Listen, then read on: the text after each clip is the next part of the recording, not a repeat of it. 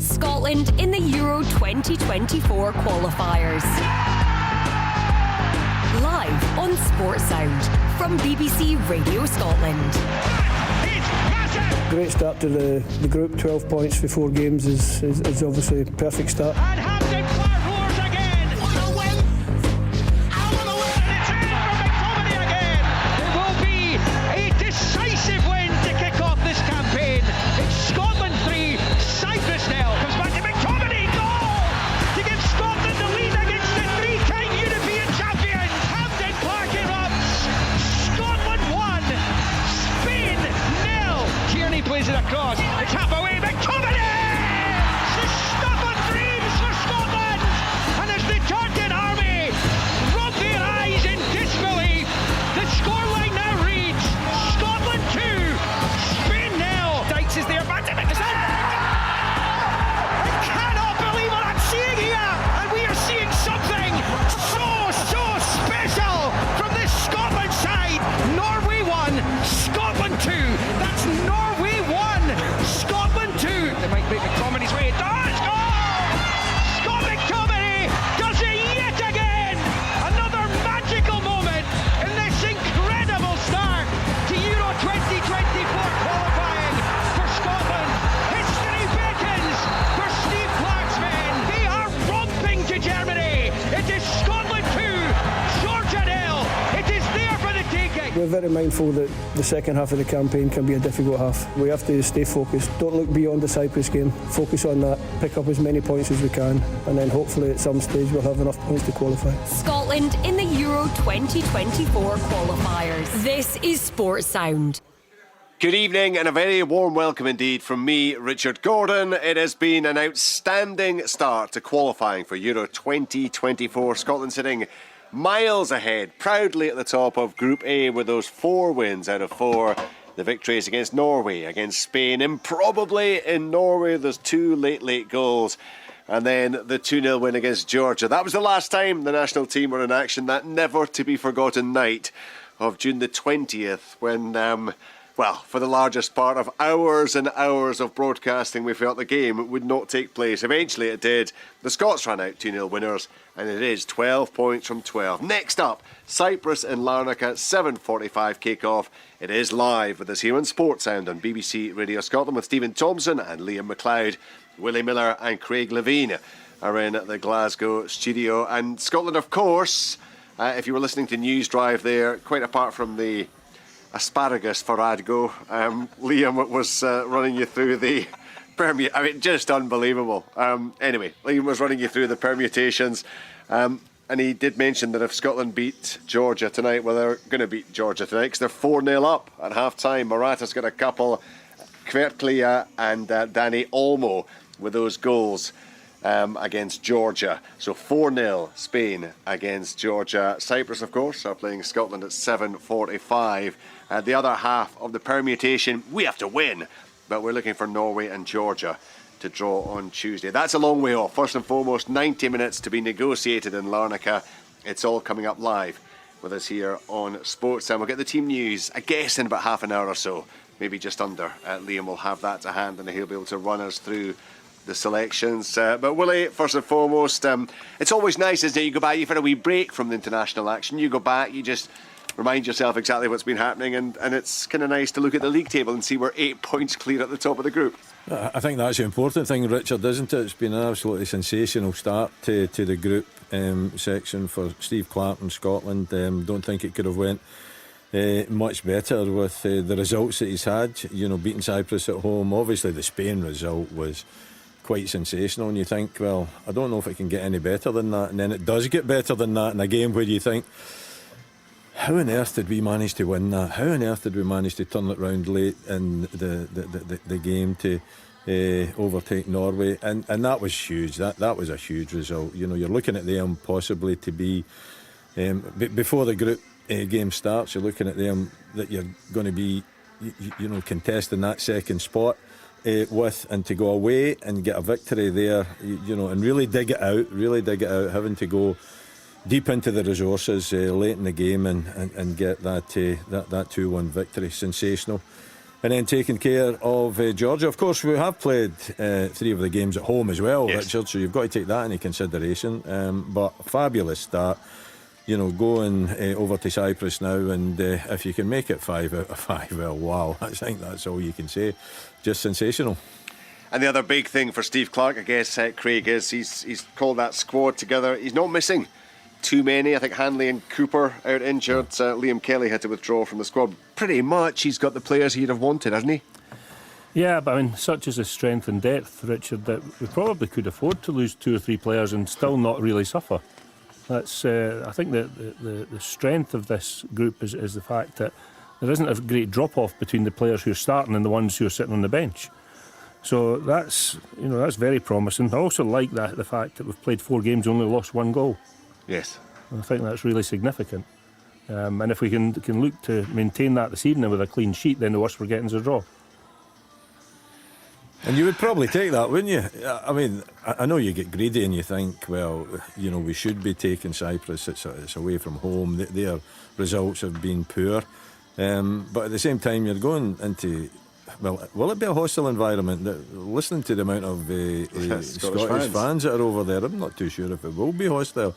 And it's at night as well, Richard. I was speaking to Craig. I think when you're playing in these games, if it's an afternoon kick-off and the sun is beating down, then it does affect players. But I think at night, when it cools down a little bit and just a mental approach to the heat, I think you can deal with it much better, as players, if it's a night game.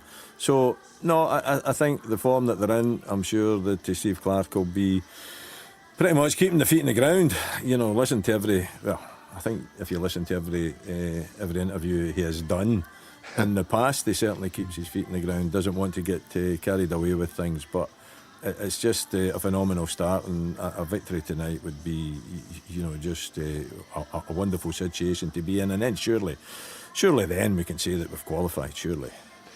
Well, you certainly, I heard Liam in News Drive. Yeah, if you've started off by winning your first 5 matches, it's going to take an awful lot to stop you from actually making it through by rights. They have been narrow, Craig. The last 3 visits to Cyprus, it has been 1 goal. Scotland wins. The one back, which I remember back in 1989, was at Richard Gough, wasn't it? About the 6 minute stoppage time. Back in the days where you didn't get 6 minutes of stoppage time, but we somehow did that night. So look, they've been tight. Willie saying, would you take a draw? The way Scotland have been going, you wouldn't be looking at taking a draw, would you? No, I don't think so. I think that this group of players have proven over the last... Well, they're just looking at this competition. Yeah. Every game that they've won boosts their confidence. So from the fact that we're growing in confidence, for me it means that we should win tonight. Things can obviously go wrong. We've seen it before. But I think the team's good enough, very capable team, and I think they're good enough to win this game tonight. Well, I'll stick with I would take a draw, Richard. There you go. I think it's been such a phenomenal start to the campaign. The last thing you want is a defeat. Yeah. I think that would be very, very disappointing at this stage. I thought we didn't do them anymore, Willie. Well, yeah, and I'm with you. But Richard then says, well, it's only been 1 goal in the past, so it's Richard that's bringing the history to the forefront, and I think you've got to address that it possibly will be a tight game, even though their form hasn't been great in the group section. They've yet to take a point, haven't they? Yeah, they've played lost 3 games and they've lost 3. They lost 2-1 at home to Georgia, and the 1 home game they've had. Yeah. So, and that was narrow, isn't it? I think 2-1 is only 1 goal too. So I think it'll be tight. I'm confident that we'll get the victory, but I would say that the last thing you want is a bit of a demoralising defeat. So if we can't get that victory, then certainly a draw would do us fine. Of course, it's second best. But it is. Yeah, I think that the very fact that they've had, and I keep saying the word evidence, but every time they come together, this squad, they impress, and we've watched just about all of the matches together, I think, you and I, Willie. So, and I can see a growth in the team, and I can see the confidence increasing, and so that's where I'm getting my confidence from about this game tonight. Well, we're both confident. That's a rarity. And you know what happens when we're both confident? They have just kicked off, incidentally, in Georgia. The second half underway. Spain 4-0 up at half-time. Absolutely flying. And they have been, from what I've seen, they've been absolutely, utterly dominant. One other goal that was ruled out by VAR, which looked very, very tight. But anyway, the Spanish will be winning. It's just a case of the eventual winning margin. Let's go to Stephen then. He is out in Larnaca. I know he's been lapping up the rays, just like we have in Scotland for the past few days. Are you sharing the confidence that is clearly brimming through Messrs Levine and Miller? I wouldn't have said Willie sounded all that confident. Oh, he settling did. for a draw. He said he thought we would win. For me, that's confidence. Aye, I suppose for you, Willie. I know. Aye, no, I'm very confident that we'll win. Extremely confident. I mean, Cyprus will make it difficult here, and the temperature, let me tell you, is still very, very hot. There's a wee breeze down in the pitch, which might help the players up here in the back of the stand. It's a wee bit sweaty, but it's very, very, it's very, very hot. But I've got massive confidence that the players will do it. They're playing with such confidence. They've instilled confidence in the supporters. Every supporter you speak to out here in Cyprus is, expecting to win the game, and it's been a long time since we've been in that situation when you're turning up at games thinking, right, we will win this game, and you've actually got the belief in the team and their results back it up. So no, I have absolutely no fears that we'll go and win this game tonight. Cyprus, Tomo, where did you learn the word sweaty? Liam told me it. Right, okay. It was a good northeast word. I'm just very surprised to hear you use it. Yeah, and I'm dripping like a knackered fridge as well. That's the other one. Excellent. So no, yes, Liam's been giving me all these sayings. Anyway, it's quite warm up the back here. Oh, would you believe it? The air conditioning unit's just gone on. It's a miracle. Good. Oh, well, we're thrilled. We've got a big air conditioning unit above us that hasn't been on, but it's now been switched on, so we can at least get our breath. Good. Right. Let's talk about the permutations then, shall we, for the team, because Liam will have the official news in about 15 minutes. So let's get in now so that he doesn't spoil our fun.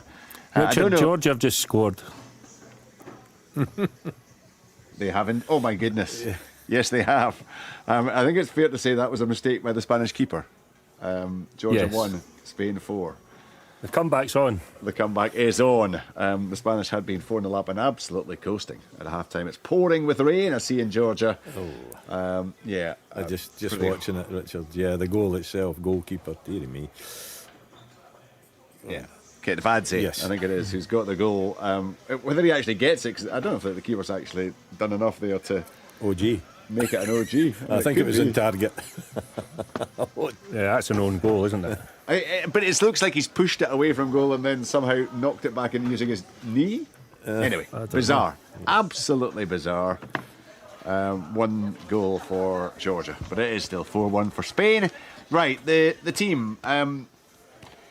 Maybe 1 or 2 question marks over players, just in terms of whether they're fully fit, whether they've been playing enough football. But Willie, have you done your selection for tonight?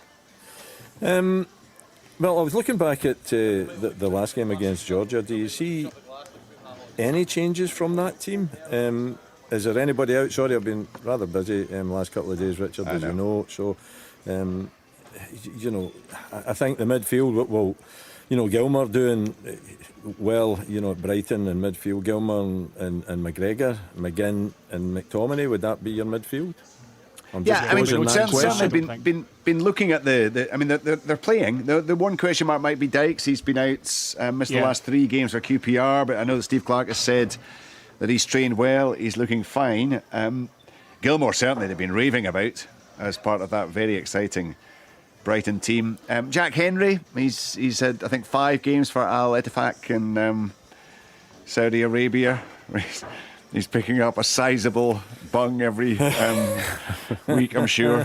For it. And Ryan Porteous he's been playing for Watford. So there's got to be a temptation for the manager just to go see him again. Yeah, I would think so. I mean, if Dykes is okay, Tierney's back playing as well, isn't he, Richard? Yeah. I think, and Robertson and Hickey. So is there any need to change that team?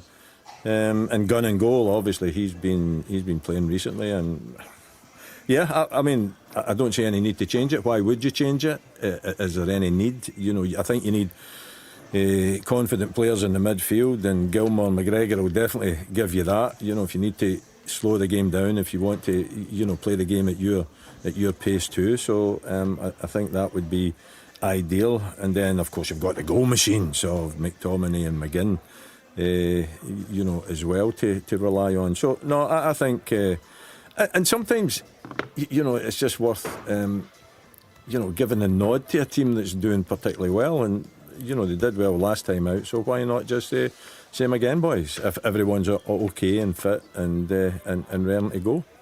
I mean, he's actually been making fewer changes. The Norway to Georgia, he just made the one change. Gilmore started rather than Christie. The win against Spain, Hanley played, and Henry didn't. Hanley played against Cyprus as well. Jack started that one as well. But actually, he's been keeping the changes just about to a bare minimum.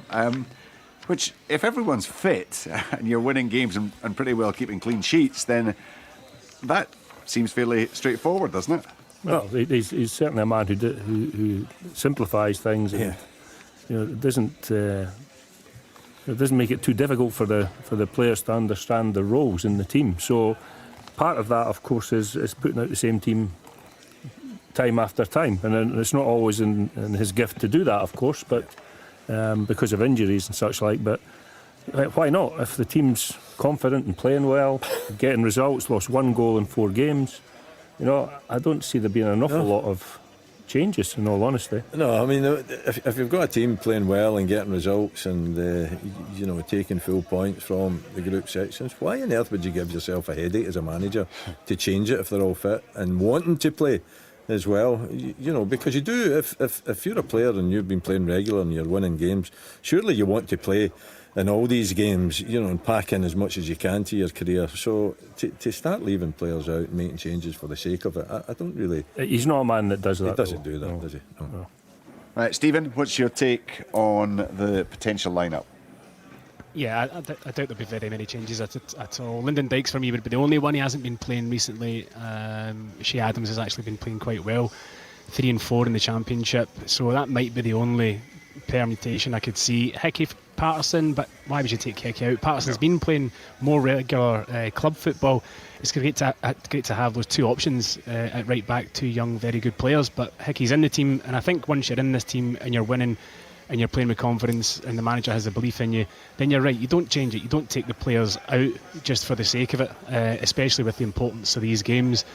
He might change it up on Tuesday for the friendly, because, you know, it doesn't carry the same importance as tonight does, but certainly for these qualifiers, you know, he'll stick with what he's been getting him results. We're very strong in the middle of the park. Obviously McTominay's, as Willie points out, it's turned into a goal machine for the national team. He hasn't been playing a lot of football at club level, but he's an extremely fit individual, so I doubt he'll have too much trouble fitting back into that. And obviously Billy Gilmour's been playing out his skin down the road. Callum McGregor probably had his best game for Celtic in a long time in the Old Firm game, certainly for the first 45 minutes he ran the show, so there's no real need to make any changes. For me, it'll be interesting to see whether he gives Dykes the nod or not, or whether he maybe just plays Shea Adams and gives Dykes another few days to get his fitness up and unleashes him against England, but we'll wait and see. But it's great to have the luxury as a manager to be able to pick the same team again that you picked the previous time, and not have A, injuries, B, kind of loss of form, or you know, you don't have to make changes, and I don't think he's the type of manager that makes changes for opposition really either. You know, he generally just goes with what he believes in is his best side. So no, to answer your question, I don't think there'll be very many changes. Dykes would be the only one I think there's a question mark over. I did wonder about John Sousa. Craig, he's been playing regularly, he's been playing very well, he's been getting rave reviews, albeit there have been a slip at the weekend there for the game against Celtic. Do you think he might have entered the thinking at all? I think Steve will have thought about everybody, Richard, but I think he'll come full circle and come back to where he started. Would you do that? I mean, as a manager, would you go, right, this is the team, right, oh, but I've got him, and then you end up back where you started? Well, you pick 3 or 4 teams at times, you know. And, I mean, I think the shape will be the 3-4-3 system. I'm pretty sure about that. And the temptation for me would be just to send out the team that played against Georgia. I spoke about it already, but it makes sense. The players that were involved in that are all playing regularly, so there isn't injury issues. I think I'll be interested to see. But I do believe it'll be very. If it's not identical to the last, it'll be very close. Yeah, it struck me earlier. I mean, it's almost 3 months since that Georgia game, and yet those 3 months still don't seem quite as long as that night did at Hampden Park. I mean, it's incredible. I mean, you talk about the group so far. We've beaten Spain. A sensational finish in Norway with those 2 goals in the last 3 minutes, and then just the most ridiculous few hours I think any of us have experienced in football broadcasting ever, Willie. It's certainly shaping up to be a group to remember. Yeah, and that night is one to remember, Richard. And I was just talking about it before we come into the studio, and my opinion is if the referee had actually done his job properly, there was a good chance of that game being called off before it was kicked off. Yeah, because he did absolutely nothing before the game to test the pitch, and he came out and all of a sudden he's going, I maybe should have had a wee look at that surface. And we were sitting up there saying, that surface isn't playable, that is a dangerous surface, this game cannot start. And he starts it, and we all know what happened thereafter. But fortunately for us, even although I thought that he didn't do his job properly, it turned out fine for us. And obviously the Georgian team didn't fancy it at all, did they? They were in the dressing room, they didn't want to come out. But at the same time, they had to. There's not an option for them when the authorities tell you you've got to play. But I thought the referee did not do his job properly in the first place. But at the end of the day, it worked out fine for us. I think that the thing, Richard, about if you're a Scotland player in the dressing room and you hear that the Georgians don't want to play, that's a massive thing, isn't it? Because it gives you a little bit of head start. Certainly in the attitude stakes. They definitely didn't want to play, didn't fancy it, and that showed. Yeah, that showed. Well, in the end, of course, there was that happy ending. McGregor and McTominay with the goals, and Scotland got the 2-0 win, and that is why we are 4 wins out of 4 and sitting well clear. Despite that goal back for Georgia at the start of the second half, Spain still leading 4-1. They've played almost an hour in torrential rain. I mean, it's very much like that night at Hampden. In actual fact, the game that is taking place there will be a very different weather circumstance in Larnaca for Liam and Stephen and for the Scotland players and the team. The official team will be announced probably within the next 10 minutes. Liam will have it as soon as he does. We will get it to you right here on Sports. I'm building up the full live commentary. We'll hear a little bit later on from the captain, Andy Robertson. This would perhaps be a good time to hear from the manager, Steve Clarke, chatting to the media in the build-up to this game against Cyprus. Difficult game. Obviously a proud team, proud to represent their country, Cyprus. They're always difficult opponents for us. There's never much in the games. 2 late goals at Hampden probably put a little gloss on the scoreline that we didn't deserve at the time. So no, we expect a tough game. Conditions will be hot. Pretty hot in Norway when we went there as well, so we've had some experience. It wasn't too cold in Glasgow before we left. It was nice and sunny, so just have to deal with the conditions whatever they are and make sure that you get the result that you want. A win could be so significant for Scotland. How much has that been mentioned in the lead up to this, or what it could mean this week? No, we just look to continue to do what we do. We go from game to game, we respect every opponent, we try to get 3 points and then we move on to the next game. So first we have to win the game. Once we've won the game, then we can speak about other possibilities. Players are in a good place in the group. Halfway in the group we've got maximum points. You can't do much better than that. Some of the performances are some of the moments within the games we can improve on. We don't think for a minute that we're the finished article. We know that we can continue to improve. I've said that. I think the players have said that as well. We want to keep improving and improving, but always respect your opponent. Just how exciting a prospect is this whole period at the moment, and what could lie ahead for yourself and the squad? I'm not really the excitable type. I'll just concentrate on the game coming up. It'll be a bit of an interesting one tomorrow, just with the fact that you'll have such a big backing in the stadium from Scotland supporters, probably more Scotland supporters than Cyprus supporters. Can that be a big help? If you've got a good support, it can always help. It can always give the players a little bit of belief, but I'm sure there'll be enough Cypriots in the stadium that are desperate for their team to do well as well, so it should be a good atmosphere and hopefully a good game. Steve, have you been surprised at how successful the start to this campaign has been, and have you been surprised at the progress that you've made with this team over the last 2 or 3 years? No. I think when we qualified for Euro 2020, I remember saying that we would be a better squad and a better team coming out the back of that. I think we've proved that. I think we've continued to improve. I said there's improvement in the squad. We did improve, we have improved, and I still think there's more improvement in the squad, so it's a pretty good place for us to be. I see you at games a lot, and you speak to some high-profile people in football, coaches, managers, people down south and maybe beyond that. When you speak to these guys, do they give you an indication of how impressed they've been with your team and strides of improvement they've made since you've been the manager? Not really. We probably talk about different things. So no, it's not. Listen, that's not something that I'm looking for as a person. I don't need the plaudits or the applause or whatever for what we're doing. I just want to work. I want to help these guys to be as good as they can be.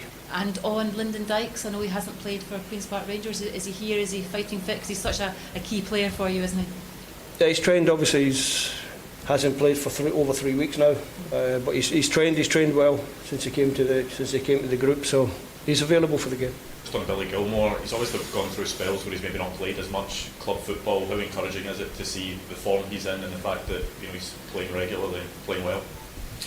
It's always encouraging when your players are doing well for the club, because you know when they turn up they're going to be in a good place. Everybody knows the ability that Billy's got. Hopefully he can transfer that into the team if selected. Scotland in the Euro 2024 qualifiers. Brilliant from Scotland! This is Sports Sound From BBC Radio Scotland. Steve Clarke there chatting with the media, and no great surprise there where he admitted that it takes a lot, Willie, to get him excited. But you know what, he's got exactly the right temperament, hasn't he, for an international manager? Yeah, he has, and it's like every manager though, Richard. See, if you're winning games and your team's playing well, then it is pretty easy to lead that group of men forward. And I think he's not going to change his personality. I don't think people do change their personality, do they? I think deep down he's pretty straightforward. He doesn't baffle you with any great tactical stuff. I'm sure on the training field he's a master at it, because the results he's had and the way he's taken Kamala and the international team forward has been quite sensational. But he says the right things. He keeps it simple. He appreciates that in every game you've got a team that are representing their country, and you've got to give them respect. You've got to give every national team respect, and he does that.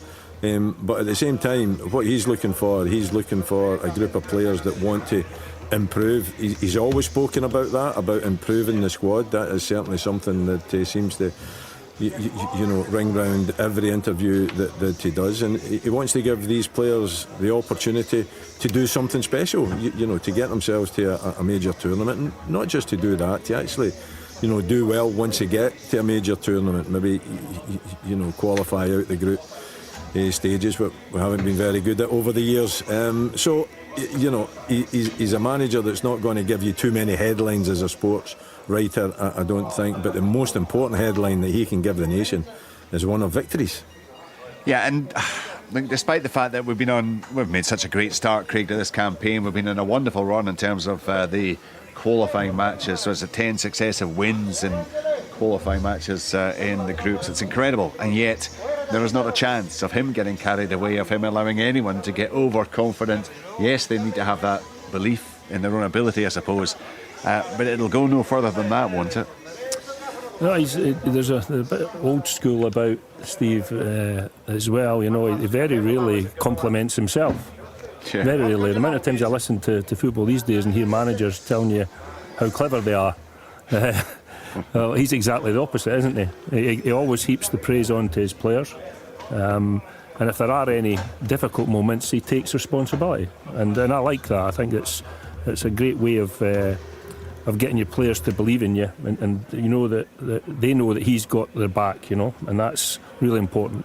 And he's got brilliant temperament for an international job for sure.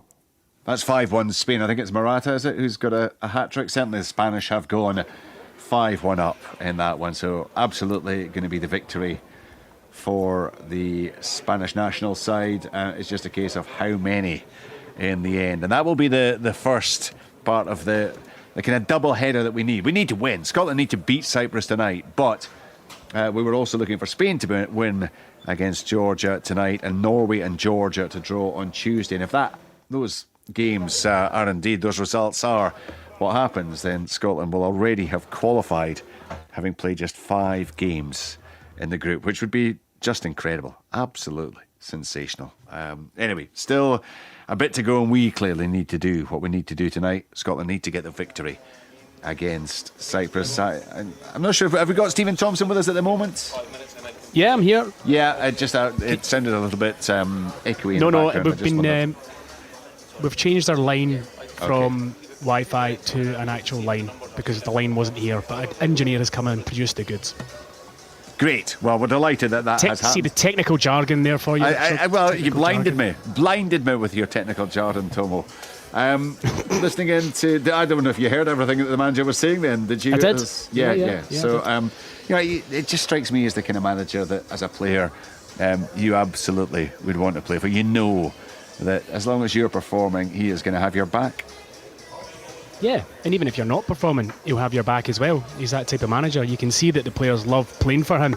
He's improved the team so much since he first arrived. Certainly his first couple of results weren't great, excuse me, and then over the years, I really feel as though he's got this team playing as well as they can play. It helps when you've got all the players, or lots of the players, playing at a very high level week in, week out. So obviously their confidence is good. They're playing against international players, if you like, at club level on a weekly basis. So that really helps within the side. I think there's a really good balance in the side between pace, between experience. All the players you can see get on very well. And, you know, I remember speaking to John McGinn about it. You know, it is like a club, you know, and when they meet up, they love meeting up. And that's something that's difficult to achieve. And that's something that he's got to be commended for as well, because he's managed to build this club mentality.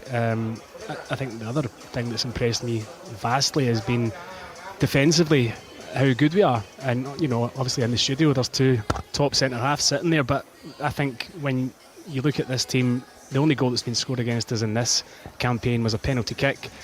And we look defensively very, very sound. But with that, we can go back into the back 5 when we're under pressure. But with that, we're very good at breaking out of that and counter-attacking. And although we don't play with wingers, we get really good width from Hickey, Robertson, and when Tierney takes off down the left. We've seen so many times how he combines with Andy Robertson. And we carry a goal threat, whether it's Dykes or Adams or, you know, John McGinn, Scott McTominay. We look dangerous. So there's just a brilliant mix and a brilliant feel about the national team at this minute in time. And that's why I'm very confident that we'll get the job done tonight. Even if it is hot, and I was worried that the grass would be long, because sometimes when it's hot, and there's certainly been no sprinklers on since I've been in the stadium, but the grass is extremely low cut, so it's not thick grass at all, so the ball will move just fine on the surface. Good. 2 goals in 2 minutes, incidentally, for Spain. It was indeed Morata who had completed his hat-trick. Nico Williams, who came on as a sub shortly before half-time, he's just scored as well. So it is now Georgia 1, Spain 6. Liam has the all-important team news. Yeah, it's just dropped. I'll try again. It's just Getting dropped. emotional. Maybe want to take some water before we get underway in just over an hour's time. Yeah, look, one change from the Georgia game, and it is Shea Adams in for Lyndon Dykes for Scotland tonight. So it's Gunn in goal, Porteous, Hendry and Tierney, the back 3 with Hickey and Robertson wide, Gilmer, McGregor, McTominay, McGinn and Shea Adams, who has 5 goals in his 23 caps coming into this one. Dykes has been named on the bench along with most of the rest of the squad that was brought to Larnaca. There might be 1 or 2 there who haven't been stripped for the evening, but as far as Cyprus are concerned, I'll bring you a bit more on them a little bit later, Richard. I think it's just 4 players that have come out of the side from the one that started at Hampden, and there's no place for St Mirren's Alex Gogic in the Cyprus team, which is a shame for him because he's having an excellent season down Paisley Way. But that is the Scotland team. One change from the Georgia match. Che Adams comes in for Lyndon Dykes. The referee's 39-year-old Hungarian Balázs Berke, who sent off 2 players as Spartak Trnava beat Dnipro in the Europa Conference League qualifiers last week. Right, Liam, we'll get back to you, and we'll get a little bit of an insight into Cyprus and what we can expect from them. So, Tom, not a major surprise then from what you were saying. I think you were anticipating. I mean, it was almost as if you had some inside information. Never. But I think that, as I said, when your team's playing well and when the players are playing at club level well as well, there's no need to make changes. Dykes was the only issue. He will have trained well this week, but he hasn't played a competitive game for 3 weeks, and this is an international game, so I think it's the right decision to bring Che Adams in, who I said previously scored 3 and 4 in the Championship this season, so he's banging them in, and it doesn't bother me who starts up front between those two. Certainly I feel as though they've done well for the national team when they've played either of them. Dykes has done particularly well recently in terms of occupying defenders and making himself a real nuisance and bringing others into play when we need to go long. He's such a brilliant outlet, he really is. He makes balls that he's got no right to win. He makes bad ballers or average balls that come up to him into reasonably good balls, which is an art in itself, because some strikers won't go and chase or won't go into a challenge with a centre half when they're kind of 30-70 not to win it, but he does those things and they kind of go unnoticed, I think, for me. The work he does for the side, so it's a miss to have Lyndon Dykes out, but Che Adams coming in is no problem, and the rest of the team I think pretty much picked itself for this evening's game. Willie, as Stephen was saying there, he's had a decent run at club football, but he's only scored, I know he's not been starting so many games, but it is just 1 goal in it's almost 2 years. He scored in those back-to-back games at the end of the World Cup qualifying campaign against Moldova and Denmark. The only goal he's net since then was in the win against Armenia in the Nations League. I know Dykes isn't exactly prolific either, but Stevenson, he doesn't care which of the 2 starts. He feels either does a fine job or you have a similar mind. I think they're different types, I would suggest. I think Dykes gives you more of a kind of a physical presence and threat, and if you have to play it long, then he would be your typical target man. I think Che Adams is more a player that's on the move, and if you've got control of the midfield, 7 it is for Spain, Richard as well. If you've got control of the midfield, then and you're able to thread passes through, then he's probably the better at that. So they're slightly different. I think they're both of a high standard. So I'm with Stephen. I think I would lean towards Dykes if he was fit, and I think Steve Clarke, if he was fully fit, would lean towards him as well. I think he is our number 1 striker at present.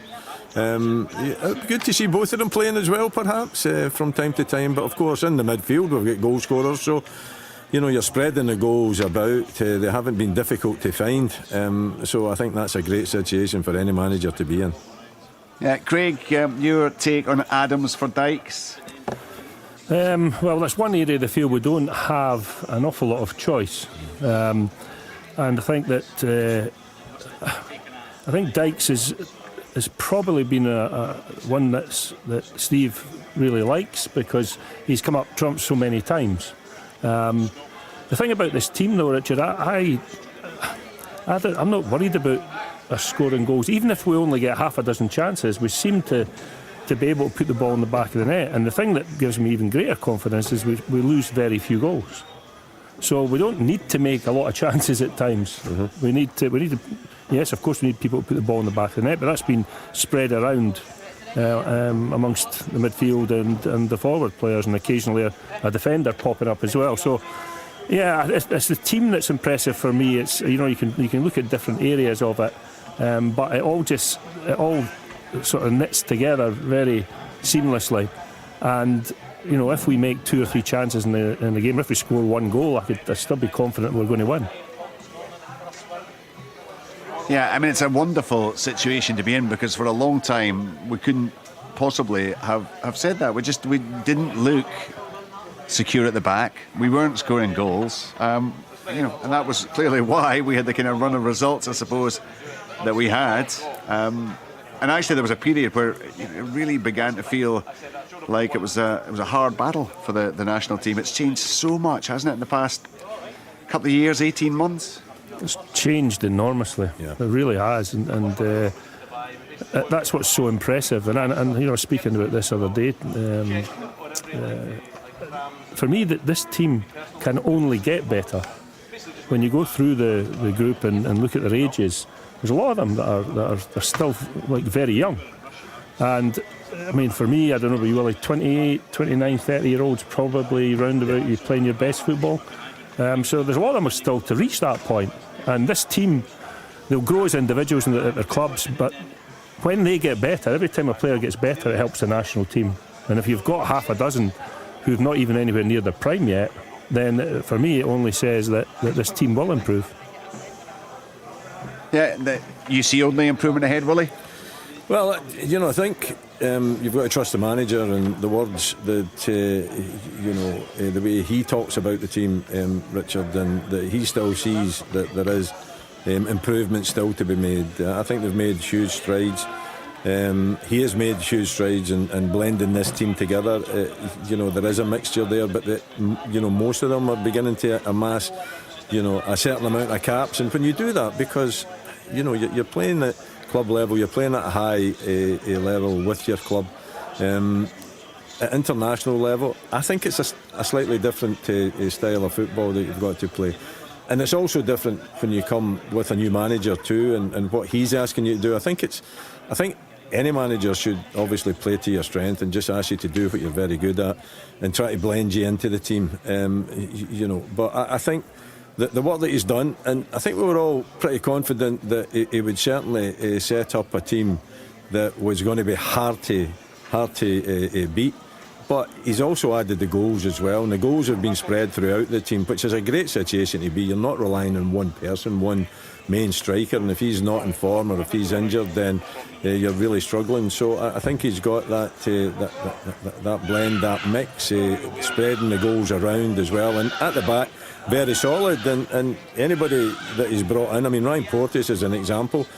A player that had plenty of potential, but you're just wondering, can he turn that potential very quickly into being, a top quality international defender? And he certainly has done it. How many caps has he got now, Richard? Sorry, under 10. You're talking about Ryan Porteous? Ryan Porteous, yeah. This will be his sixth. Yeah, so, And he's came in, he's hit the ground running, and he's now looking like an ever-present, isn't he? You have to leave him out. While you're speaking, one of the things I was thinking about is, I'd be brave enough to say this team is an exciting team. Mm-hmm. Which, Steve Clarke previously probably had a tag that his teams were, well organised, they were based round about not losing goals, but the football wasn't at times what people wanted to see. But I think that we have got really, really exciting players, and particularly the way we play on the counter-attack. I love to see us winning the ball and pouring forward at times, committing men forward. And that comes through understanding that it's worthwhile making the run, because there's a chance you're going to get a shot at goal. And I think this team's exciting. I really do. And we've seen evidence of that in recent matches.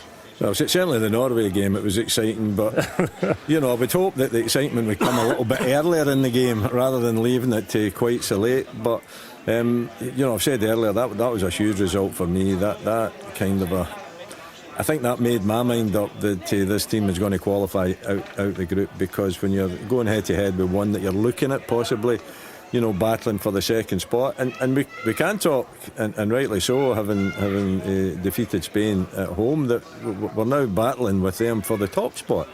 But having watched them just dismantle Georgia and in 80 minutes it being 7-1, then we know how difficult it's going to be when we take them on, over in their own patch. But I think having watched Steve Clarke with Kilmarnock and how he set up, and they were exciting. They were exciting at times at Kilmarnock as well, but they were rock solid. They were always well organised. They were well disciplined. They didn't give anything away.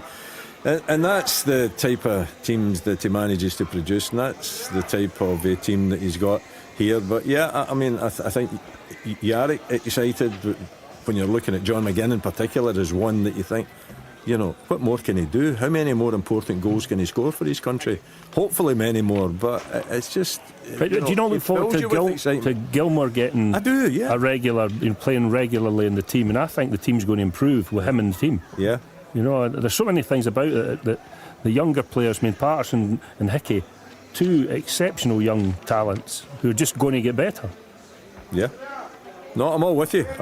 I think it's not the case that Steve Clarke has just produced a team that gets results without any excitement. I think there is excitement there. There is excitement for everybody. You know, the fans over in Cyprus just now, I'm sure, will be hugely excited. And I was listening, is it Craig's bar in Lanark that they were talking about? There was 600 people there. I was just wondering if Tomo was there at any point during the afternoon. No, we were totally professional. Well away from there. Well away we from just there. a lovely wee meal, and that was us. Yes. Yeah, well done, Tomo.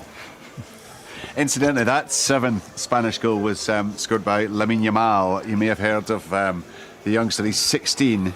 He's been playing for Barcelona. That's his Spanish international debut at the age of 16. He came on as a sub for Williams, who'd scored the sixth goal, got injured. He himself had come on. But Yamal coming on and scoring on his international debut at the age of 16. Not bad. They may not be the vintage Spanish side that we remember that won those 3 tournaments on the trot, but my goodness, there's still a lot of talent in there. And it'll be a tough night, won't it, when we go to play them. That's next month, October the 12th. But hey, by that stage, it'll be 5 wins out of 5 for Scotland, won't it? Given the confidence that we're all feeling. Willie and Craig talking about being excited, Stephen, by the national team. And I'm just kind of looking through, and we talked a fair bit about this, inevitably, because he's barely making any changes. In terms of caps, it's a fairly similar number. It's 347 caps in that team, 37 goals. So we're always a wee bit down in terms of goals compared to other sides. But there's a real mixture there now. And you've got, 5 players, I think, who've got 40 plus caps in the side there. There are some younger players who are still making their way in international football. But even the guys, guys like John, you mentioned there, mid to late 20s, Tierney, Robertson, same category. Callum McGregor just tipped into 30, I think. Scott McTominay, still a very young man, and 42 caps for him. It's a really, really good blend that they've got, isn't it? Yeah, I think that's right. And I think there's leaders right throughout the team. You know, you look at John, he's the captain of a massive club in the English Premier League. Callum McGregor, the captain of Celtic. Robertson, who's obviously the Scottish captain, but a real leader. Tierney on the pitch. We know Ryan Porteous, his leadership skills. Right throughout the team, there's leaders, which is a massive thing within the squad. Yes, we've got young players, Hickey, Gilmore, very exciting young players. And you're forgetting there's players on the bench as well who are obviously young. And then you look at people trying to break into this team that are on the bench, and it's very difficult to do when they're winning so many games. But Lewis Ferguson's been outstanding in Serie A, one of the top leagues in the world. A young player, you can't get into the team. So if there was a situation where some of the more experienced or older players in the squad started to kind of fall by the wayside, then we do have players capable of coming in and replacing them. So it's an exciting time for Scottish football, I feel, and we are producing good players and they're playing at good levels. And you're right, the mix between the sides very, very good. And it's important you get that right, I feel, just to help the blend, and that's the one thing again to reiterate that stands out in this team is that the kind of camaraderie and the togetherness and the blend of individuals coming together as a team for the national team. It's like a club, and that's very hard to get right at international level, and Steve Clarke's managed to do that. These players love coming here and love meeting up with their international teammates, and they'll all be pals off when they're not away with the international team as well. So it's a very positive setup, and Steve Clarke's talking about improving this team. He wants to improve them even more. Well, what does improvement look like? To me, it looks like reaching major tournaments, and we can go a big step to reaching another one this evening if we win. And I think even if we got to this major tournament, Steve Clarke would say, well, that's not enough. I want the World Cup. That's the mentality that he's trying to build within this group, and certainly the performances are backing that up at the minute, and you do feel as though we are capable of, after such a hiatus, of being back at major tournaments on a regular basis with this squad. It must make a hell of a difference as an international manager, Craig, when you have that kind of experience, when you're getting those kind of results, when you know that the players are going to be keen to meet up again, because it can be the loneliest job in the world, I guess, if things aren't going so well and you are having issues and you are having problems getting the squads together and the results just aren't going your way. You're describing my tenure as a Scotland manager. I was kind of hoping you might just pick up on that without picking up on the reference. But let's be honest, you're a lot happier these days than you were for a period between 2009 and 2012, weren't you? Yeah, well, I mean, I look at it's all about players, you know, and I think the manager obviously is important, but I think it's about players, and I think Willie mentioned earlier on where these players are all playing at top levels in big clubs, or the vast majority of them. And Tomo talked about the leadership qualities and the captains that are in the group. So there's a really good set of circumstances.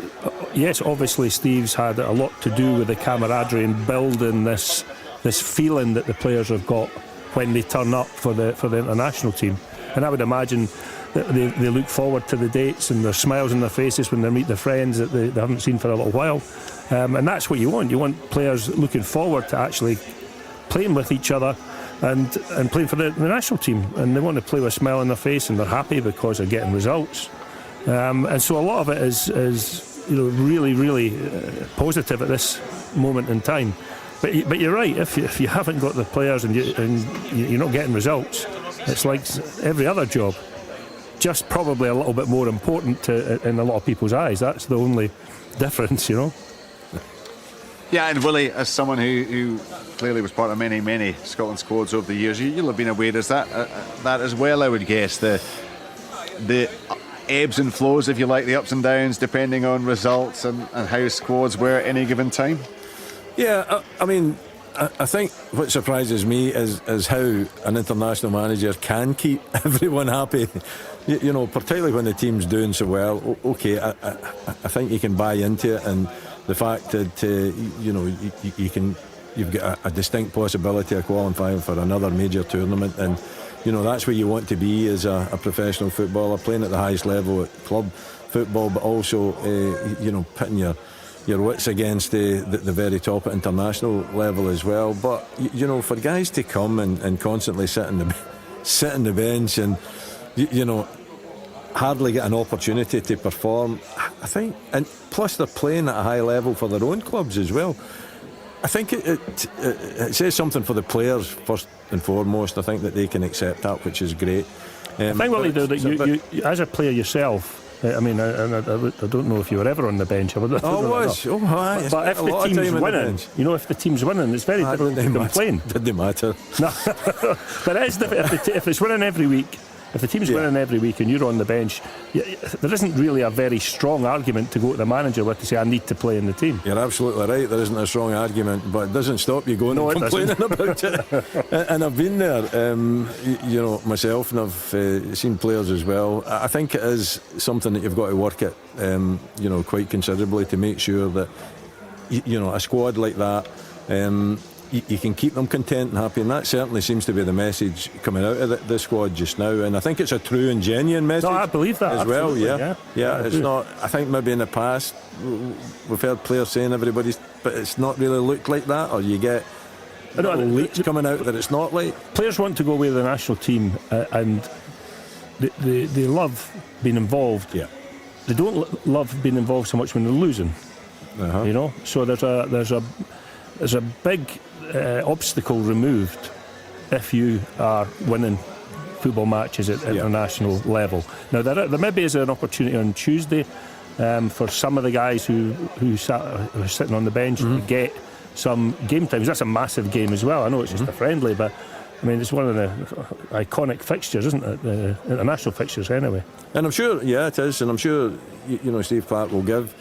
We'll show a little bit of loyalty to these players as well and give them the opportunity to play, and rightly so. And maybe in the modern day game, you know, you've got these huge squads anyway at club level, but most of these guys that are sitting on the bench are actually playing for their club at a high level. So I still don't think it takes away from the fact that yeah, you want to be part of it, yeah, you want to go to you know, major tournaments, World Cup, the Euros, but you want to play, don't you? You want to participate in it, and I suppose that's a challenge for these guys. If they get that chance coming off the bench or, you know, through injury, and let's face it, there hasn't been too many injuries recently for Steve Clarke. You know, he's been pretty fortunate in that, but we all know that injuries can occur, and when you get to these situations, and these guys that have been loyal and sat on the bench, once you get your chance in, you've just got to take it. That's how I always looked at it. When I did used to sit on the bench, believe me, in a number of occasions, but once you get that chance, go and take it. And the Scotland players have certainly been doing that of late, which is why the manager has been making fewer changes than perhaps we've been used to in the past. In an entirely different football universe, it's the Challenge Cup over the course of this weekend. The third round, there was the win in midweek for Falkirk away to Ayr United. Hibernian B are playing the New Saints this evening. A Darren McGregor own goal has given the New Saints the advantage in the 4th minute, and Ben Clark has scored for the Welsh side since then, so they're looking good, 2-0 up at half time. The rest of the tie has been played out over the course of the weekend. There'll be coverage on Sportsound tomorrow, coverage tonight of course of Cyprus against Scotland. We're just about 50 minutes away from kick-off time, and then next Tuesday we'll have that Scotland-England game. Look, it's a friendly, it is, to celebrate the 150th anniversary of the Scottish FA, and clearly there will be interest. But I don't, at this stage, Willie, I don't know, do you get the sense that people are hyper about playing England? Does it matter anymore? This game against Cyprus is infinitely more important. Yeah, of course it is, Richard. You know, I think when you're in a competitive situation, and you know what's at stake here, you know, playing against Cyprus, the opportunity to perhaps next week actually be qualified for the Euros, then that has got to take you know, the top place when you're judging these games. Listen, I've played in many Scotland v England games. I've enjoyed them, some defeats, some victories, and I don't think, you know, as far as a nation, that it will ever disappear, that there is that rivalry. But at the same time, I think it's lost, you know, that major kind of a feeling that you've got to go out there as the old enemy, you've got to take them on, you've got to beat them. But I think the players, and what you got to, a lot of these players play in, you know, the English Premier League as well, so they don't want to go back down to their club on the end of being turned over by England. They want to go down, you know, on the back of actually, you know, turning over England. So there'll be a lot of pride, I think, within the team. You know, they'll want to win it. I think it is a little bit less than what it used to be many years ago. But of course, it used to be competitive too. You know, when it was a home international championship. So I think that's the difference. Whenever it's a friendly, it's not the same. We've got a competitive game tonight that is vitally important, and that has got to take, you know, precedent, you know, in our discussions. But at the same time, let's look forward to the Scotland-England game. It will bring back happy memories for a lot of fans, I'm sure, and a lot of old players like myself. Yeah, yes, I mean, it used to be, it was pretty much the highlights of the football calendar. It was one of the few games that was live on the telly back in the day, which I know younger fans will find hard to believe. But it was, absolutely. I mean, gosh, you look forward to it for weeks. Yeah, Tomo. Who were the strikers that you played against, Willie? Who were you up against? Lineker?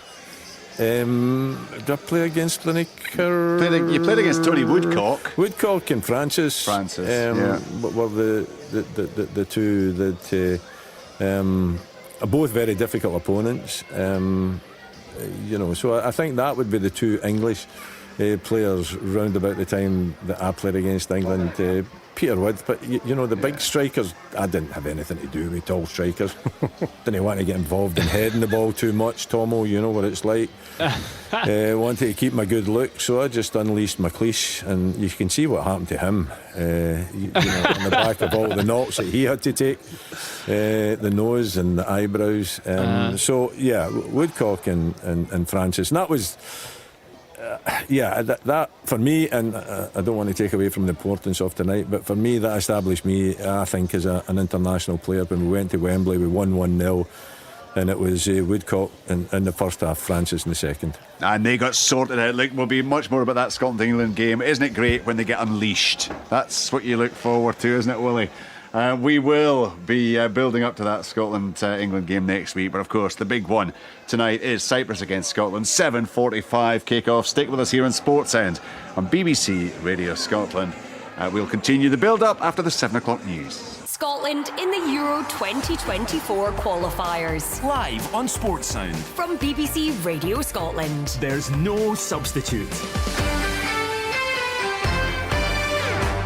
You're listening to Sportsound with me, Richard Gordon. Willie Miller and Craig Levine are in the Glasgow studio. Liam McLeod and Stephen Thompson are in the stadium in Larnaca. We are, about 40 minutes away from full live commentary of Scotland's 5th match in Group A for the Euro 2024 qualifying campaign. 4 wins out of 4 so far. We're all hoping it's going to be 5 out of 5, and we'll take that next big step towards clinching our place at the finals in the summer of next year. So much to look forward to. Let's just quickly get back to Liam for a recap on the team news. Yes, indeed, it's one change for the Scots on the side that started the win over Georgia in June. Shea Adams comes in for Lyndon Dykes, who is on the bench but did take part in training last night, and Steve Clarke thinks he's ready perhaps to play some part this evening, but he's not starting. Hasn't been playing for Queen's Park Rangers recently either because of that knock. So Adams in for him. It's Gunn in goal, Porteous, Hendry, Tierney, Hickey and Robertson, Gilmour, McGregor, McTominay, McGinn, and Adams leading the line. The player not stripped tonight is the Hearts stand-in captain Lawrence Shankland. The rest of the squad is there, save for Elliot Anderson, who was brought in, the Newcastle youngster, but he picked up a knock himself in training and didn't make the 5-hour flight out to Cyprus. So that is the Scotland lineup. As for the Cypriots, few changes from their last match and indeed from the game at Hampden.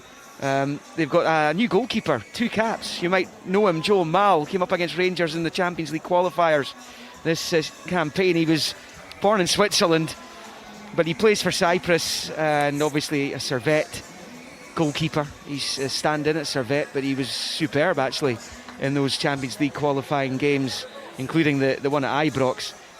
Back 3, Andreas Caro of OFI Crete in the Greek Super League. He was a promising player once upon a time. He was in the books at Lazio, began at Nottingham Forest. He'll play on the right of the defence. Konstantinos Laifis of Standard Liège in the middle.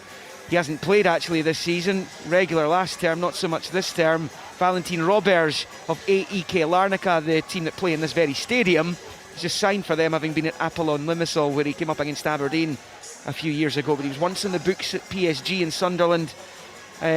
The wing-backs, Minas Anton EU on the right-hand side, plays for Anorthosis. On the other side, Anderson Correa, who also plays for Anorthosis, born in Brazil, got his citizenship for Cyprus in June, made his debut in June and plays tonight. The middle 2 there, Charalambos Kyriakou of Apollon Limassol and Ianis Kasoulos of Omonia, played under Neil Lennon there and came up against Manchester United in the Europa League last term. He actually made it 1-1 at Hampden in what was Steve Clarke's first game in charge of Scotland back in 2019.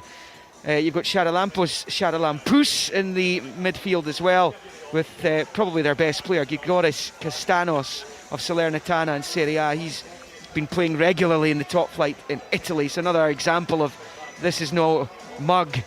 This team is not certainly full of mugs, that's for sure. It's a decent side. It's proven stuffy for Scotland in the past, including their last visit here. Pieros Sotiriou will lead the line, plays for Hiroshima in the Japanese J-League. And as I said earlier, Alexander Gogic of St Mirren has to make do with a place on the Cypriot bench this evening. Interesting, Richard, that just 2 of the Scotland players who started their last trip to Cyprus in Nicosia back in 2019 start tonight. Callum McGregor and John McGinn. Yeah, big changes since then. Liam, just clarify the situation. I know you'll have looked into it in terms of the yellow cards for this campaign. I think both Porteous and Andy Robertson on yellow cards. Yeah, if they're booked tonight, they miss the Spain game. Basically, those are the 2 Scotland players who have the yellow peril, as they call it, hanging over them this evening. So they will miss the next match when booked. 3 bookings and you miss a match, which I think is fair enough. I think in the past it's been 2, but they've upped it to 3, which I think is extremely sensible by UEFA, given I think it's 3 in the Champions League, in Europa League, Conference League, in the group matches when there's fewer matches to play. So that is the deal with regards to those 2 players tonight, Richard. And you're talking about 4 wins at the start of this campaign. It's 10 successive qualifying group wins that Scotland have strung together. They won the final 6 of the World Cup qualifiers as they roared into second spot. Of course, they did lose the playoff semi-final to Ukraine, but as far as qualifying group matches are concerned, they've won 10 in succession, straddling those 2 campaigns, which is quite phenomenal. It is. I think it's the best run, isn't it, of any team in Europe right now, which even more incredible from a Scottish point of view.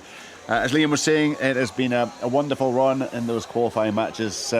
Right now, the most important thing, of course, is what is happening in this group, Group A. And there could be no doubt that Scotland are flying high at the top of the table. Scotland in the Euro 2024 qualifiers. Live on Sports Sound from BBC Radio Scotland. Took us 20 minutes in before Mr McGinn got in his usual spot. Lovely little ball to Robertson, left-hand side of the box. It takes a deflection and McGinn's there! Super John McGinn's there! That's the first goal for Scotland in these Euro 2024 qualifiers, and it's Scotland 1, Cyprus 0. I thought we started the game really well. The movement, the rotation of the players, the creation of space was good. I just felt after about 65 minutes we need a little bit more energy on the pitch, so it's fantastic when you can turn around and look at your bench and you're bringing on Scott McTominay. Chase it forward, McTominay! Goal! It is Scotland 2, Cyprus 0. It's only half away, Robertson on a plate, and it's in for McTominay again, who scored twice from the bench today. And Hampden Park roars again for a 3rd time this afternoon. It will be a decisive win to kick off this campaign.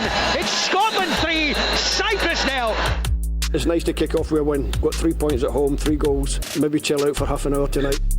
The game on Tuesday night is against one of the best teams in Europe. Hampden, night game, good atmosphere, and hopefully we go out there and we give a good account of ourselves. We want to add to the points tally. We want to qualify from the group. To do that, sometimes you have to take points off the top seed. Comes back to McTominay, goal! To give Scotland the lead against the 3-time European champions. Hampden Park erupts. Scotland 1, Spain 0. Tierney plays it across. The tap away, McTominay! The stuff of dreams for Scotland! And as the Turkish army rub their eyes in disbelief, the scoreline now reads Scotland 2, Spain 0. There's another 3 points. There's another step on hopefully on the road to Germany 2024. Good performance. We wanted to put on a big performance against the top seeds in the group. Yeah, good night for everybody, but as I said to the lads in the dressing room, 6 points doesn't qualify you, so we've still got a way to go in the group. Dykes is there, back to McLean! I cannot believe what I'm seeing here, and we are seeing something so special from this Scotland side.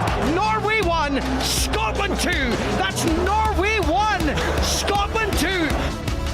Listen, sometimes when it's your moment, you just got to ride the wave, so we're in a good moment. Boys believe in themselves, and the lads have managed to dig themselves a tight corner, and we stay top of the group, which is nice. They might make McTominay's way. It does! Goal! Scott McTominay does it yet again! Another magical moment in this incredible start to Euro 2024 qualifying for Scotland. History beckons for Steve Clarke's men. They are romping to Germany. It is Scotland 2, Georgia 0. It is there for the taking. We just look to continue to do what we do. We go from game to game. We respect every opponent. We try to get 3 points, and then we move on to the next game. So once we've won the game, then we can speak about other possibilities. Scotland in the Euro 2024 qualifiers. Live on Sports Sound from BBC Radio Scotland.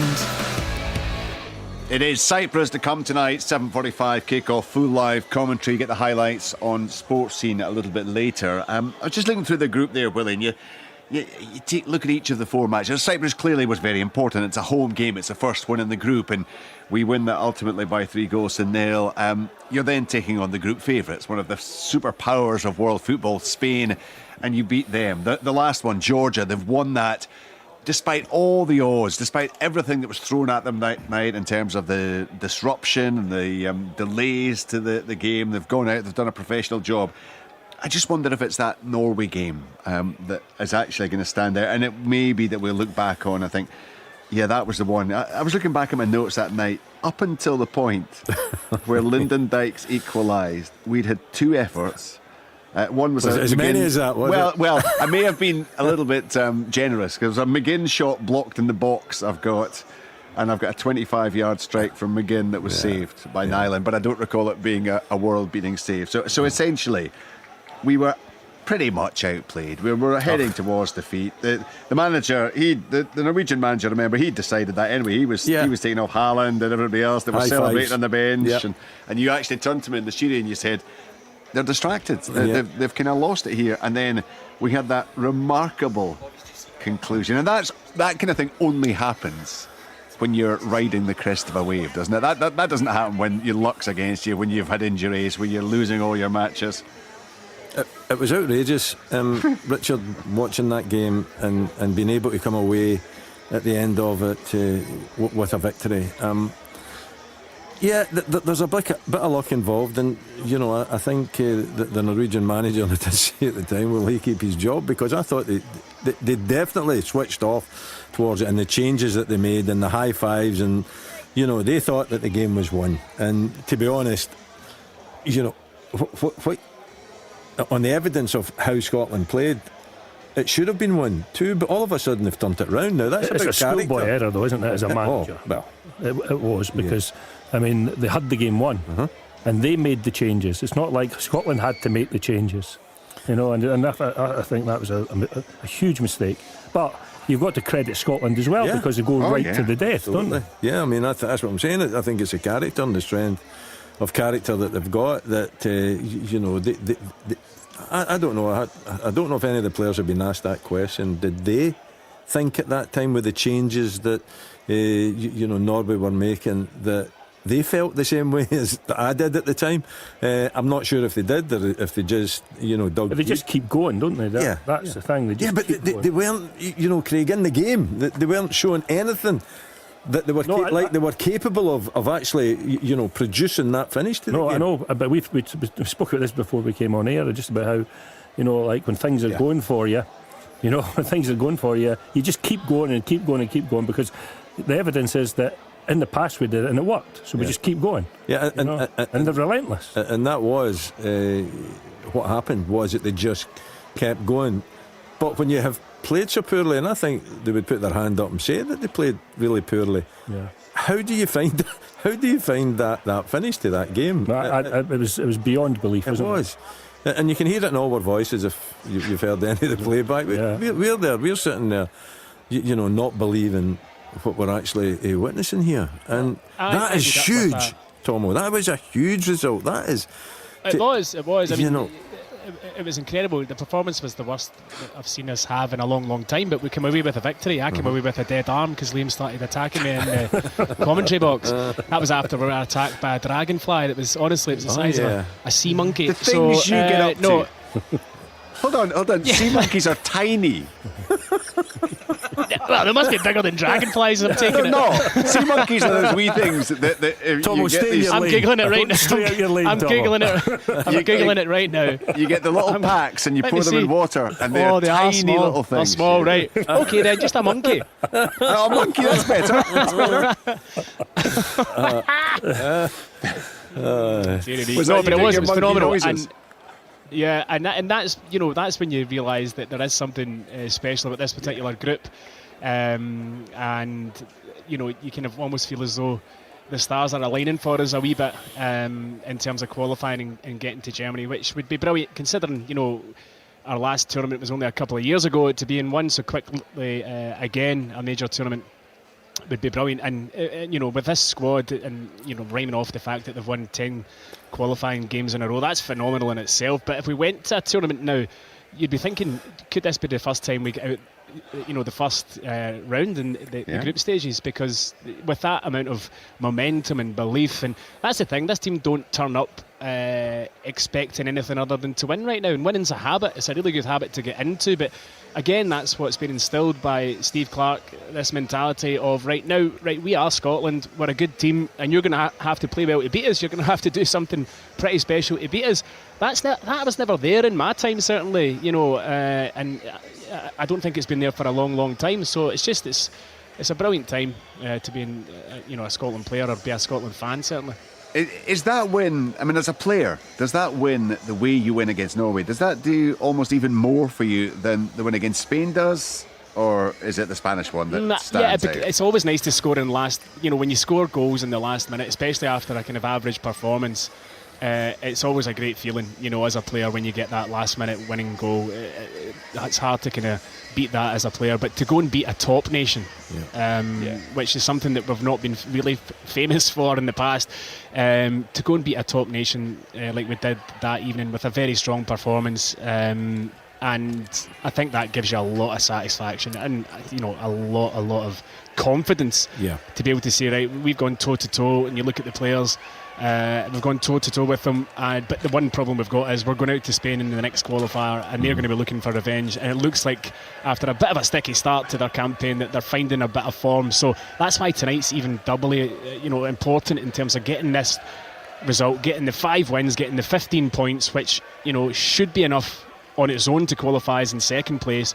But you wouldn't bet us going against us going to Spain and upsetting them. They certainly didn't enjoy playing against us at Hampden that night. You know, they were all complaining after the game. You know, it was a kind of sore loss for them a wee bit. That's why they'll be wanting revenge, of course. But you wouldn't bet against us in this form. If we can win tonight, you know, you begin into that game obviously as underdogs, but you begin in saying, right, well, we've won 11 internationals in a row in qualifiers. You know, you go into that with a wee bit of a swagger, more than you would have had normally.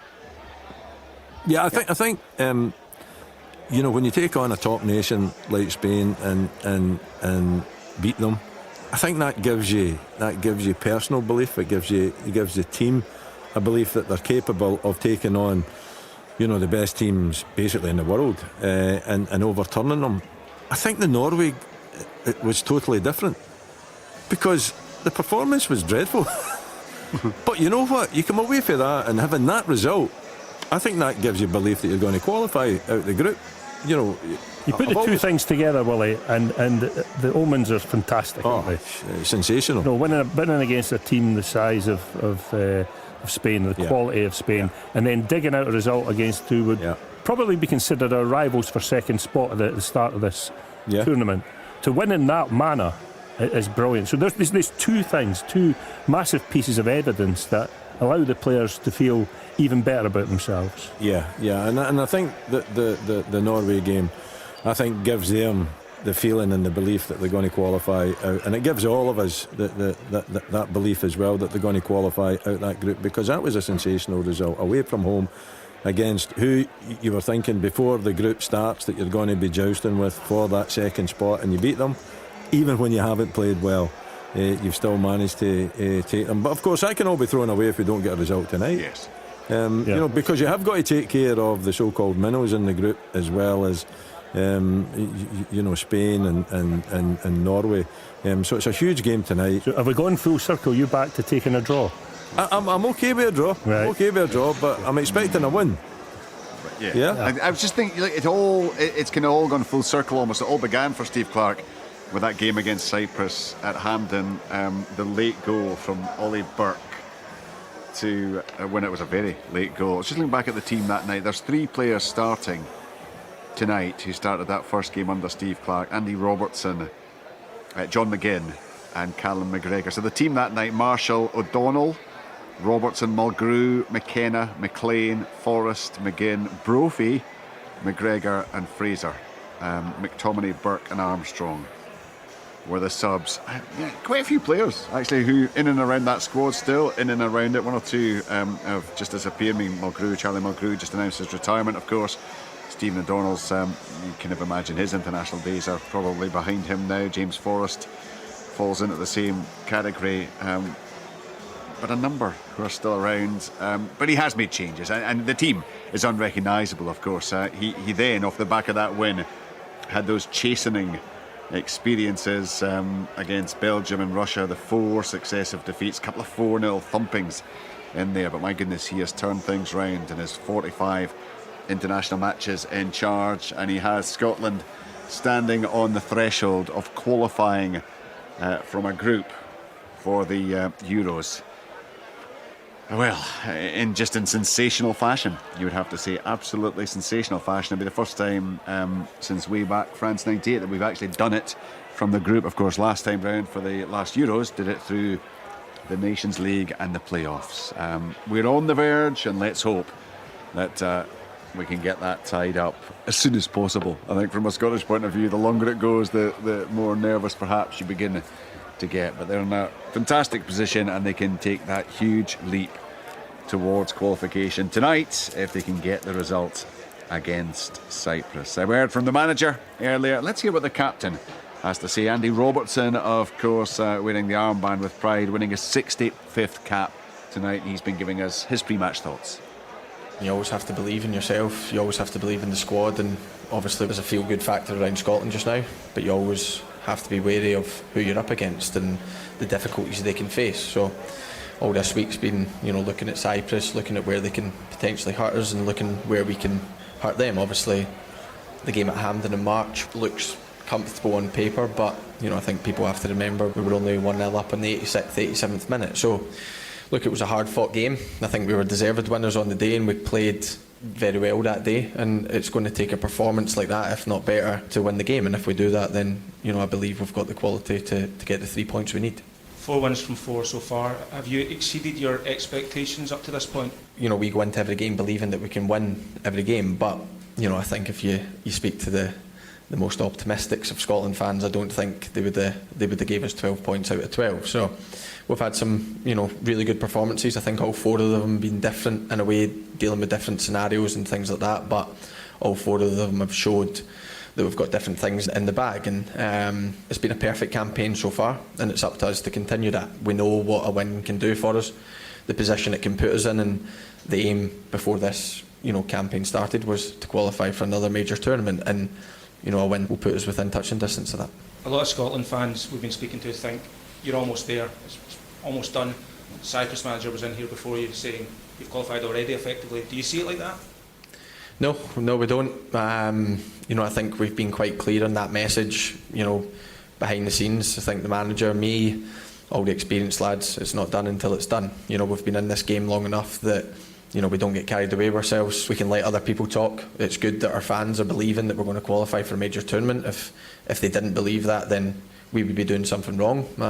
So it's good for them to believe. It's good for them to dream about going to Germany and watching us playing it. But I can guarantee that none of the lads in there are speaking about that until we have that qualified thing above our head within the group. Then that's the moment that we start thinking about it. We don't let the lads think about anything other than that. This game is massive for us on Friday, and if we get a win, then it puts us in a really good spot, and obviously then we can qualify without even playing and things like that, and that's what we're fighting for. That's a pretty good position to be in, to be 5 out of 5, and but we have to work hard for it. So the lads aren't getting ahead of themselves, I can guarantee that, and it's up to us to perform on the night and hopefully try and cement our place to where we want to be. It's a lot easier to captain a team when you're winning all the time. For starters, like I said, the fans are on your side, the country's on your side, which we've felt since the start of this campaign really, but it brings different challenges, of course it is. And to be fair to all the lads, not one of them's getting ahead of themselves, and if they were, then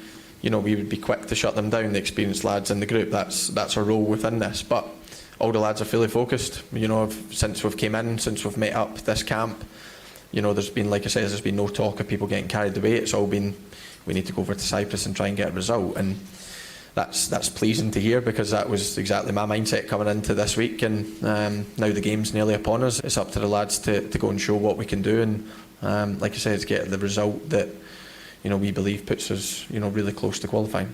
Just talk us through, Andy, if you would, what differences playing in that heat does when you're actually on the pitch, in terms of not only the strategy of the game, if the pitch is dry and all, but physically as well. Just what's it like?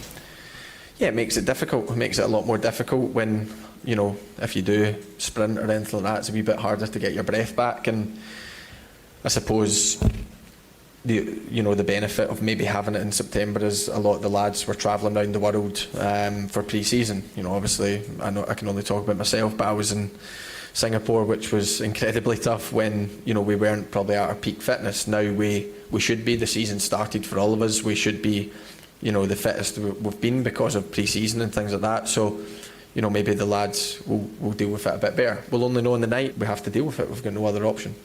The manager was just saying there, assessing the squad, about how good a place the squad are in. For you, where are this squad in the evolution and the journey that Steve wants to take us on? I believe at an exciting point. I believe that we have experience that isn't that old, in terms of some of them are probably just coming into their prime and things like that, and then you've got incredibly talented young players that are coming through, which as a older kind of experienced player, it's great to see. I was once that kid coming in and trying to show the older boys what it was all about, and the younger lads we've got are pretty special, and they'll all have fantastic careers as long as they have a bit of luck and they keep showing the qualities that they've all got. So the squad's at an exciting point. We've got the right mix and things like that, but we have to continually show that. It's okay showing it in training and things like that, but we've been able to bring what we've been doing on training onto the pitch. I remember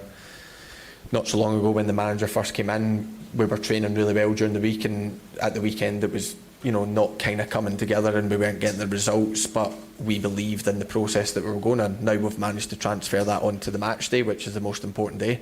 It's all good training, all well during the week, but when it comes to match day you have to be ready, and we've been very good at that so far, and it's important that we continue that, because that's what's going to bring us success. On digital radio, FM, online at BBC Sports Scotland, your smart speaker, and on BBC Sounds. This is Sports Sound from BBC Radio Scotland. There's no substitute.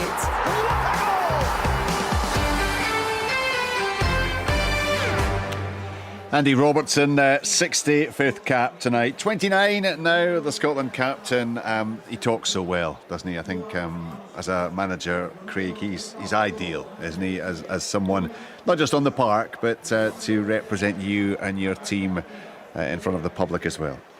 Well, he just says all the right things, doesn't he? He's been in the game long enough and experienced enough to know what's required in these press conferences. And he's a great choice as captain material, because he is. He has got a streak in him. I've seen that. Yeah. I've seen it. But generally, he's a cool-headed player, and sets a really good example with his energy and his enthusiasm to get forward. And when other players look at somebody who tries as hard as he does, they quite often listen a little bit more closely than they might have done, because they see the effort that he's putting in for them. And I think they pay more attention to what he says. So, yeah, I think that the whole thing's going well, Richard, and I think Andy's been a big part of that. It's a joy, Willie, isn't it, that we no longer have this eternal debate, or what seemed like it was going to be an eternal debate, about Tierney and Robertson or Tierney, who's going to play in that left back or left wing back role. It all fits nicely now. Tierney left centre half, Robertson in the position out on the wide, and more often than not him cutting in and the centre half rampaging beyond him. It all works very nicely, doesn't it? No, it does. I mean, that debate was some time ago now, Richard, wasn't it? Because we've played on so many occasions, and we've watched them, and just seen how they managed to link so well. They have a fabulous understanding. Invariably it is Andy that's going down the wide side and putting in the crosses, or coming inside and linking. But then, as you said, Kieran Tierney, with that energy and that directness and that burst of pace and that strength, bursting into areas that are very difficult to defend against. You're not expecting the centre-back, the left centre-back of a 3 to be doing things like that, but he does it, and he's got the energy to recover as well and get back into the defensive situation. So it was a debate. It was a debate that we were keenly watching to see how Steve Clarke was going to solve it. He solved it perfectly, with the 3 at the back. That's his preferred formation now, and with Tierney, back playing, then you can only see it getting stronger and stronger.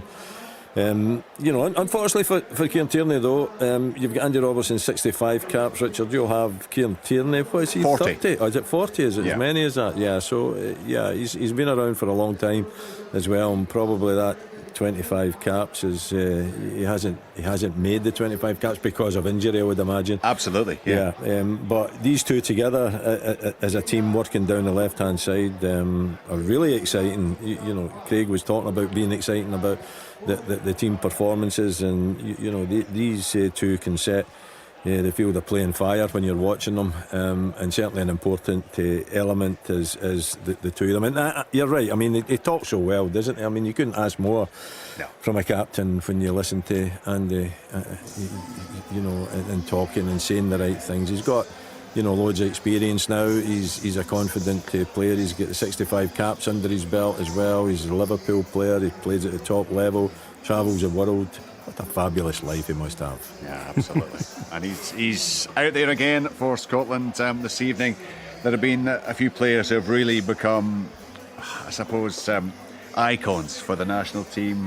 John McGinn certainly one of them. A couple of other players, though, I think really keen, all of us, to see Billy Gilmour tonight, Stephen. He's you go back a couple of years and we thought this kid could be an ever-present, and then he wasn't getting the chances at Chelsea. He was farmed out on loan. It didn't quite work out for him. He kind of dropped out of certainly the starting lineup for Scotland. But my goodness, he has come back with a bang this season. Anyone who's watched any English football, heard any reports from the English Premier League, he is really catching the eye of what is an outstanding Brighton team right now. It is. I actually watched the last Brighton game, which is very unlike me, but I watched it and I thought he was absolutely incredible. It's great to see him in the set-up yet again. I mean, especially seeing as he's so young, it's brilliant to see such a young player come through, and nothing phases him. Absolutely nothing phases him. He takes the ball in any situation. He's so composed. He's got incredible vision, energy. So it's great to have him in there alongside Callum McGregor, and obviously Scott McTominay and John McGinn in front of them. It's such a strong part of our team as the kind of midfield area, and that's why it's so difficult for other players to get in there. If you look at the bench, we've got Armstrong, Ferguson, Ryan Jack, Kenny McLean, Christie. They're all kind of midfielders, if you like, but they can't get in, they can't get a sniff, and it just shows you the competition that's there, because they're all good players as well, waiting in the wings. But I mean, I think when you look through the team, Billy Gilmour's certainly a name that kind of jumps off the page at you. Aaron Hickey as well, playing every week in the Premier League. Again, another young player who's so unflustered by it all, and it's brilliant to see that. They've taken to international football so quickly and so easily, and I think that helps obviously with the group that they've got around them. You heard Andy Robertson speaking there about keeping the experienced players, keeping the kind of younger players, if you like, keeping their feet on the ground and not getting too excited about qualifying for the group until it's actually done. But they'll be passing on information to these young players throughout the training week, all the time. They'll be helping and giving information and making the transition to being a full international very, very smooth for them. So but Billy Gilmour, certainly jumps off the page really for me, that one. The players will be emerging before too long. We gather, well, officially it was going to be 3,700 Scotland fans inside the stadium in Lanark. It's that Scotland home game. Aye, I'm told that a few may have managed to pick up tickets along the way. Let's hear from some of them. A few of them just been sharing their thoughts as they made their way into the stadium. Right, how confident are you that we'll get a result here in Cyprus? Very confident. It depends on which team he picks, though. Is Lyndon Dykes playing or is he not? That's a big question, because of course he hasn't played the last 3 games for Queen's Park Rangers, but he's such a key player for us, isn't he? Oh, absolutely. Since he's come in the team, he's transformed the way we play. He's a huge influence in the style that Steve Clarke wants to play. Playing up front, being a target man, working his Yep, we get you. Hard, working hard, and he's got a nice wee touch as well. Yeah. I know sometimes his control's like trapping a bag of cement, but he's so much more to his game than, well, he scores goals as well. Absolutely. Obviously, we're doing so well in this qualifying group, hoping to make it 5 wins out of 5 in the campaign. If we do, we'll move on to 15 points. And would you dare dream that we're already in Germany if we win tonight? Oh, we've already booked. you're that confident. Germany! Yes, we've already booked. Yeah, we're going. Well, how can we not qualify? We went 3 points tonight, and we're there. Regardless of what happens else, I can't see how Norway or Georgia or Spain, how all 2 of those teams will overcome what we've done at the start of this. It's not a bad time to be a Scotland fan, is it? You bring your bagpipes at home and away all the games, do you? Yeah, certainly all the away games. Yeah. And how much are you relishing watching the team now, because they are in such a great vein of form, aren't they? It's a great time to be a Scotland fan. Yeah, all of a sudden everybody wants a ticket. Everybody wants to be a friend when the games come along. Which. There you go, just 1 or 2 of the fans here. The first one, he was a shy boy, wasn't he? Anyway, nice to get his thoughts ahead of the game. The players have come out. The national anthem's about to be played.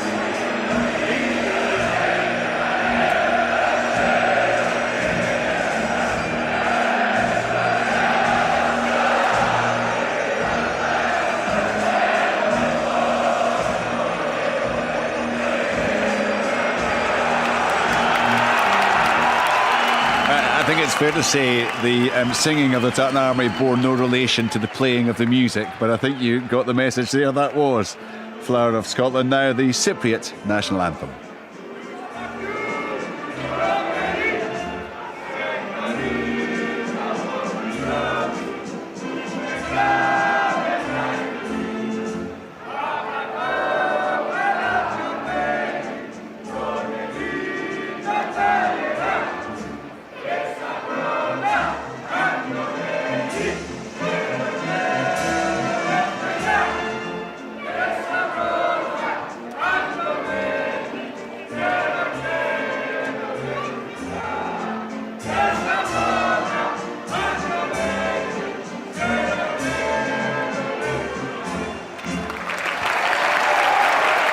Spain have already won in Group A this evening, a 7-1 victory in Georgia. They have moved on to 6 points. Scotland 4 wins out of 4, hoping to make it 5 out of 5.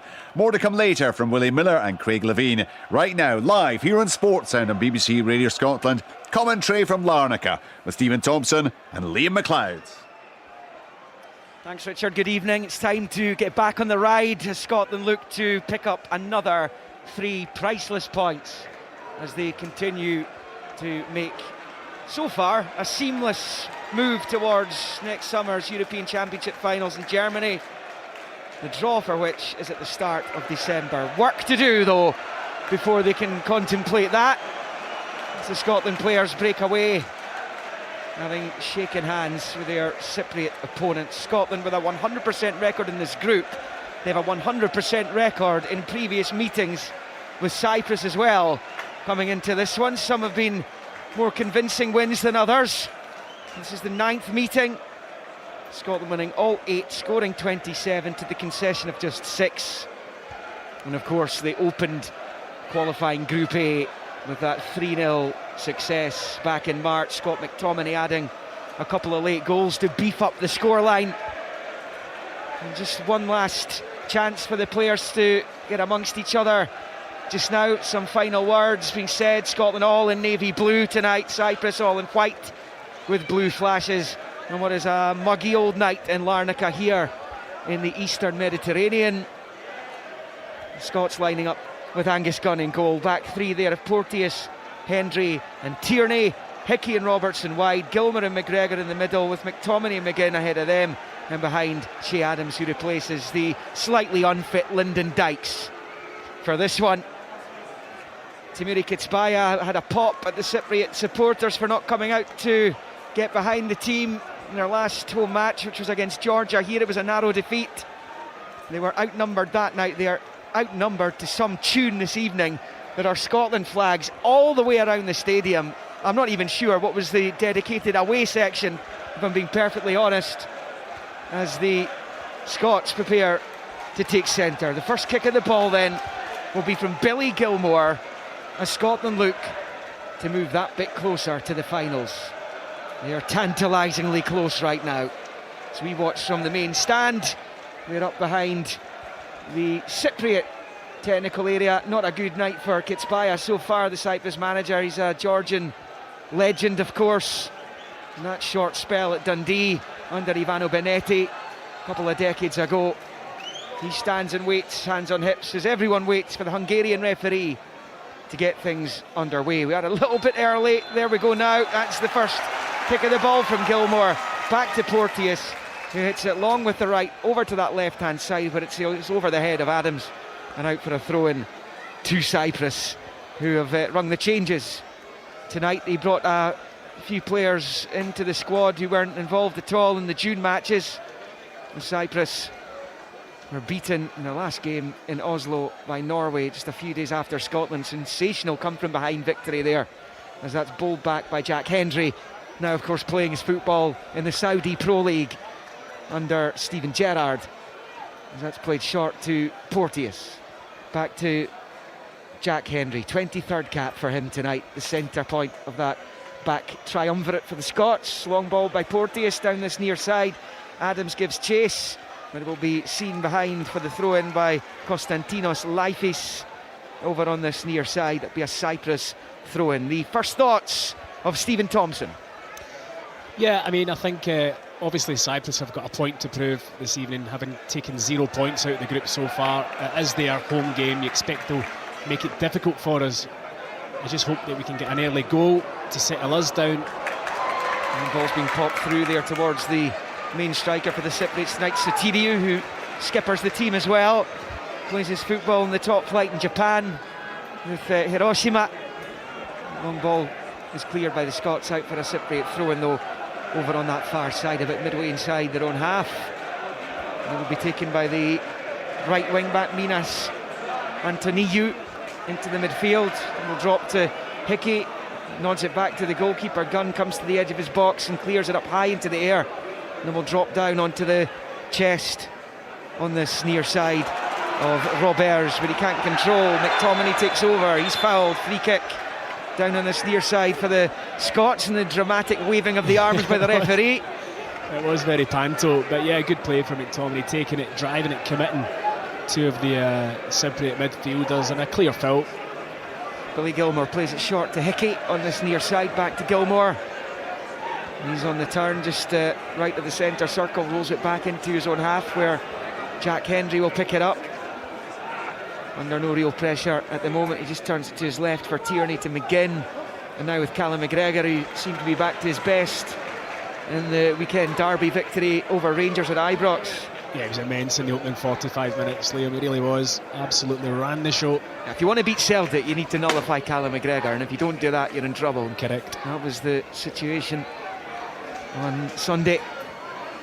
It's picked up by Scotland, just rolled by Tierney to Gilmour. Looks long, looking for Hickey to chase after it. There's too much on it though. It comes right through to the goalkeeper Joel Mal of Servette.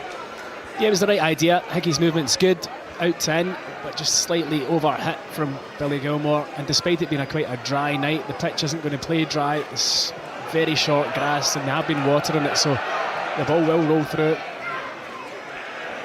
There's a flick from Robertson, can't quite find a teammate over on the far side in the attacking third, so Cyprus pick up, and it's booted forward by Kyriakou, one of the centre backs, and then Andreas Caro completes the clearance, but John McGinn picks up the loose ball on the far side. He's managed to shield it out for a Scotland throw-in, which Kieran Tierney's going to take. And just to mark your card, Tomo, the scoreboard over there on the far side is 2 minutes behind. And the other thing is our monitor's about 15 seconds behind. So at least we're not behind. Goalless in the very early stages here as Tierney sweeps it all the way back to Angus Gunn, who's only conceded that one goal since coming into the squad, and it was that Erling Haaland penalty in Oslo. Need to concede from open play. Long ball for the Scots. Adams then touches it back into the midfield for Gilmour. First time ball down the left for Robertson. He's going to get there, looking for options in the middle. Cross is poor though from Andy Robertson, most unlike him as he balloons it over the bar. McTominay appreciative of the idea. The execution was off from Andrew Robertson. We don't say that terribly often. It's 0-0. No, we don't. It's a really poor cross from Andy Robertson, but the build-up play was superb. The ball into Shea Adams, his first touch, layoff into Gilmour, whose first time pass is of the highest quality, setting Andy Robertson free down the left hand side. McTominay had burst himself to get into the box at the back post. You're expecting him just to hang it up, but gets across all wrong. They're fast forwarding the clock just now over in the far side to bring it into real time. That's a first. Good on them, at least they're doing something about it. Long ball by Cyprus is going to come right through to Gunn. Comes to the edge of his box and then rolls it forward. He's managed a couple of clean sheets for Norwich City so far this season. And he's back on the ball here and plays it short to Porteous. It's the Watford defender. Big crossfield pass finds Tierney, controls well and then clips it forward with the left foot, looking for Shea Adams to get onto it. Covering across for Cyprus was Leifis. He can only put it out for a Scotland throw-in, which is taken quickly down the left-hand side. Robertson, two waiting in the middle. McGinn and McTominay. In comes the cross. McGinn's header. McTominay's there. McTominay scores yet again in this dream qualifying campaign. The cross comes in from the left. It was perfect for McGinn to flick on for McTominay at the back post, and he makes no mistake, bulleting the header into the empty net. In the 6th minute of the game, it's the perfect start. It is Cyprus 0, Scotland 1.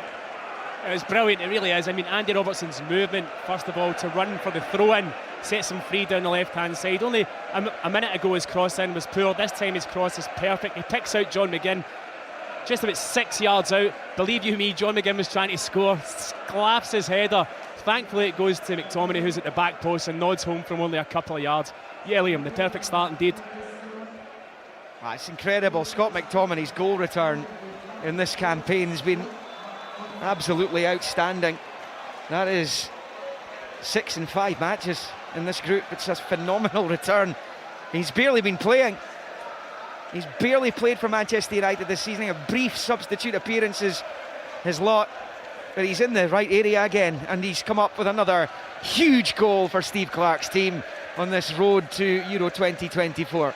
Yeah, I mean, his timing of runs into the box is excellent, and he really has. He's got the energy to be back defending, and then, 10 seconds later be hitting the opposite box. Really good run into the box, but it all comes from Andy Robertson's vision from the throw-in to make the run down the line. It's a superb run. The throw's good, but the cross is pinpoint for John McGinn.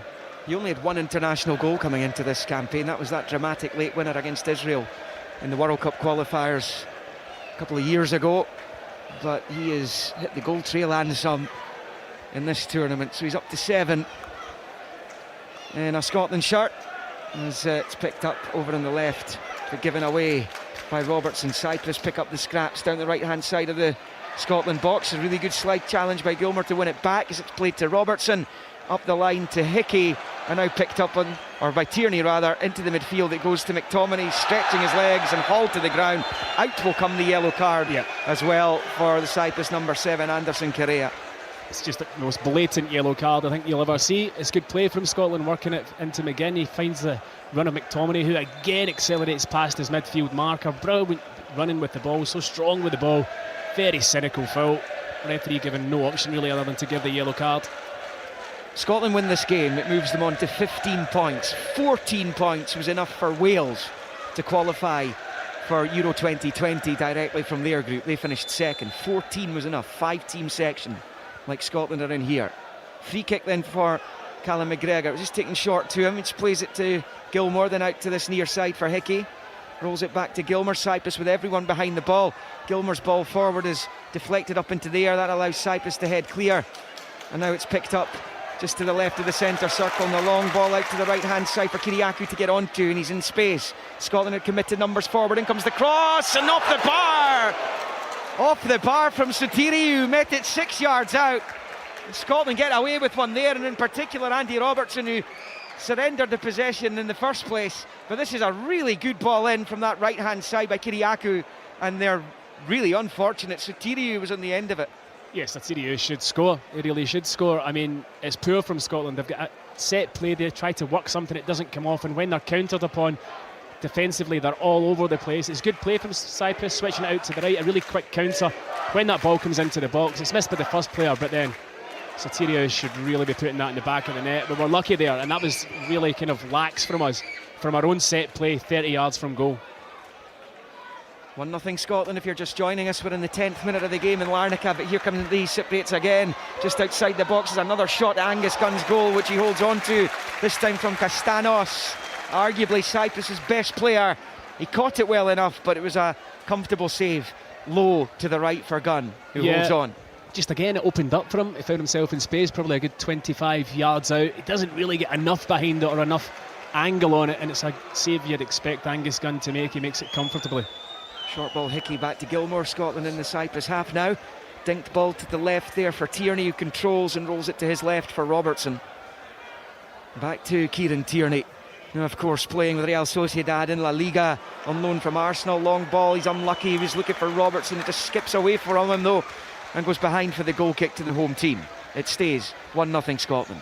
Andy Robertson is just so keen to get forward in that left wing back area, and again the ball was the right ball, but it's going to just skip through. It's got to just be a wee bit shorter if you're playing it over the top, but Andy Robertson's willingness to get into those positions is brilliant for us.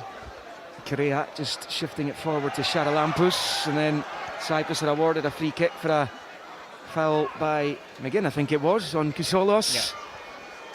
Free kick taken short by Roberge, who gets it back immediately, then it's rolled into the middle there for Life. He's out to the right hand side. And it goes for Caro.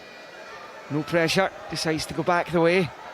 And it's with Lifis again. Turns it to the left hand side for Valentin Roberge, who collects on this near side touchline right in front of his manager.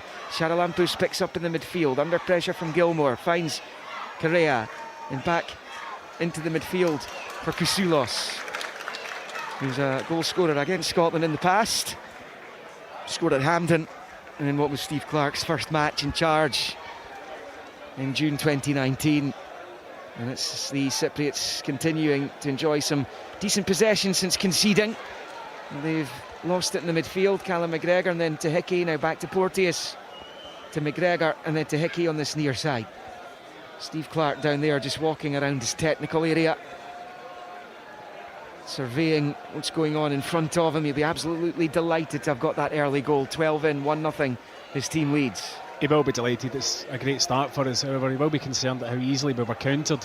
Cyprus really should have scored from that. We've not really had a large spell of controlled possession yet in the game, and you're right, Cyprus since they conceded, they've actually started to grow in confidence, which you'd expect would have been the other way around. It was a 7-1 win for Spain in Tbilisi earlier on as they put Georgia to the sword. It will be Scotland's next group match in Seville against Spain next month. Here comes Cyprus, down the right hand side they come. Kyriakou chasing, but Tierney does the job, wins it back, pumps it forward into the centre circle area where it's nodded forward by Roberge. Now moved out to this left hand side for Correa again, the Brazilian born Cyprus left wing back wearing the number 7. Back it comes to Charalampous, and then into the centre circle for Lifis. Just stepping away down the right goes Caro. He's away from McGinn, rolls it infield. Opportunity here again for the Cypriots. It's just wide. Fabulous strike there by Kastanos again. Tested Gunn earlier, and I'm not sure if that's on target for the bottom right corner, if Gunn's going to get onto it. It stays 13 in, Cyprus 0, Scotland 1. No, he's definitely not saving that if it's on target. It's an incredible hit, and it's only inches by his left-hand post, and that's twice he's picked the ball up in space behind our midfielders and managed to get a shot off. He is playing as a kind of number 10, if you like, but we've got to be more aware than that. That's, you're giving possibly Cyprus's best player 5 yards of space to get a shot off, and that's 2 in the last 5 minutes. Yeah, a little bit worrying for Steve Clark. They've had 3 opportunities. They've hit the bar. Gunn has made a save, and that one just flashed wide of the goal frame just to the right-hand side. Scotland have a throw-in over there on the Scottish left to be taken by Tierney. Bowls it forward, looking for Robertson. Cutout comes off the head of McGregor. Robertson helps it on its way. Left-hand side of the box for Adams. Poor touch from Shea Adams as he just passes it straight out of the pitch. Not sure exactly what he was intending on doing there. It looked like initially he was trying to control it and it kind of bounced off him. I'm not sure he knew what he was doing either. It was just a wee moment of madness. He just got away from him and out for a Cyprus throw-in over on the far side. They've given it away though. McGinn to Robertson. McGinn over on the far side, rolls it back down the touchline for Tierney, infield for Gilmore. Good skill to shuffle away from Sotirio, who brings him down. Scotland have a free kick about 6 or 7 yards away from that far side touchline as they attack the goal to the right. Really quick feet from Billy Gilmore, getting himself out of a tricky situation. Again, a bit of a cynical hack, but no yellow card this time. Another set play in roughly the same position that we had the one that they countered on and hit the bar with. Hopefully we do better with this one. Clock strikes 10 p.m. local time in Larnaca as Robertson prepares to take this. 15 into the match, 1-0 Scotland. In comes the free kick. Henry knocks it down. Porteous is there! And he smashes it home! Ryan Porteous with his first international goal, and what a huge one it could be as Scotland make this seamless march towards Euro 2024. Looks so simple. Porteous smashing home, and it's Cyprus 0, Scotland 2 in Larnaca. A sensational start. Brilliant. I should have asked you this before the game. Is there VAR at the game? There is, because I think Henry was climbing when he wins the header. And if there is, they'll definitely look at it. But for me, I think Henry was all over the top of the player that was marking him as he nodded it down into the path of Porteous, who does really well with the finish. But for me, I think there is a possible foul from Henry. In the well, the Cyprus players are all round referee Berka, the Hungarian, as they appeal for this goal to be chopped off. We shall wait and see. The official review will be going on just now. Sorry, Liam, I'd be amazed if this wasn't given as a foul. He's used the defender as leverage there, hasn't he? No, but Luke says, he's given it. Oh, well, it we'll take it. 2-0. Tomo's wrong. Again. It looked it. To me, it looked it, but I'm clearly delighted that it isn't. And at 2-0, got to say that is the best possible start. I don't think we've played as well as we have done in the campaign so far, but we're 2-0 up. Well, Cyprus have got in behind 3 times. They've had a couple of really good chances, obviously hitting the crossbar, but none of that matters because it didn't find the net, and Scotland have done so twice. And what a good moment for Ryan Porteous personally that is. Slid down on his knees in front of the Scotland fans over on that far side, having given his team a 2-0 lead here in the campaign of dreams.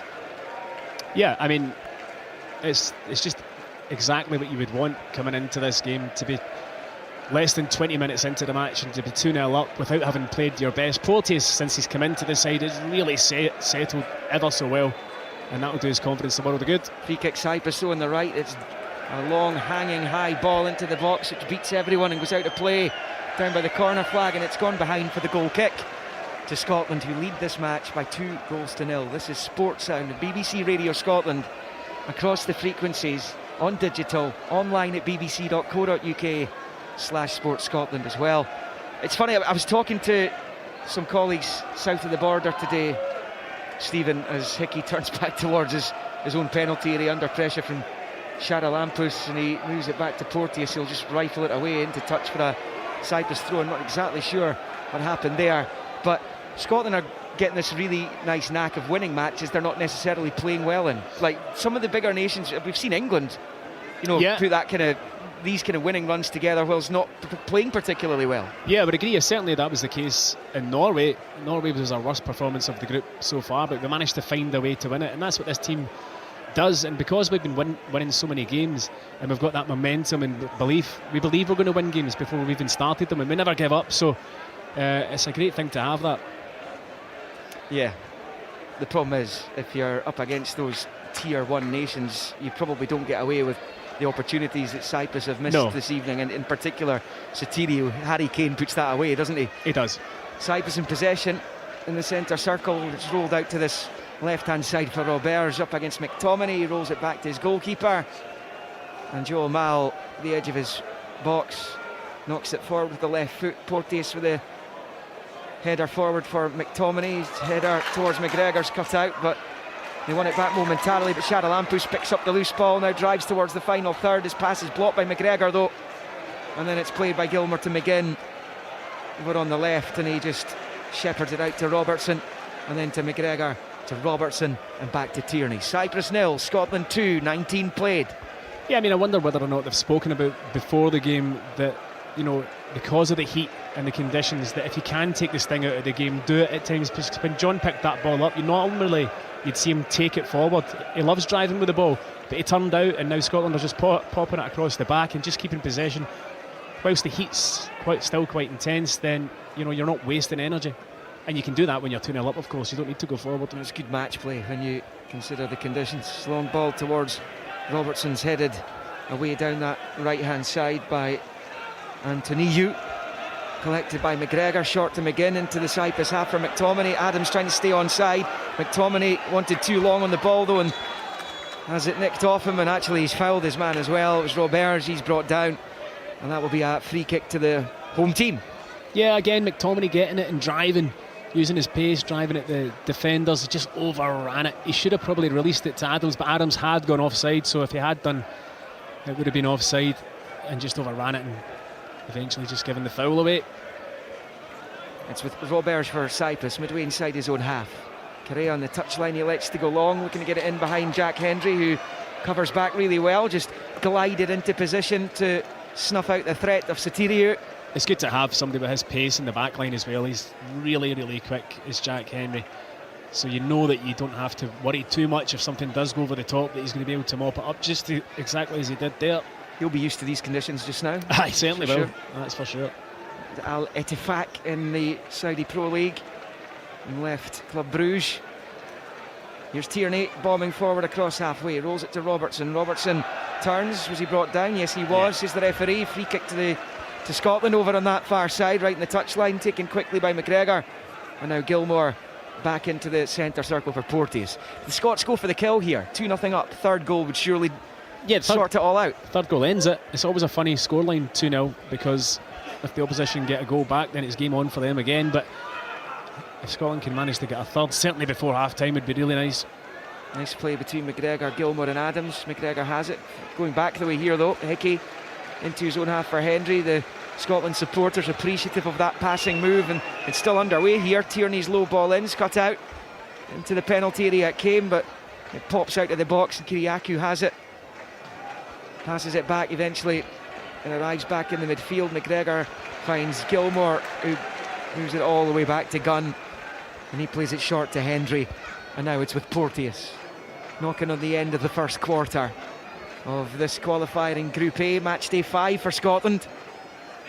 Here's McTominay looking for McGregor. McGregor driving forward, looking for options in the middle. In comes the challenge, looked a good one. Might be a goal kick as well, though he has given a corner, albeit it looked like the final touch might well have come off Callum McGregor. It was Roberts who is adjudged to put it behind for the corner. Great pass from McTominay to release McGregor. He looked up and nobody was in the box. I think John was trying to break into the box, but he didn't have a clear option to hit, so he tries to drive on, and then the defender gets back, gets the tackle. And I agree with you, I thought it might have been a bye kick, but corner to us, we'll take it. And Billy Gilmour out on this near side to take it. And Scotland right as they attack the goal to the right. And he's considering the short option to McGregor, but he's been closed down by Castanos. He has eventually passed it to McGregor, who finds McGinn. The reverse ball to Gilmour. Lovely touch by Gilmour in the box, looking for space to shoot perhaps. Down he goes. Cyprus clear. They just had too many around him. And Cyprus batter the ball clear, but McGinn wins it back. So strong. It's his trademark as he flips it with the left foot into the left of the centre circle. And now Scotland can come forward again with Aaron Hickey. He's popped up on the left. Of course, he's more than comfortable there as well. Over on that side, he's now reverting to the right. as Robertson finds Adams over on that far side, and then it's passed back to Kieran Tierney. Yeah, it was a well-worked set play from the corner kick. They knew exactly what they were doing when it went through to Billy Gilmour. He just couldn't get set. Robertson with the ball in. It's easily cut out by Caro, and out for a Scotland throw-in just beyond the midway point of the Cyprus half. On that far side. They always do try and be inventive from their set plays. I suppose it helps when you've got a professional set play Austin McPhee's there, coach on the bench. Is obviously Aston Villa's set play coach as well, and you always expect them to come up with something, and that was well worked. Just couldn't fall for Billy Gilmour to get his shot away. It just didn't settle for him. Scotland have a throw in level with the edge of the D of the Cyprus box, taken by Tierney. Adams tried to flick it towards Gilmour, but it was read pretty well by Kasoulos. Cyprus get it away from the 18-yard line, battered right up the pitch into the centre circle. It was good hold-up play initially there by Sotiriou. He's having a look at the referee. He's wanting a free kick. It's not coming as Robertson takes over for Scotland, finds McGinn, back to Robertson. Tried the nutmeg on the defender Antoniou, and it goes out off him and out for a Scotland throw-in, about level with the Cyprus penalty spot. Last 5 minutes have been better for Scotland. We've had a bit more control in the game, certainly playing more in Cyprus's half. Probably our best spell of the game, really, in terms of possession and territory. It's actually a bit level with the 6-yard line in the end. Tierney is over it. Robertson and McGinn both want it. Gets it to McGinn, works it straight back to Tierney, who moves it back to McGregor. McGregor with the left foot, low into the centre circle for Porteous. It's goals from McTominay and Porteous, the Scots sitting in the box seat here. Not just in this game tonight, match day 5 for them, but in this group, in this section. They're looking at hitting the 15-point mark after those 5 matches. Picture perfect. As Hickey gets it from McTominay, who goes down, no free kick. As Hickey rolls it back into zone half for Porteous. Tamuri Kitsbaya down there, he's cutting a frustrated figure. What a player he was. He was some player. You know, it's interesting listening before the game. He's wanting more Cypriot fans to come to the game. I mean, this is basically a Scotland home game. Yeah. You can only see Scotland fans. Yeah, there's some Cypriots off to our right. There's some in the main stand here, but I mean, it's Saltire Central all the way from the left. As long as you look all the way right round the stadium up to that far side, it's incredible to see. Scotland always so well supported. The Tartan Army always enjoy the trips. Now they're getting the results to go with them. As Hickey under pressure from Correa goes back onto the halfway line and rolls it back to Porteous. Side football to McGregor in the centre circle. He turns and finds McGinn. Those midfield players have seen more and more of the ball the longer this game goes on, and that's a good thing from a Scottish point of view. McGregor to Gilmour, back to Callum McGregor, now Porteous. He's got Hickey out on this near side. Hickey looking for a bit of movement, gets it from McTominay down the right hand side of the box. McTominay looks up, his cross comes in, it's blocked. Breaks back to Hickey. Callum McGregor takes a touch in the box, but it just got away from him. Looked like it might settle inside the D, and McGregor would surely have had a shot and goal, but Cyprus have managed to get it clear. Next goal's crucial in this game, should there be any. And Sotiriou collects and rolls it to the right hand side, looking for Charalampous, but it's going to come all the way through to Andy Robertson, who'll chaperone the ball behind for a goal kick to the Scots. And after 27, it stays Cyprus 0, Scotland 2. It's another really good move from Scotland down the right hand side this time. Hickey getting set free with the pass, and then just lays it a wee bit too far in front of Callum McGregor. He has to stretch for it. If he'd just taken a wee bit off the pass, Callum McGregor could have stepped on to 18 yards out and had a shot, but the pass was just a wee bit too far in front of him. But it's been a good spell for us this last 5, 6, 7 minutes. Andy Robertson from the far side touchline, back in field for Hendry, and now it's with Porteous. He finds Hendry and he rolls it to his left for Tierney. Forward to McGinn, first time ball, brilliantly done, out to Adams on the left hand side. Che Adams trying to get the better of the defender, he's done just that, but it had just gone over the line, unfortunately for Adams, as he burrowed his way into the Cypriot box, and that goes out for a throw-in to the hosts over on the far side. 2-0 Scotland, 28 on the clock. It was a clever wee ball from John McGinn round the corner, wasn't it, to Che Adams, but he was right on the byline after he took his touch, and then you could tell from here and we're the other side of the stadium that it was out.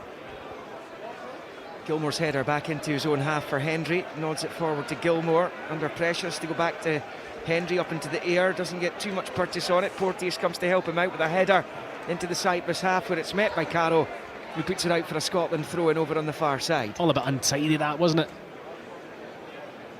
Yeah, it's got a bit scrappy in the last few minutes. As Tierney picks up on that far side touchline. Infield to Robertson. It's to alternating the role there. We know how good Tierney is in that position at left wing back, as well as Robertson, two world-class operators in that position.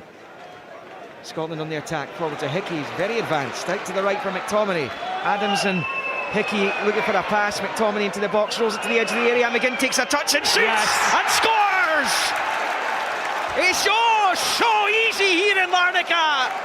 John McGinn with a fabulously taken goal. The keeper didn't even move for it. He picks up inside the D, takes a touch, sizes up the goal frame and fires it home for his latest Scotland goal. A wonderful strike. He's up to 17 for his country, and it's looking nigh on impossible for Scotland not to make Germany next summer now. Surely it's done. It is Cyprus 0, Scotland 3 on the half hour. That is a brilliant goal. Really good team goal. Worked down this right-hand side when it's squared to John McGinn on the edge of the 18-yard box. He's got one thing in his mind. He opens it up onto his favoured left foot. The pass originally in from Billy Gilmore into the feet of Hickey's brilliant. McTominay does really well cutting in the pitch, picks out John at the edge of the box. There's only one thing in his mind.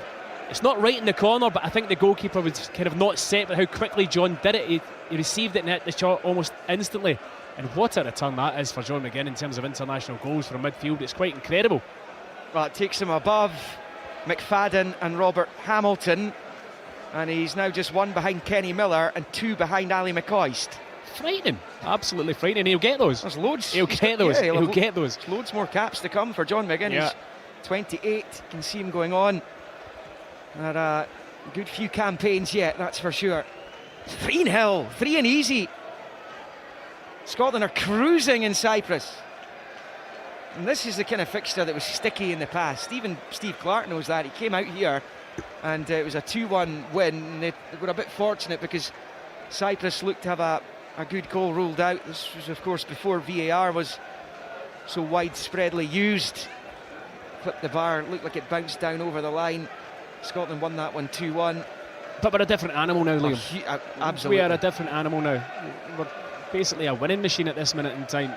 And you know, it's why all these supporters that we've been talking to all week and since we've been out here are coming out here thinking, right, we'll win this easy. And you're right, in the past it might not have been the case, but here we are, 3-0 up after 30 minutes. Then yeah, we certainly are a different team now.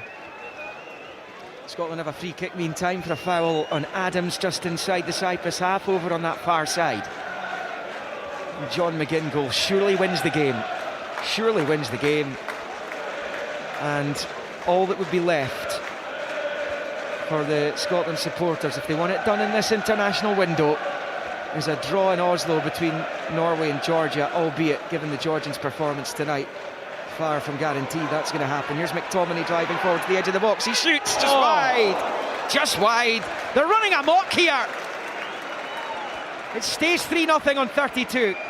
Again, McTominay's done this all match so far. Picks the ball up in a midfield area, drives with it. The Cypriot midfielders can't live with him. He tries to place it in the bottom corner with his left foot, and he's only a foot past the post. I mean, it's from a Cyprus point of view, it's far too easy. They're allowing McTominay to get the ball, turn and drive to the edge of their own box and get a shot off. But it's brilliant from him, and you know, from a game that could have been tricky and difficult, we're making it look very easy. Cyprus in possession just now though, with Castanos just outside the centre circle in the Scotland half, right to centre, just try to slip it through. It's cut out again, and here comes Scotland again. Tierney to McGinn. He spots the keeper off his line. It's too high. That's that's better for the tournament that's just getting underway in France tonight. You might have managed a drop goal, 3 points with that, but that's well over the crossbar. Goal kick, stays 3-0. Shows you what his confidence is at, though, to even take that on just now. But you're right, yeah. Did not get his angles right at all there. Scotland-South Africa, incidentally, on BBC Radio Scotland. You'll catch that, the opening match for Gregor Townsend's side at the Rugby World Cup on Sunday as part of Sunday Sports Sound. Here's McGinn for the football team. McGinn to McTominay, little flick. Gilmour looks at the goal, he shoots as well, and it's blocked by his opposite, number 14, Roberge, and out for a throw into Scotland, level with the Cyprus penalty spot on this near side. It's shooting fish in a barrel right now, Tomo. It is. Great play again. Lovely wee flick from McTominay. He's been a super match. Billy Gilmour wanting to get in on the act, has a shot from the angle around about 18 yards, but it's well blocked. But yeah, I mean, you can see the confidence flowing through the team. He's getting to play European football with Brighton this season as well, Billy Gilmour. He has come to the fore there. The throw in from Porteous is headed clear. And then under pressure, Castanos runs into Porteous, fouled by Porteous. Free kick Cyprus down on this near side as we head towards the final 10 minutes of the first half. The opening 45, couple of nervy moments at the back for Scotland, but by and large a very decisive scoreline. 3-0 up, and still 10 minutes of a first half to play. It doesn't get much better than that at international level. No, certainly doesn't. Yeah. Spain were 4-0 up on Georgia at half-time in that game tonight. And Cyprus, when they play Spain in their next match on Tuesday evening, they go to Granada for that one. And Scotland are playing England, and as things stand, Norway and Georgia draw in Oslo on Tuesday night, Scotland are going to Germany, confirmed in this international window. Cyprus in possession over on that right-hand side. The cross is going to come into the box here. It's too close to Angus Gunn, though, who clutches onto it with Piros Sotiriou, the Cyprus captain and main striker, lurking around him. And it was way too close to the Scotland goalkeeper. Confident goalkeeping. Really was. He's been a great addition to the squad, because you were wondering, as good as Zander Clark and Liam Kelly are in the Scottish Premiership, you were wondering where the next goalkeeper was going to come from. We've had so many good goalies over the years. That's the problem. Marshall, McGregor and Gordon. Oh, you go back further than that. Decades. You can go back further than that. And Gorham, yeah. So, I mean, we've been blessed with goalkeepers as a national team, but yeah, he certainly has got his international career off to a very good start as Angus Gunn. Long throw in. Adams gets in behind the defence here. He's now driving up towards the penalty area. Cyprus took their eye off the ball. Adams didn't. Jinks onto the right foot, and his shot's blocked. And away it goes. He's scored a few times for Southampton this season. I see Adams, he knows he should have done better there. I just wonder if he should have pulled the trigger earlier than he ultimately did.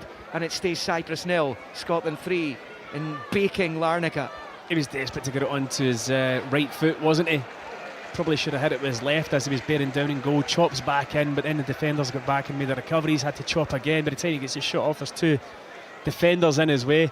It was always going to be blocked. Again, though, as he makes the run forward, the one man bursting himself to get up along aside him was Scott McTominay, whose energy levels in this first half have been phenomenal. Kenny Dalglish is Scotland's all-time top scorer, of course. He got to 30. John McGinn be eyeing that up? Why wouldn't you? Why wouldn't you? I know John now 28, so he'd say to himself, I've got another 4 or 5 years, maybe more, if he can stay injury free, touch wood. So yeah, you'd have your eye on that for sure. Hendry short to Porteous, back to Hendry. Sotiriou right behind him, he passes it back to Gunn. Short ball to his right for Porteous, he clips it up towards the centre circle where Adams gets a touch, then off Gilmour, but it's come off his hand, just bounced up off his arm, and that will be a free kick to Cyprus. Yeah, he didn't mean it. The layoff just kind of kicks up off the turf onto his left arm. Castanos for Cyprus over on the far side, rolls it back onto the halfway line for Caro. Right foot low ball along the grass to his right, and it's picked up by Antoniou, and then moved in field for Koussoulos. Back out wide right, first time cross coming up. Here's cut out by Tierney, he's done brilliantly, and it falls kindly for Robertson. Turns to face the opposing goal, then rolls it to the left onto the touchline for McGinn, then back in field to Gilmour. McGregor under pressure just slips it to Porteous to his right, up towards the halfway line for Adams. Adams goes back the way into his own half, and McGregor finds Hendry. You can imagine Shea Adams will be wanting to get in the score sheet, not just to help the team, but to try and dislodge Lyndon Dykes, his first choice striker. Dykes not fit enough to start the match this evening. He's listed among the subs though. Yeah, we're keen to get a goal. You know, his goal to game ratio at national level isn't what he would like it to be. It is at club level, but if you're going to get a chance to get a goal, you'd think it'd be tonight against this Cyprus team. They don't look brilliant defensively, being polite. No, and you can imagine they could be doing without the rest of this game. 3-0 down, and then they've got to go to Spain. The side at the bottom of the section as McGregor rolls it forward, looking for Hickey, overhits the pass, and behind it goes for the goal kick. Cyprus 0, Scotland 3 after 39 minutes here on Sportsound. Yeah, and you can see there's, you know, the kind of Cypriot players, they've already half chucked it. You know, they're not moving with any great energy, they're not showing any reaction to going 3-0 down. So I'd expect Scotland to score more goals before the end of this game. Yeah, for Cyprus, it's a bit pride in the shirt now, isn't it? Yeah, it is, but I'm not seeing very much of that. No. I mean, when you're bottom of the group and you haven't won a game and you're getting beaten 3-0 after 30 minutes at home and the stadium's full of Scotland fans, and it's difficult for them. Here they come though, the hosts, into the centre circle. They have it, where it's played by Koussoulos, to his left for Castanos, and out to the left for Correa, and he rolls it back into his own half, where it's picked up there by Roberge and clipped out to the left hand side of the Scotland penalty area for Castanos, faced by Porteous. He plays it straight off the Watford defender and out for a throw in, a bit level with the Scottish 6, and it's played short to Correa, who's trying to work himself some space down by the corner flag, but he can only roll it behind for the goal kick, and that kind of sums Cyprus and their evening up after 40 minutes of this one. Scotland 3-0 up. It does a bit, yeah. It just shows you big moments in games. They had that huge chance to score. They should have scored, clipped the top of the bar.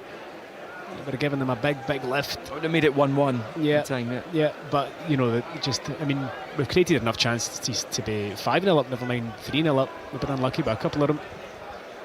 Hickey up the line for McTominay. Across the halfway he goes, driving down the right hand side. He's a brilliant athlete, McTominay, as he tries to hold off the defender, and it's put out for the throw in by Koussoulos. That's what he does for you, and we're lucky that we've got him and John McGinn, who are both excellent at running with the ball. They carry the team forward. That pass to him there, he picks it up. He could have turned out, he could have looked for a pass, but he drives it 30 yards up the pitch whenever throw in line with their 18-yard line. Scotland throw. Porteous is up to take, level with the Cyprus 18-yard line. Long throw possibly for Porteous. He's got Hickey as a short option, and he's going to bowl it into the penalty area, looking for McTominay. It's headed up into the air. The referee, I think, thought McTominay pushed Koussoulos, and that will be a free kick to Cyprus inside their own penalty area. Yeah, it looked a foul. The throw was just a bit short for McTominay. A wee nudge in the back. This must be as comfortable an evening as Steve Clarke's had as Scotland manager. Yeah, you would say so. He's got the cigars out here. He does, but he'll not admit that after the game, you know. And he'll not be too up, and he'll not be, you know, he'll just be like, kind of as he always is. He doesn't change. Well, there's Castanos trying to change that state of mind. Cyprus on that right hand side, cross ball into the penalty area. Charalampus on the turn, just inside the D's, forced away by the Scotland defence, which picked up by Castanos. Looks up, right foot angle, ball in, and Robertson's there to shut the back door. And John McGinn with a header as he tries to carry it up the pitch.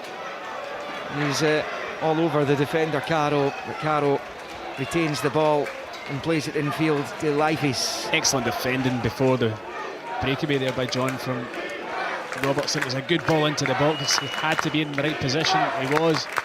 As much as he gives you going forward, Tierney as well, they're both top defenders as well.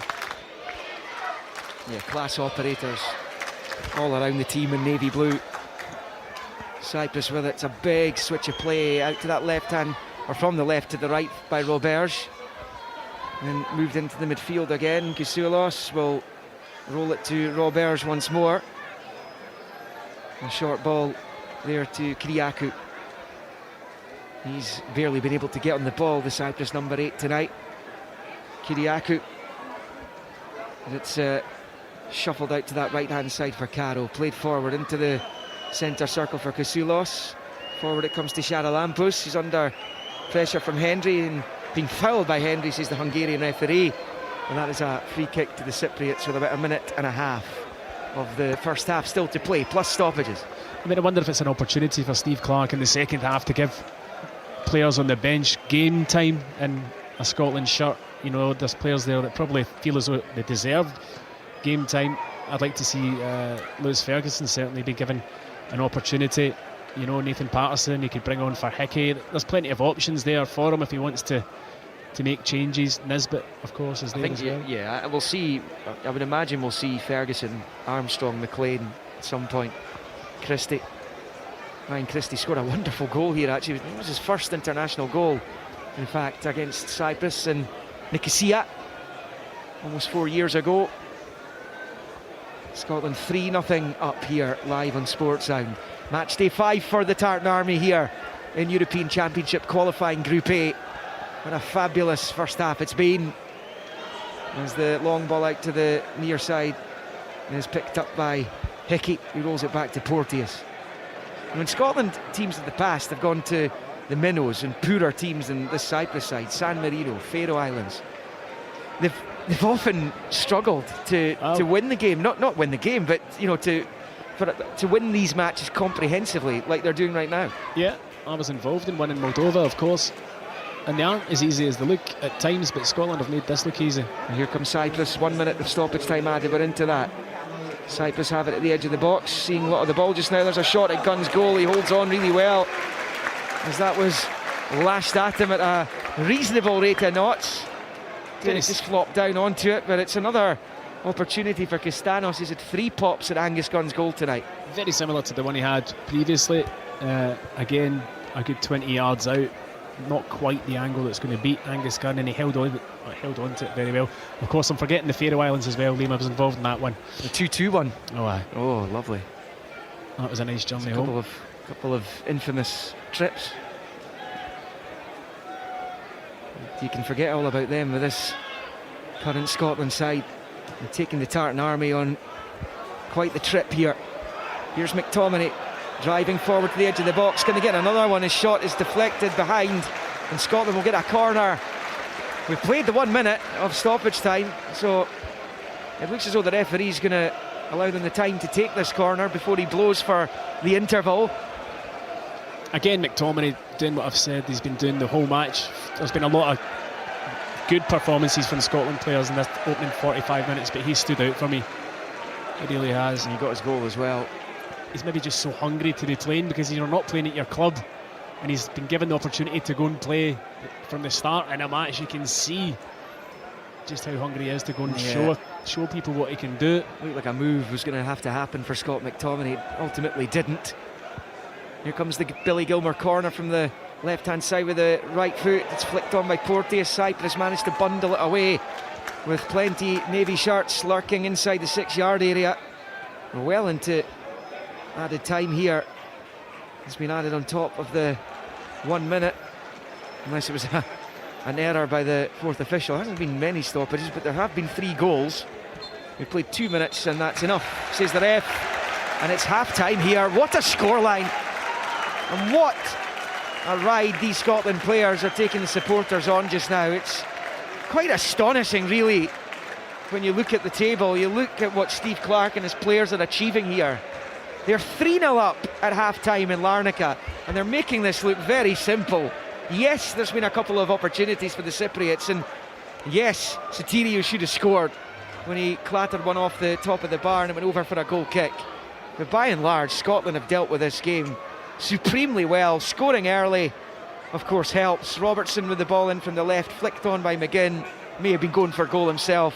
Anyway, it dropped to McTominay, who bulleted it home for his 6th goal in this campaign. It's really incredible. He got 2 against the Cypriots in match day 1. He gets another tonight. Ryan Porteous adding a 2nd, John McGinn adding a 3rd. There could have been more. There may well be more for the Scotland supporters to enjoy here in the searing heat of Cyprus. We're at half-time in Larnaca on match day 5 for the group leading Scots. It is Cyprus 0, Scotland 3.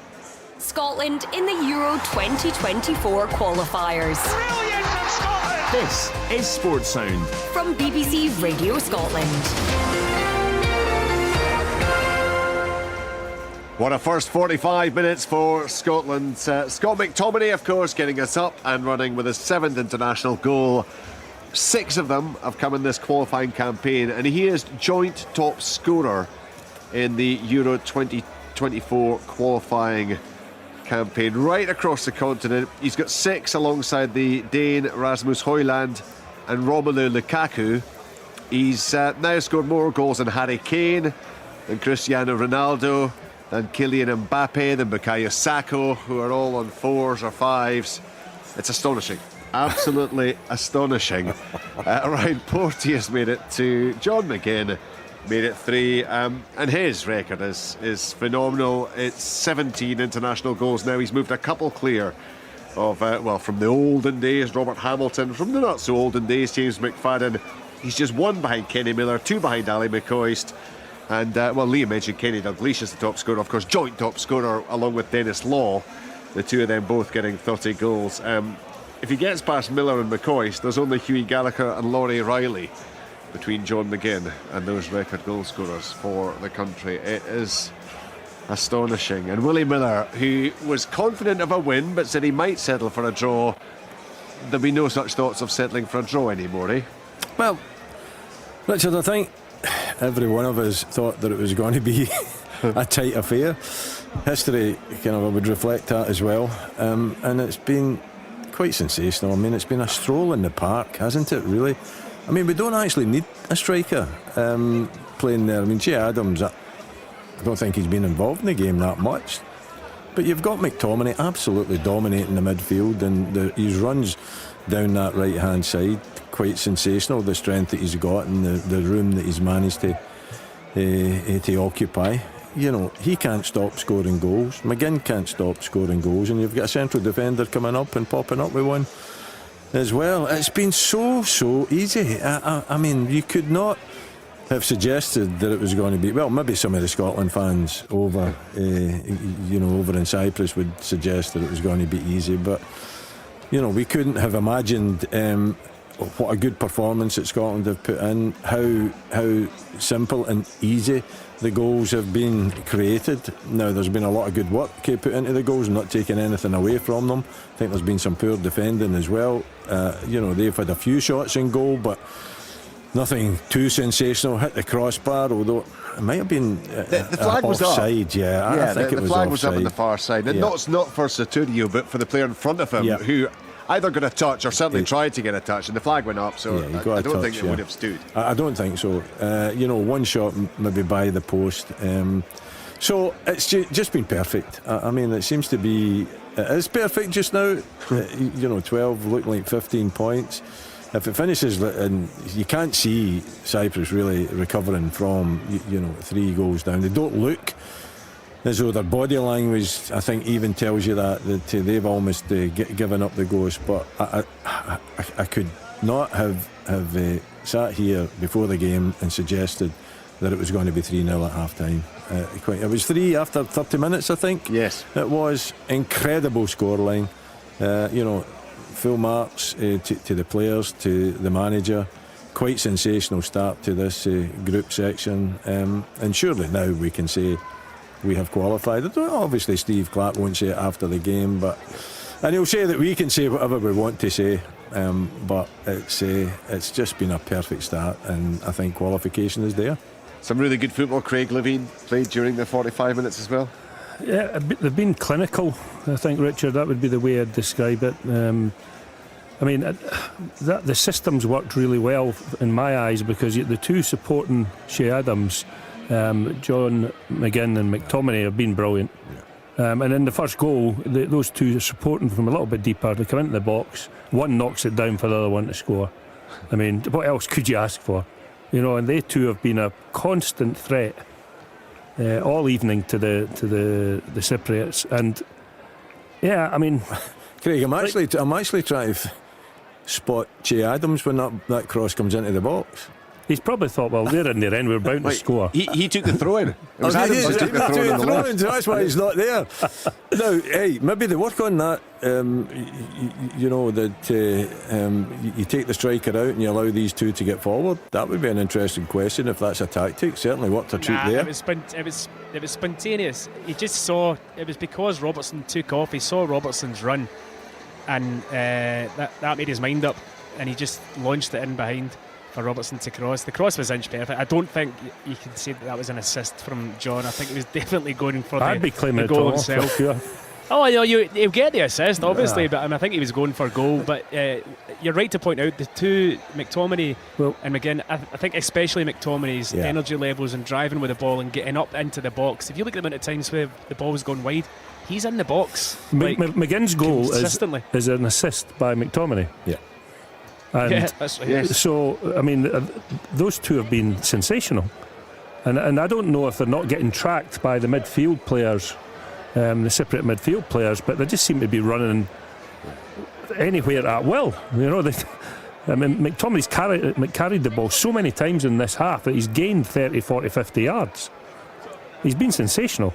I mean, he started off at centre-back, then he was a deep-lying midfield player, and I think Steve's now found probably his best position. He's a real threat getting into that box late in the air, and also he's technically really good. He had a great bit of play on the right hand side, pulls the ball back from McGinn, and John McGinn, without a back lift at all, you know, he just fires the ball into the net. I mean, it's been beyond what we could all possibly have hoped for, eh? Yeah. In between those two, you've got Ryan Porteous getting his first international goal. Interesting, because Tomo was saying that he feared, and I must admit, I wondered as well. But actually, when you see the replays, Jack Henry somehow manages to jump like that with his arms down by his side, and isn't actually. He makes it look as if he's leaning on the player, but he actually isn't. I'm not quite sure how he gets himself into that position. But I think the referee, I think the VAR, quite correct. There's no foul there. No, I didn't see the foul. I think it was Caro. It was a number 2, Richard. He does not make an effort to jump. It's really poor defending from him. So I didn't see it. I know that I think it looked as though perhaps he was climbing over the top, but he's just from our angle. He's just jumped. He's just jumped, and the defender hasn't made any attempt to get his feet off the ground at all. So I didn't think that it was in any way illegal. So no, it's been quite a sensational first half, isn't it? And I think Liam says it must be the most comfortable that the Scotland managers, certainly Steve Clarke, has felt in the first 45 minutes, and I would have to agree with that. Yeah, I mean, these kind of games, well, for a long spell, these kind of games did not come around very often. I was thinking back, we get the odd one, you get the 4s or 5s. There were a couple of 6s against Gibraltar, wasn't there? You can all the way back to, 2015 for then. But, I mean, Cyprus are not, you're not talking about Cyprus being like, well, the kind of lowest of low. When I know Tom was talking about the Faroe Islands. There have been spells, but they've been absolute minnows. San Marino, other teams. I mean, Cyprus aren't at that kind of level, but they just can't live with Scotland right now, can they? No, they can't. And I think that is testament to how well Scotland are playing. I think they have been poor defensively, but that I think it's because of the way that Scotland are playing, and in particular the two players that we've been speaking about, McTominay and McGinn. They haven't tracked them, they haven't identified the danger that they possess, and I don't know why, because you just have to look at the stats and the amount of goals that they've scored, that you would think that they would make sure that they occupied the space in front of them, didn't allow. I mean, McTominay's just surging forward at every opportunity he gets. He goes by players with ease. He's been the standout. I know Tomo says that. I think we would agree that he's been the standout, and McGinn not far behind them. But you just don't expect to go to Cyprus, in these conditions. And do you think, Willie, is there a possibility that teams are recognising that Scotland get 3-0 up against you? You're not coming back, are you? No, you're not coming back now. No, they're finding it really difficult to break down. Scotland defence are well organised, they're getting back, even though there's 3-0 up. It's not as if there's maybe one occasion where they were really wide open down the left hand side that Cyprus could have taken advantage of, but other than that, there's been plenty of bodies back. They've got a good shape. There's not much space to be to be exploited.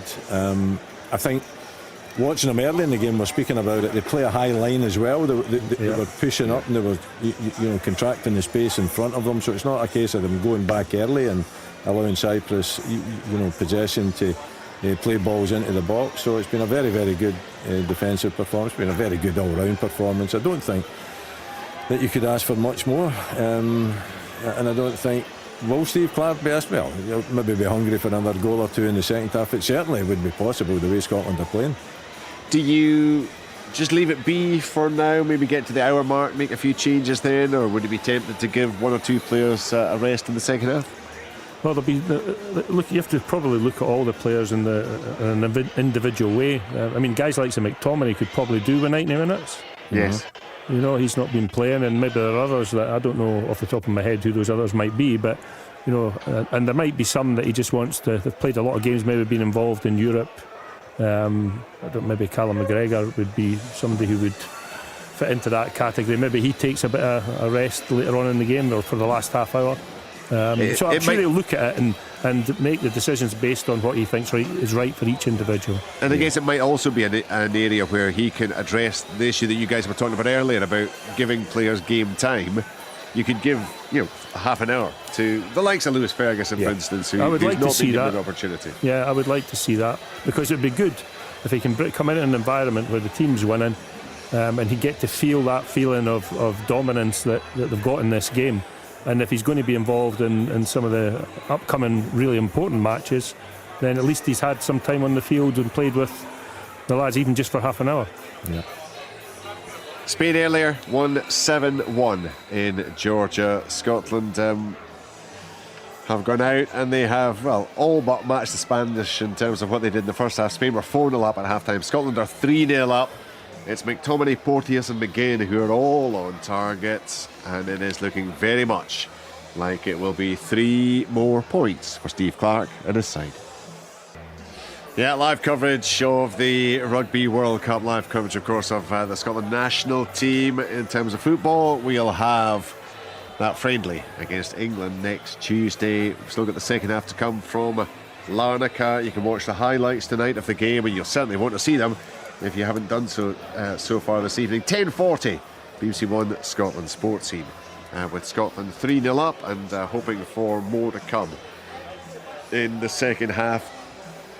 Angus Gunn has played now 4.5 games in the campaign, conceded only the penalty, and he's had a couple of saves, nothing major to do this evening. We talked a lot about McTominay and McGinn, actually, and what they're doing from midfield, and McGregor. Have we seen as much as we might have been hoping of Billy Gilmore?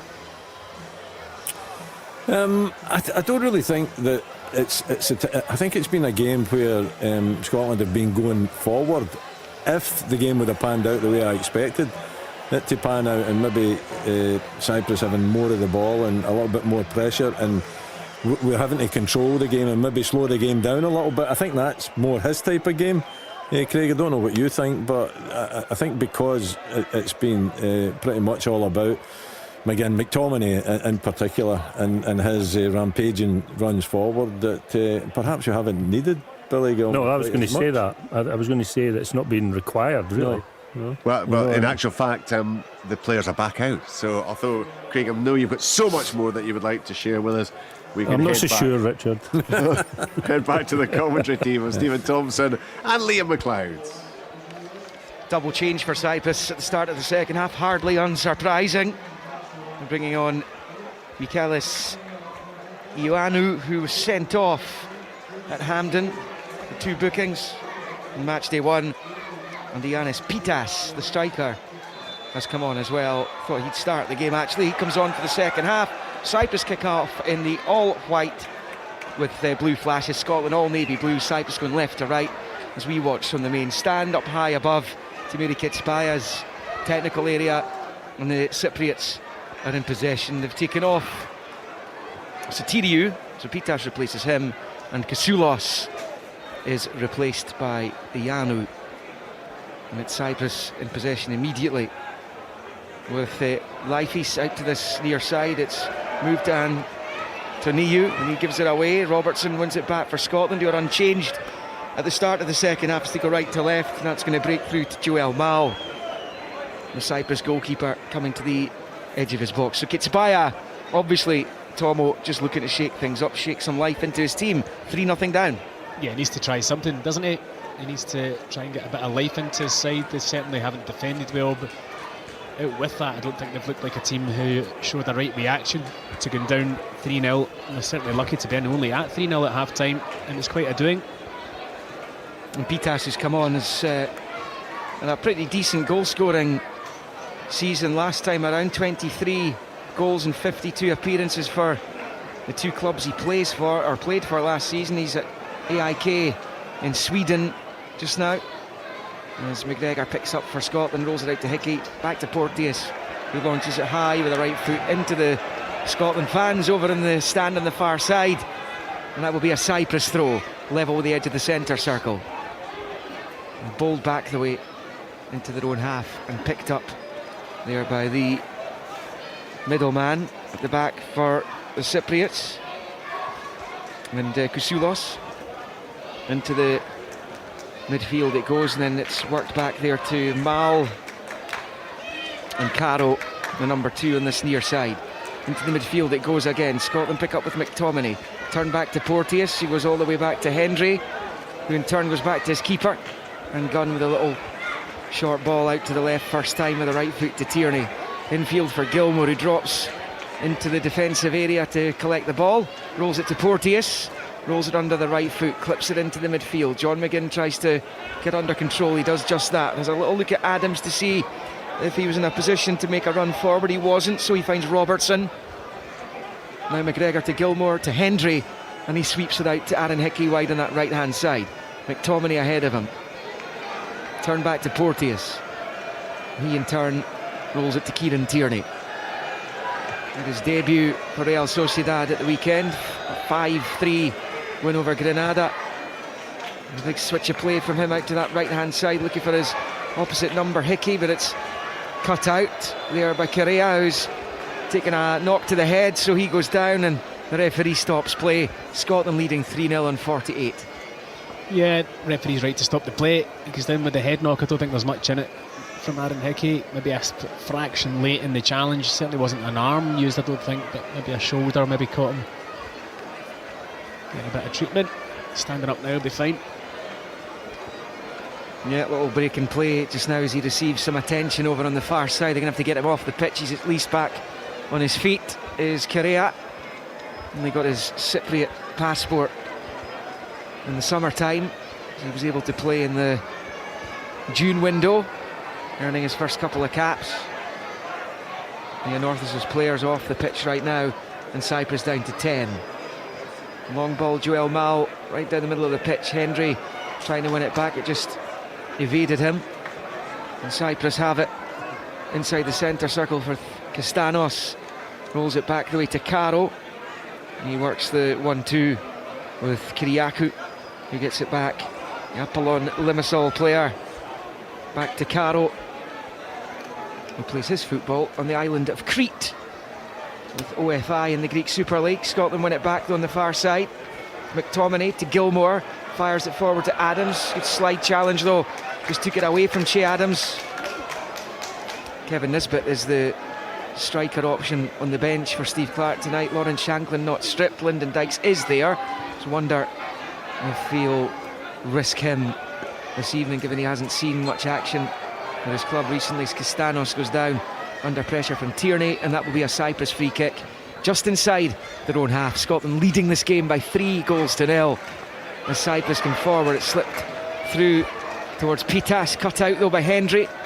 Not really going yet this second half from a Scotland point of view. It's a difficult one when you're 3-0 up, and you know the intensity isn't there to go and get a goal. You don't need to go and chase the game, so sometimes you can come off it a wee bit. I'm sure that would have been Steve Clarke's message at half time: don't come off it, go and get more goals. But sometimes psychologically it's difficult to do it, and the temperature as well, yeah, it doesn't help spending that energy. And then there's the 5-hour trip back to Glasgow, and that will be a Cyprus ball down in this near side. Kieran Tierney's having a little look at the referee. It's gone Scotland's way. Yeah, offside. Yeah, and Andy Robertson over the free kick, a bit level with the edge of the centre circle in his own half. He's going to leave it for Tierney. And it's difficult for the Cypriot players to mentally be ready for this second half, given they're so far behind. As Tierney waits to take this. Just thought about rolling it short to Gilmour. Instead he goes to his old Celtic teammate McGregor. And now with Hendry out to Porteous on that right hand side. To the right of the centre circle for Gilmour, back to Porteous, and then back to Billy Gilmour. We get something going here. Gilmour forward to Adams, just doesn't stick with Shea Adams. It's been that kind of night for him. Hickey trying to win it back at the edge of the Cyprus box, but eventually it's rolled back by one of the defenders to the goalkeeper, Mal, who plays it short there to Leifes. Yeah, Adams just took a wee knock there as that ball came into him. It was a bit short for him. The defender maybe just caught his toe and he's limping a wee bit. It wouldn't surprise me if there was a change made up front. You're right, as much as he's been working hard, it's not really been Adams' evening in terms of his first touch being in. There's Caro rolling it short for Charalampous. Short ball from him as well there to Leifes. Takes it up towards halfway, turns it out to the left hand side where it's collected by Roberge. And back onto the halfway line. Charalampous picks up just inside his own half. The first time ball by Leifes out to Caro on this near side. 52 in the clock, 3-0 to Scotland. Cyprus in possession on this near side. Moving in field is Antoniou. Back to Leifes, into the centre circle it goes. And Cyprus enjoying some decent possession here. It's knocked out to this near side. Robertson prevents it though from getting through to Konstantinos Leifes. And then it's cleared out on this near side as Antoniou looked to get in behind Andy Robertson. He couldn't break away from the Scotland skipper. He did well initially, Robertson, to cut the pass out, but then he was a wee bit slack with his pass into McGregor that allowed the Cyprus player to go over and make the challenge. Kicked it straight out for a Scotland throw, which will be taken by Tierney, midway inside his own half, down on this near side. Looking for a bit of movement. There's some movement from Robertson, but Tierney's holding on to it. Eventually bowls it down the line, looking for Adams. Adams gets it onto the chest, but it's just nicked away from him there by one of the substitutes, Ianu, and out into the main stand. Scotland have a throw in. Now they're up to about midway into Cyprus territory on the Scotland left as they attack the goal to the left. It's with Tierney back to Hendry inside his own half. Thought about switching it out to the right. Instead he passes it forward to McGregor, out to Tierney on the left, just on the halfway line. Moves in field, right foot ball there for Adams. First time back into the feet of McTominay. Now he's driving forward as he loves to do. Option to the right and Hickey checks his run, finds Gilmour instead. Back out to McTominay. It's away from his man, passes it back to Gilmour. Hickey's down the line. Gilmour eventually does that, rolls it to the Brentford defender, and then out of play off the defender for a Scotland throw-in. Over on the far side. He's just a really exciting player to watch, Scott McTominay, the Scotland team. The way he just drives the team forward. Yeah, it really suits this position in the team. It really does. I think that's evident with his goal return in this campaign, but out with his goals, it's a constant threat. And he's been outstanding in this campaign. 6 goals in 5 appearances. It's just really been a wee bit stop-start. 10 minutes almost into this second half and not really got going again, Scotland. Yeah, Cyprus are knocking it about with a bit of confidence just now, and that shouldn't be happening when you look at the scoreboard. No, it shouldn't. And as I said, when you're 3-0 up, sometimes you can just subconsciously take the intensity out of the game. That's when changes come into it, though, isn't it? Yeah, He I think looks so. to his bench. I think he will be looking at that at this very minute, because you can see, or we can see, and he'll know that himself, that it has gone a wee bit flat. John McGinn in the score sheet again tonight. Scored the last time Scotland were in Cyprus. It was he and Christie got the goals. Scotland 3 up, and McGinn on the ball, getting it from McTominay, facing the box, rolls it to the left for Robertson. First time ball across, comes to the back post for McTominay, who can't quite get what he wanted onto it as he slides it behind. Under pressure for the goal kick. Shea Adams was in the middle of the goal there. So close to it. And it's just evaded him. Yeah, he kind of opts not to slide. If he'd just gone with a big slide early doors, he might have got a toenail to it, but the ball from John McGinn out to Robertson's excellent. Again, Robertson's showing that energy down the left hand side. His cross in is just superb. right across the face of the goal. Again, Sharon's inches from it, and then at the back post, couldn't quite turn it round. Cyprus in possession inside their own box, decided to play it short from the subsequent goal kick to that McTominay opportunity. Long ball from them forward, Porteous gets his head onto it, finds Tierney. First time ball back to his keeper. Angus Gunn a little bit short. Now to Porteous, who is brought crashing to the ground, and the yellow card's out there for Ioannis Pitas, the striker, who brought Porteous crashing to the turf. Well, Porteous deserves a wee apology from Angus Gunn here, because that was a hospital pass that he gave him, really short with the ball, and Porteous had to make the challenge, had to try and clear it. The striker's got every right to go in for it. You think you're going to win it in that situation, but caught Porteous a wee bit late. Thankfully he's back up, doesn't need any medical attention. Yeah, he's okay. Free kick Scotland, Gilmore to take, short to Porteous and back to Gilmore. Rolls it with his side foot to Hickey. He's got McTominay running ahead of him, can't find him though with the pass. Cyprus have it back. Roberge into the midfield. Castanos is playing it short to Charalampus, but Hickey spots it and drives forward down that far side. Just ran out of pitch though. He's put it over the line, and Cyprus have a throw in a bit level with the edge of the centre circle in their own territory. Ball back to Roberge. Infield to Leifis. And out to this near side for Caro. Not much in the game in this second half, but Scotland with a 3-0 lead, given to them by the goals from McTominay, Porteous and McGinn in the first half. Porteous with his first international goal, and it's a year since he put in that fabulous performance in his debut against Ukraine in Krakow that sealed promotion to Nations League A for that tournament, which gets underway next year. Scotland in with the big boys, and they're going to be testing themselves against the big boys in their next 3 fixtures, next 3 games for the Scotland team, and then we'll know where they are when it comes to taking them on. It's England, Spain and France. Great games to have though, really good games to have to test yourself against the top nations. Castanos for Cyprus with his back to goal in the Scotland box, got onto the chip ball towards him. Tierney wins it back at the edge of the area for Scotland. Tierney rolls it forward to Adams, to Gilmore, to McGinn. Wonderful triangle of passes completed there as McGinn elects to go back the way to Robertson. Robertson driving it across to the right hand side for Hickey. He's under no pressure. Hickey on the ball here, short to McTominay. Robertson's made an attacking move forward towards the Cyprus box. Adams and McGinn in there too. Comes to McTominay at the byline, right foot clips it deep towards the back post. Robertson can't get there, and he's fouled his man, and that'll be a free kick to Cyprus inside their own penalty area as we move to within an hour or a minute of the hour mark here in Larnaca. Cyprus 0, Scotland 3. Excellent build-up play from Scotland, started deep in their own half, ends up out on the right hand side with another good run from McTominay. His cross was always going to be difficult for Andy Robertson to win the header at the back post. Centre half's much bigger than him at the back post. It was a floaty cross, and he was never favourite to win it. It's looking like 9 wins out of 9 for Scotland against Cyprus. 5 wins out of 5 at the start of this qualifying section, and 11 successive group qualifier victories, which is a magnificent statistic for Steve Clarke to hang his hat on. The longest serving Scotland manager by games played since Craig Brown now, Steve Clarke. As Hickey bowls it onto the chest of McTominay, down by the byline. McTominay holding it up. 2 around him. Still it's McTominay, fouled. Free kick Scotland over on the touchline.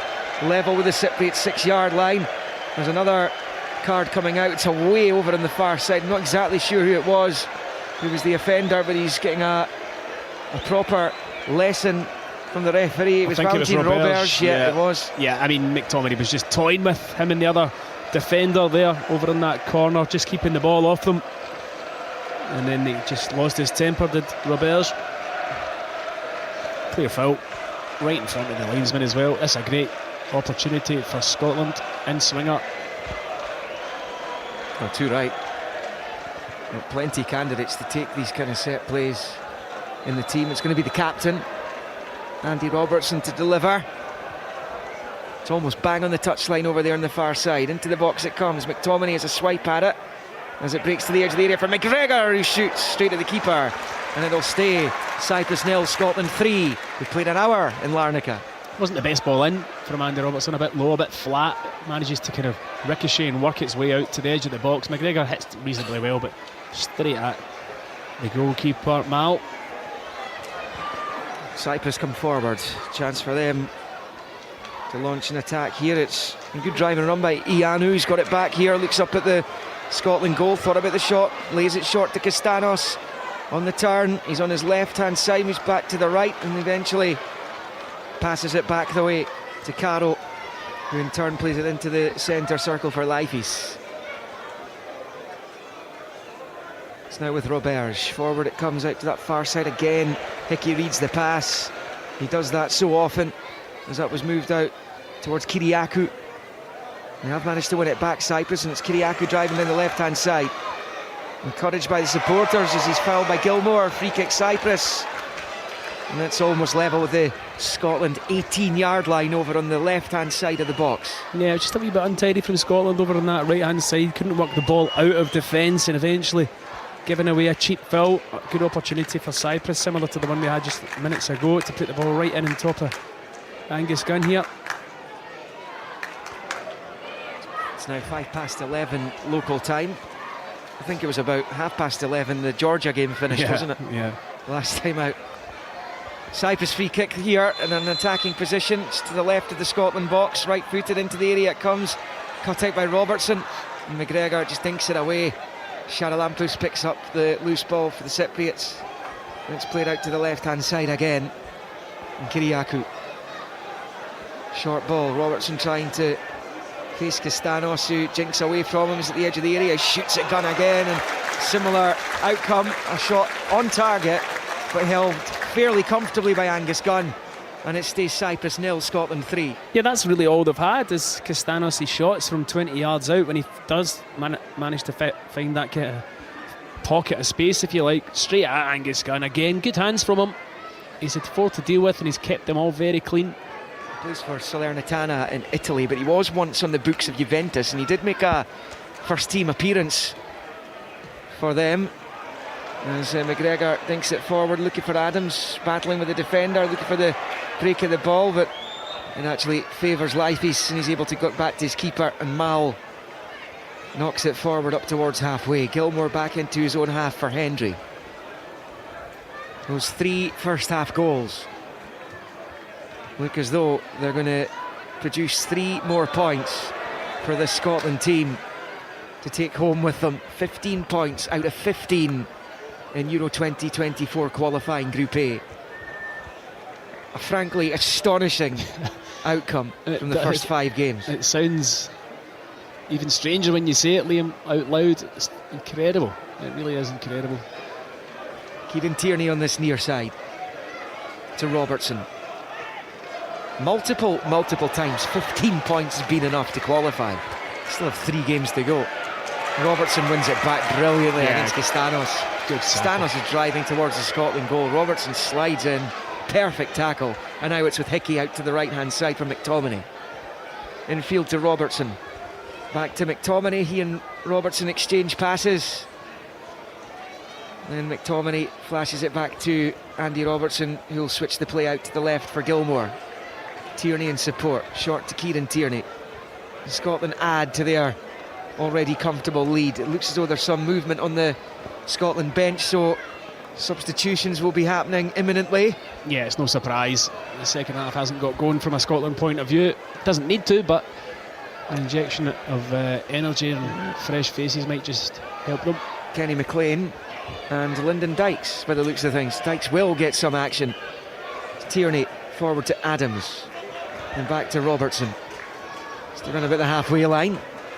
He goes back to Tierney inside his own half, and he goes back to Hendry. Almost done 65 minutes in Larnaca. Cyprus 0, Scotland 3. Coverage to come on Tuesday of Scotland-England in that anniversary friendly at Hampden. That will be on Sportsound on Tuesday evening next week. Before that, Challenge Cup action tomorrow. Commentary comes from Dundee United, Dunfermline. There's 13 ties being played tomorrow. Sportsound will be covering those. And Scotland up against the Springboks in their opening World Cup match on Sunday in France. The Rugby World Cup underway tonight. Full coverage on Sportsound on Sunday. Scotland trying to get out of their defensive third here. Gilmore putting pressure on Castanos. It's worked out to that left-hand side, and comes the cross, diving header away by Porteous, and out for a Cyprus throw-in over on the far side. And now the changes will be made. Double change. The hero of Oslo, Kenny McLean, will come on to replace Gilmore, and I would imagine Dykes for Adams will be the other change. Yeah, it will be. It's been a frustrating night for Che Adams. He'd love to get a goal. He's not really had that many sniffs. 1.5 chance, probably should have shot earlier. Billy Gilmore's put a shift in, done well enough. It's going to be interesting, isn't it, to see what Steve Clarke's starting 11 is for the England match on Tuesday. Does he just stick with the team that served him so well in these qualifying matches, or does he try and mix things up, knowing it's just a friendly, but also bearing in mind who the opposition are, yes, and what an is, expectant Hampden Parker to be wanting to see? It's a kind of hard one to call, that, Liam. You wonder whether he would give opportunities to players that have maybe not had as much game time under him, given that it is a friendly. However, he doesn't normally really deviate from the team that he picks. It's usually his strongest sort of side, maybe one change here and there, but never really ever seen him make wholesale changes for a game. It's appointed as well that Off the Ball's on tonight, 10:30 this evening, once Sports Sound's done, once we get the post-match reaction from here in Larnaca, where Scotland lead this game 3-0 into the final quarter, just about. Joel Mal, the goalkeeper, under pressure. Long ball down this near side, stays in play. Scotland have it with McGregor, onto the head of McLean, back to McGregor. Charalampus gets between the man and the ball and wins it back for the home team. And then it's rolled back by Caro to his goalkeeper. He shifts it to Roberge, who picks up and then plays it back infield to Leifes. Short to Caro on the right hand side, and then he switches the play out to the left for Roberge. We've got a runner in Castanos, who's annoyed the long ball in behind the Scotland defence didn't arrive. Should have gone to him, made a great run. So Scotland making that double change. McLean on, Dykes on. Need to finish this match strongly, and they've won it back in the midfield here. McTominay. Porteous stepped up, and now it's McGinn, right of the centre circle, finds McLean to McTominay. Support from Robertson to his left. Infield to McLean, back to Robertson, and then Tierney. I mean, they just look so comfortable.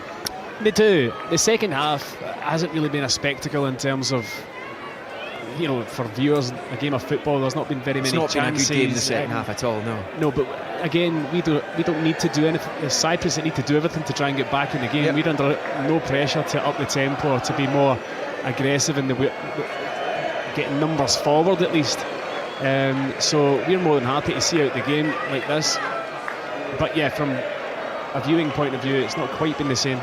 John McGinn, though, right hand side of the box, he's an option, and Hickey uses him on the overlap. Hickey smashes it across, and Joel Mal holds on low at his near post.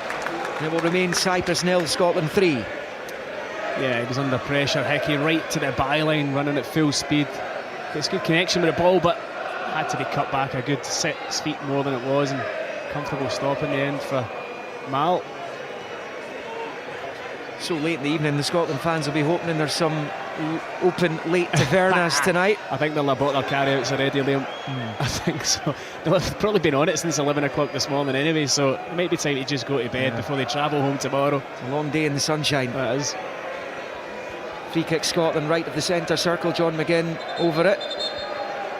Charalampus wasn't getting out of his way. In the end, it's McGregor who takes it. He plays it to the right for Hickey. Heading towards the final 20 here. Porteous. Porteous goes back to Hendry. To McGregor. To Hendry. First time to his left for Tierney. Tierney on the turn. Back facing his own goal. Slips it in field to McGregor. Just inside the centre circle. It is the Celtic captain. Forward to McLean. And back to Hendry and out to Porteous. Infield to McGregor, then back to Ryan Porteous again. They're just happy knocking it around right now. Yeah, just keeping possession. Jack Hendry short to Tierney. Tierney forward to McTominay. McTominay's got Robertson ahead of him. He's also got Kenny McLean in support. It's rolled to Kenny McLean. level with the 18. Now he's level with the penalty spot. Short left football infield to Robertson, back to McLean. Infield to Robertson again and back to Tierney. Tierney infield to McGregor. McGregor then with the left foot, rolls it low out to McLean, takes a touch, then crosses the ball in. It's a good one as well. Dykes goes to attack it. The defender gets there first though, and they're able to bundle it clear through Carroll. Tierney plays it forward again. Dykes, nobody near him for a second there, slips it to his left for Robertson across the face of goal, and it will go out of play on the far side, but I think the flag's gone up anyway, and that will be a Cyprus ball. 71 played, Cyprus 0, Scotland 3. Maybe just a wee indication there of Lyndon Dykes not being quite up to match speed, because when he received that ball, he was in acres of space at the edge of the 18, and normally you'd see him drive in and get a shot off, but it wasn't his first thought. Lays it into Robertson, who flashed it across the face. McTominay again busting himself to get in there, tried to get another goal, but ultimately offside in the end. Yeah, McTominay's goal stats are up there with some of the best strikers in the European qualifiers. Absolutely outstanding. 6 in 5 matches, 7 all told for his country now. It's back with Joel Mal, who plays it short to the left for Roberge. Infield it goes to Leifis, then out to the right for Caro.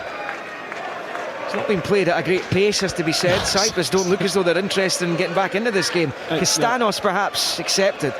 Maybe because it's 11 o'clock at night, Liam. There's that. Something to do with it. There is Porteous, back to Hendry.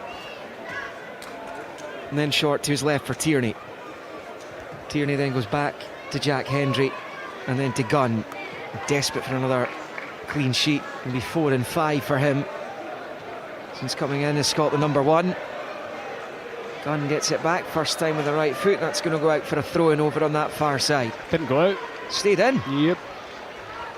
Yeah, it did. So Cyprus have it, and it's Leifis short to his right, and it's Caro to Kyriakou in the midfield, under pressure from Tierney. Kyriakou looking for an option ahead. He's asking too much of Pitas. Gunn comes out of his box, and it's a little nonchalant cushion header to Robertson, who finds McLean, and now Tierney. Tierney steps back. Kyriakou's gone down. Nowhere near the ball, so I think he's looking for the referee to stop the game, but the ref's letting it go.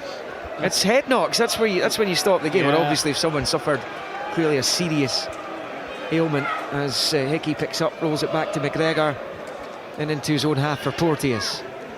Porteous then to the left of the centre circle for McTominay. McTominay, Robertson on the touchline, goes back in field to McGregor, and then out to the right for Hickey. McGinn makes the move ahead of him. Hickey passing it to McGinn. McGinn on the turn on that right hand side up against Correa. Short ball to Hickey. Passes it to McGregor. Squares it infield for McLean, who sweeps it to Tierney. Rolls it to the left of the box here for Robertson. Infield to McTominay. It's left of the D. Tried to squeeze it through to Dykes. Comes off the defender. Does find Dykes. Now Robertson. McTominay! Oh, it's off the post! Fabulous effort. He's done everything right there. It bent round the goalkeeper and bounced back off the goal frame when it looked as though it was going to nestle in the net for his latest goal for his country. It stays Cyprus 0, Scotland 3 on 74 and a half. He's so unlucky. He really is. It's a brilliant effort. Curled it right past the goalkeeper. You're thinking it's going to nestle in the bottom corner. Comes back off the frame of the post. But the build-up to that actual eventual shot was brilliant from Scotland. 20-pass build-up leading to that shot for McTominay. Finally something to talk about in this second half, Liam. That's as close, I think, as Scotland have gone to scoring another one in this second half. It's back with Joel Mal, who clips it forward. Underneath it is Castanos. Robertson gets between the man and the ball and manages to find McLean as well, who goes back into his own half for Tierney. Short to Kenny McLean. Took that goal in Oslo just fabulously well, and his weaker foot as well, and he's just been sent crashing to the ground there, and it's a free kick, and it's surely going to be a yellow card as well for Michaelis Iyanu, who was sent off at Hampden for 2 bookings on match day 1.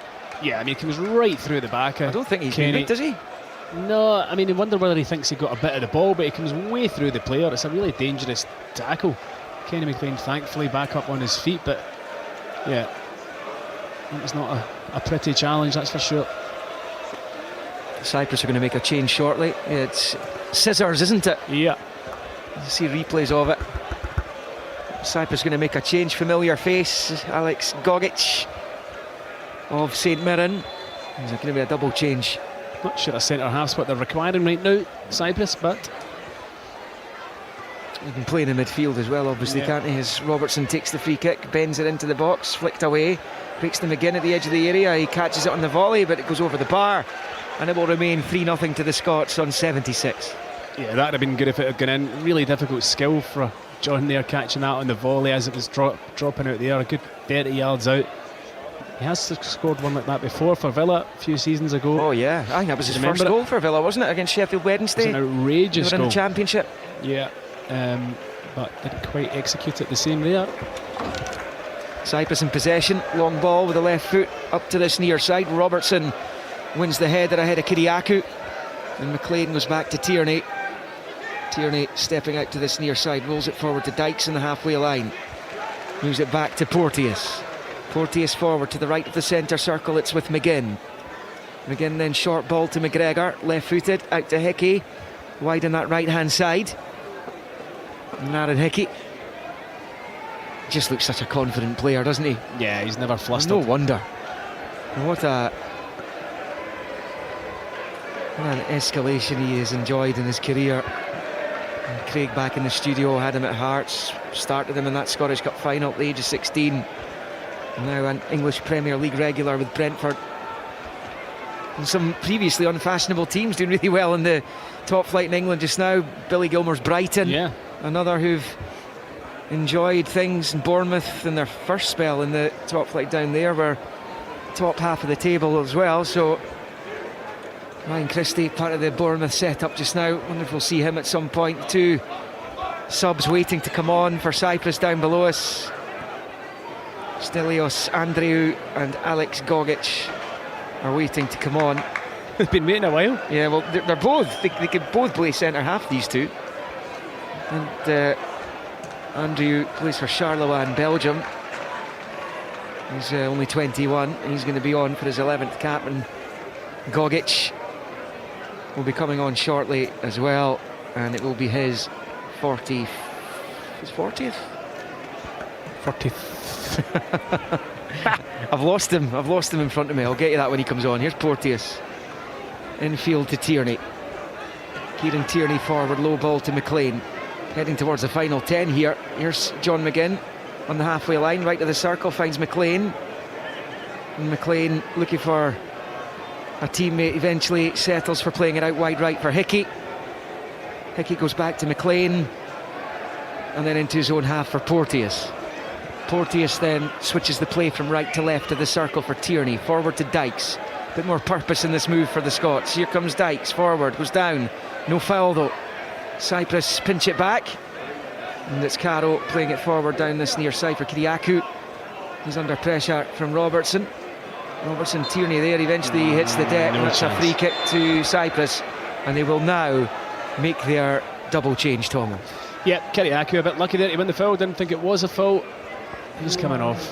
Kyriakou's coming off. So that's his last act. On comes Gogic. So he's going into midfield. He's going into midfield, yeah. He's doing so well at the back for St Mirren. He's on for his 22nd cap. 22nd? You were close with 40 then. I was looking at the wrong player.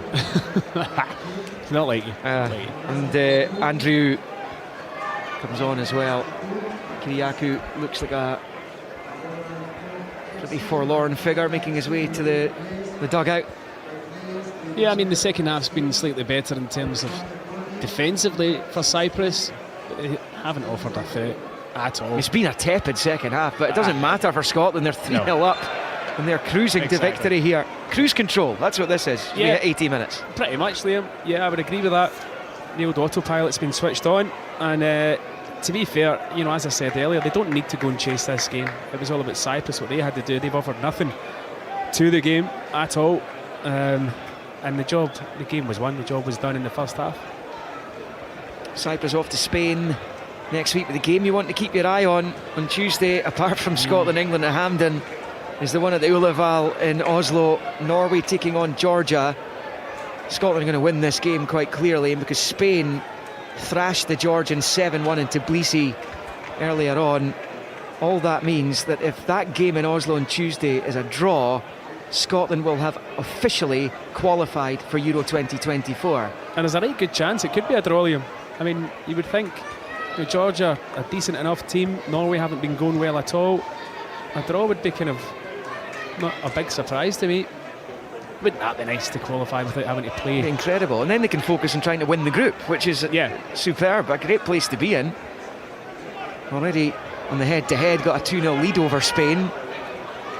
We go to Seville in their next qualifier. Obviously that's going to be hugely difficult. Since Spain lost at Hampden, they've gone on to win the Nations League finals in the Netherlands, and I'm saying they're sticking 7 past Georgia.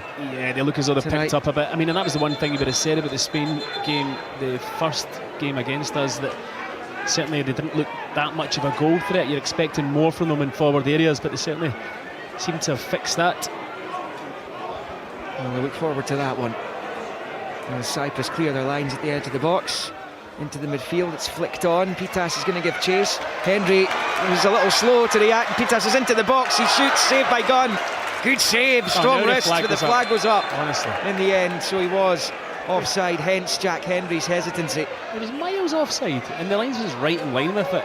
I mean, I don't know how many times they've got to let it play. I know, I don't know how many times I've said it. I mean, it's getting boring now, but it really is such an annoying rule. But Hendry actually shouldn't stop, regardless if he knows it's off or not. He's got to at least get back goal side, and he'll know that as a defender, as a centre half. You never ever take the chance. Closing stages of match day 5 for Scotland in qualifying Group A. Double change coming up once again. Stuart Armstrong and Nathan Patterson are next on, and John McGinn comes off, having notched another one as he targets Dalglish and Law at the top of the scoring charts. He's moving towards Kenny Miller, and Ali McCoy still be his next targets. Yeah, he's in a quieter second half. John had a really good first half, got his goal, he'll be delighted with that. On comes Patterson for Hickey. And I mean, Cyprus are going to make their final change as well. It's going to be an interesting battle that over the next 10 years or so, that right wing back or right side position, because they're both good players playing at a very good level. And Aaron Hickey's got the shirt just now, he's done nothing wrong, so he'll remain in charge of the shirt, but Patterson will be hoping to push him all the way. Yeah, it's difficult to split them, isn't it? They're both outstanding. Yeah. We've got that strength on the right as well as the left, because it was we always knew how strong Scotland were on the left hand side as Tierney goes down. Yeah, he does not look very comfortable on the ground. Got to hope this is not bad. Yeah, he's taking a sore one. He's left of the centre circle, Kieran Tierney. He's sitting back up now, so hopefully he's okay. And it's a yellow card that's been shown at Ianu, and he should have been booked for the challenge on Kenny McLean earlier, so he should be off again. Tierney's up, right. That's good news. Yeah, he's okay. So 3-0 to Scotland, 84 minutes played here in Larnaca. It has been a walk in the park for Scotland. As Hendry goes back to Gunn. All the goals coming in the first half. McTominay opening the scoring early on, set the tone. And then Porteous and McGinn adding to that early strike. Long from Porteous up towards the centre circle. It's Gogic with a header forward, picked up by Pitas. His pass forward, or control, was poor. Goes straight to Tierney. He returns it to his goalkeeper, and Gunn plays it out towards Robertson, who can't get onto it, and out for a Cyprus throw-in on this near side. He's had an excellent season, Gogic. His last appearance here, though, he gave the ball straight to the Georgians, who took advantage and scored off the mistake. He started it in the middle centre-back position in that game. Well, he's definitely been one of Scotland's best players so far this season. Excellent he's been. Not many failures in that club just now. It's Porteous with a challenge, no foul, and Pitas is the ref, who was in a good position. McLean picks up and rolls it to Patterson on the right-hand side. Final 5 minutes here. As Patterson is forced back towards his own byline, but he does really well. Gets it to Porteous, but then loses out as it was returned to him. He was still in a dangerous position. And it's Castanos trying to win it back again as Porteous and Patterson managed to regain possession for Scotland momentarily, but it's gone out for a Cyprus throw-in, level with the Scotland 6. Yeah, no options in front of him there, Patterson, none at all. Had to turn back and eventually was caught on the ball. Long throw into the box. Porteous was fouled though by the sub Kakulio, who came on just a couple of minutes ago. And Scotland have a free kick, and this game's just petering out. Oh, it's been petering out for the last 35 minutes. Here's Gunn to take this free kick. Short to Hendry. We'll get you all the post-match reaction from here in Larnaca once the match is over. On air Sports Sound till about 10:30 before off the ball, as Dykes tries to win it in the Cyprus half towards the final third, and he wins the throw-in at least. Robertson taking it quickly, looking for McTominay, cut out though by Andrew. He puts it out for a Scotland throw-in about level with the Cyprus 6-yard line. Yeah, just seen out the last couple of minutes here, Liam. Don't think there'll be much time added on. Can't think of, mind you, maybe the substitutes nowadays. You never really know, do you? Probably end up being a good 6-7 minutes. There's not been any VAR interventions really, apart from the obvious checks they've been chuntering away in the background as Armstrong slips it out to Patterson on that right hand side. Stuart Armstrong's been a regular for Southampton this season. He's back in the Championship. He gets him from Patterson, who's made that right back berth his own at Everton. It's now with Tierney on this near side. Tierney turns it back into his own half for Hendry. There haven't been too many nervy moments tonight. No. Angus Gunn's had a few saves to make, and he's done well. Shots. He's desperate to keep his clean sheet. Yeah, long distance shots, Liam, from 20 yards that were never really tested him. There was one that whistled past his post. Had it been in target, it may have gone in, but obviously then you've got the shot off the bar that I didn't realise the guys were saying in the studio might have been offside anyway. The chase is on down the left for Cyprus, but they overhit the pass and Patterson sees it behind for the goal kick, which Gunn will take. It must be great for these guys down there to be part of this squad right now. They are churning out win after win. Yeah. McTominay strong, really good play by Scott McTominay as he held off the defender, but Lifeys comes to help out Carroll. He'll roll it back to the edge of his own box. And then Roberge finds Lifeys back to Roberge at the edge of his own box. And out to that left-hand side. He goes for the Cypriots. Correa with the long ball forward, but cut out by Porteous. Now Patterson looks up, long looking for McTominay, takes it down in behind the defender, but it just gets away from him. He was offside. Miles off. In any case, as we move towards minute 90 here in Larnaca, Cyprus 0, Scotland 3.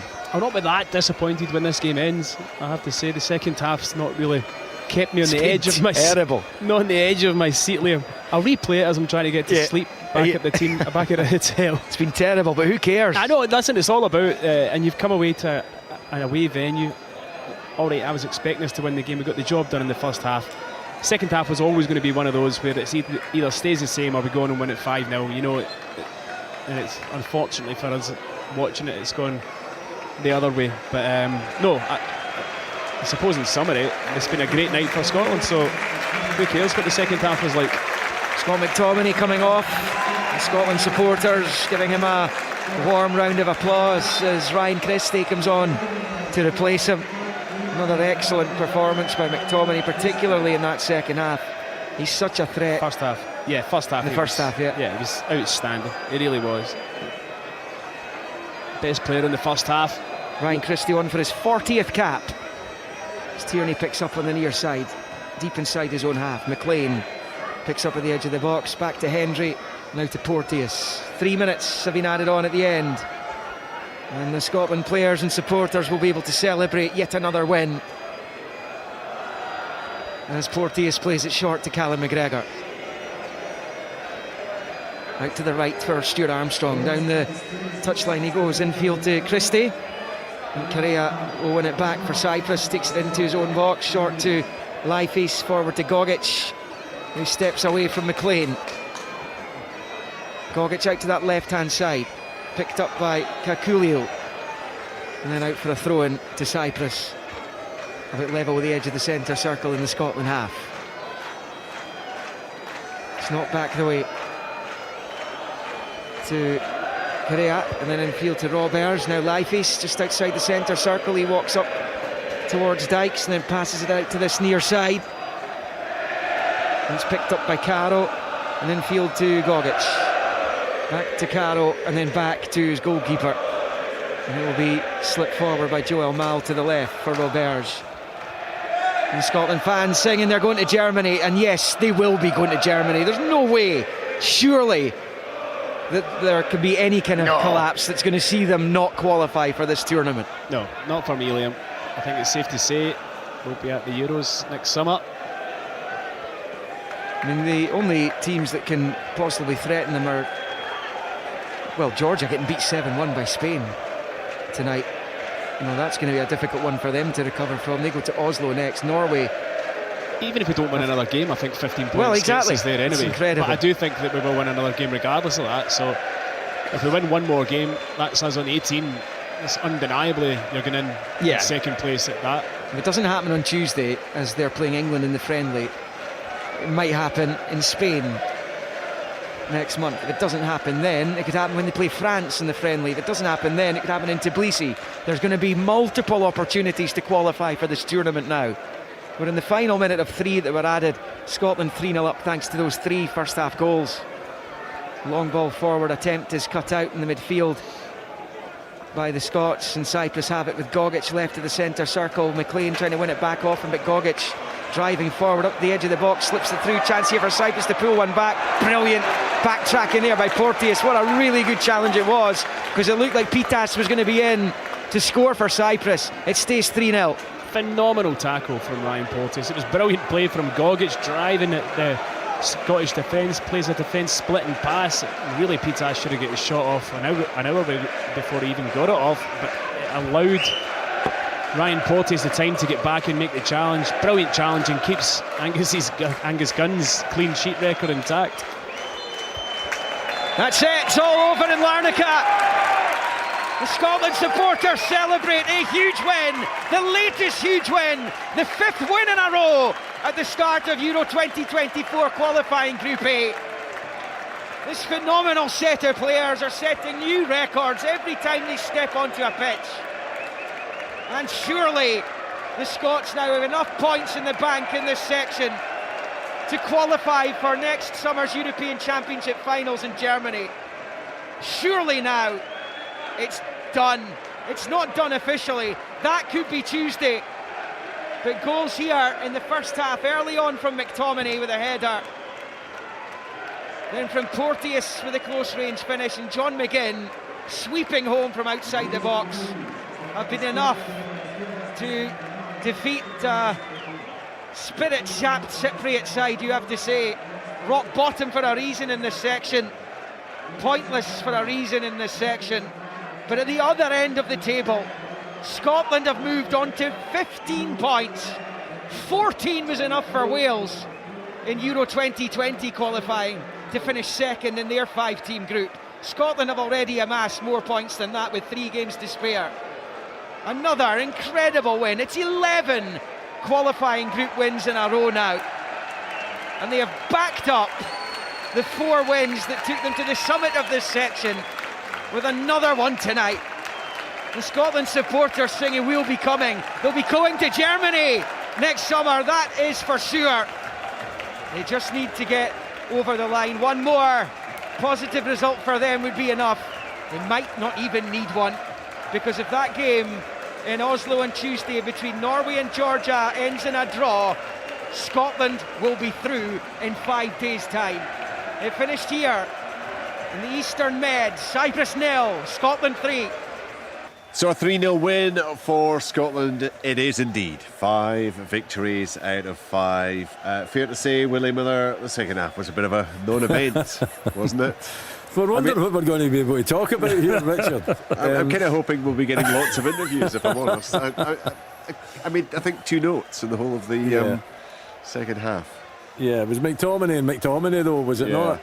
Sliding in at the back post, and then his curler that he was so unlucky to see come off the far post. He was outstanding, just simply outstanding. Great performance, got the job done early, first 30 minutes. Never looked like Cyprus could peg them back in any shape or form. Controlled the second half, didn't need to do too much. The work was done, conserved the energy, got some players on, some substitutes, Dykes coming on, Armstrong, Patterson and McLean coming on as well. So he's been able to add some caps there to these players and give them a nod for their loyalty. It's just sensational, the start to this group campaign. 15 points, and he's not going to admit that will get them through, but I don't know, you statisticians would have to work out what would have to happen for Scotland not to qualify now and bring some light into the darkness of my mind, but that they're qualified. I thought before the game they were qualified. I think definitely now with this victory that they're going to qualify for the Euros. But a great performance, some good individuals performance. I think McTominay is the shining light, but generally well organised at the back, disciplined at the back. Porte is getting his goal and then putting in that magnificent challenge late in the game, showing his defensive qualities. Angus Gunn adding another shutout to a quite incredible start to his international career. I don't know, does it get any better? Well, once you qualify, I think that would be the only way to make it better, and I'm sure that they're well on their way to doing that after another impressive performance tonight. Yeah, so well, look, Spain are on 6 points. They've still got 5 games to go, so they could get to 21, they could get to 18 if they lost one game. Yeah, so it is right now, the only possibility is that if Georgia win their last 4 matches, or Norway win their last 4 matches, and Spain win 4 of 5. Even that might be Spain. Actually, I don't see how that can happen, because Spain would have to win. We're on 15. There could be a draw in there, I suppose. It's almost impossible for it to go against us. Yeah. We know it'll go absolutely Scotland's way if there is that draw. That's a certainty. If Norway and Georgia draw on Tuesday, then that would do it. But as Thomas said and Liam said in the commentary there, Craig, you cannot foresee a set of circumstances in which Scotland will not now qualify for Euro 2024. And the bottom line is the players absolutely deserve that for what they have done so far. I'm a believer, for sure. I've watched this group of players that Steve's pulled together over the last 2 or 3 years grow in character, and the performances have become very consistent. Very consistent. I thought the second half was interesting in one way this evening. I think Cyprus decided that they didn't really want to score any goals, but they didn't really want to lose any more either. And the game just became, I don't know, just boring, was it? Would that be fair? I think it would be, yeah. Yeah. But in a nice way for Scotland. Well, for Scotland, you're winning 3-0. You're expecting the opposition to try and come out and make a game of it. Yeah.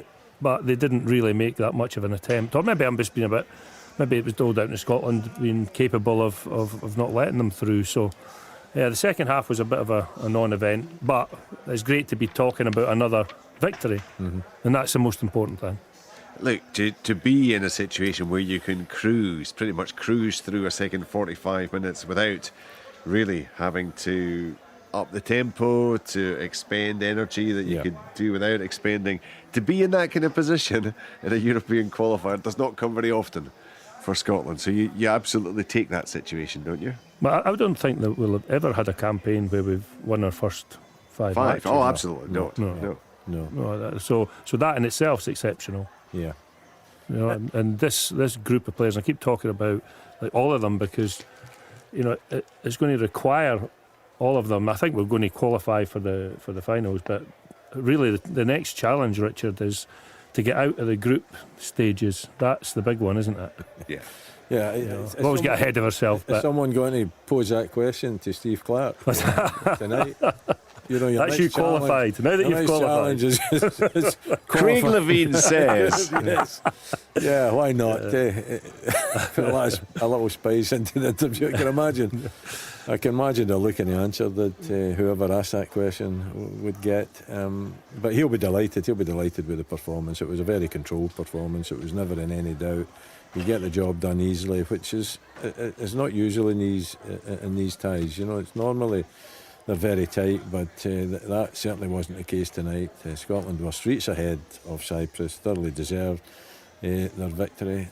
Great team performance, some very good individual performances. And we're midfield goal machines just keep on motoring. Yeah, we're getting close to the I'm thinking back to it was qualifying for France 98 and that team that Craig Brown had, where they conceded, I think it was just 3 goals in the whole qualifying campaign. In right the way through the groups, it was Sweden. Oh yeah, of course. I'm trying to work out. I thought there were 11 games or 10 games there. Estonia, Austria, Sweden, Belarus, and so they conceded a couple of goals to Sweden, 1 to Belarus. It was 3 goals in 10 matches.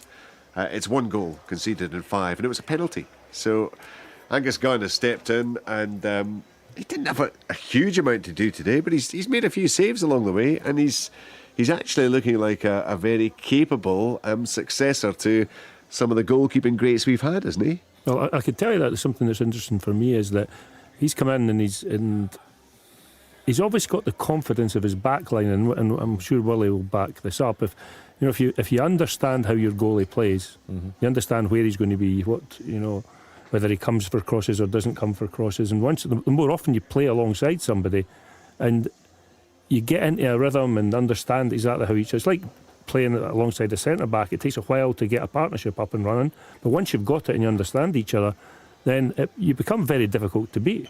Very difficult to beat, and I think we look very solid along the back line. Yeah. We really do. He's came in though, and he's looked, for someone so young and in particular maybe not having the experience, he's looked like an experienced goalkeeper, hasn't he? And he's not made any wrong moves.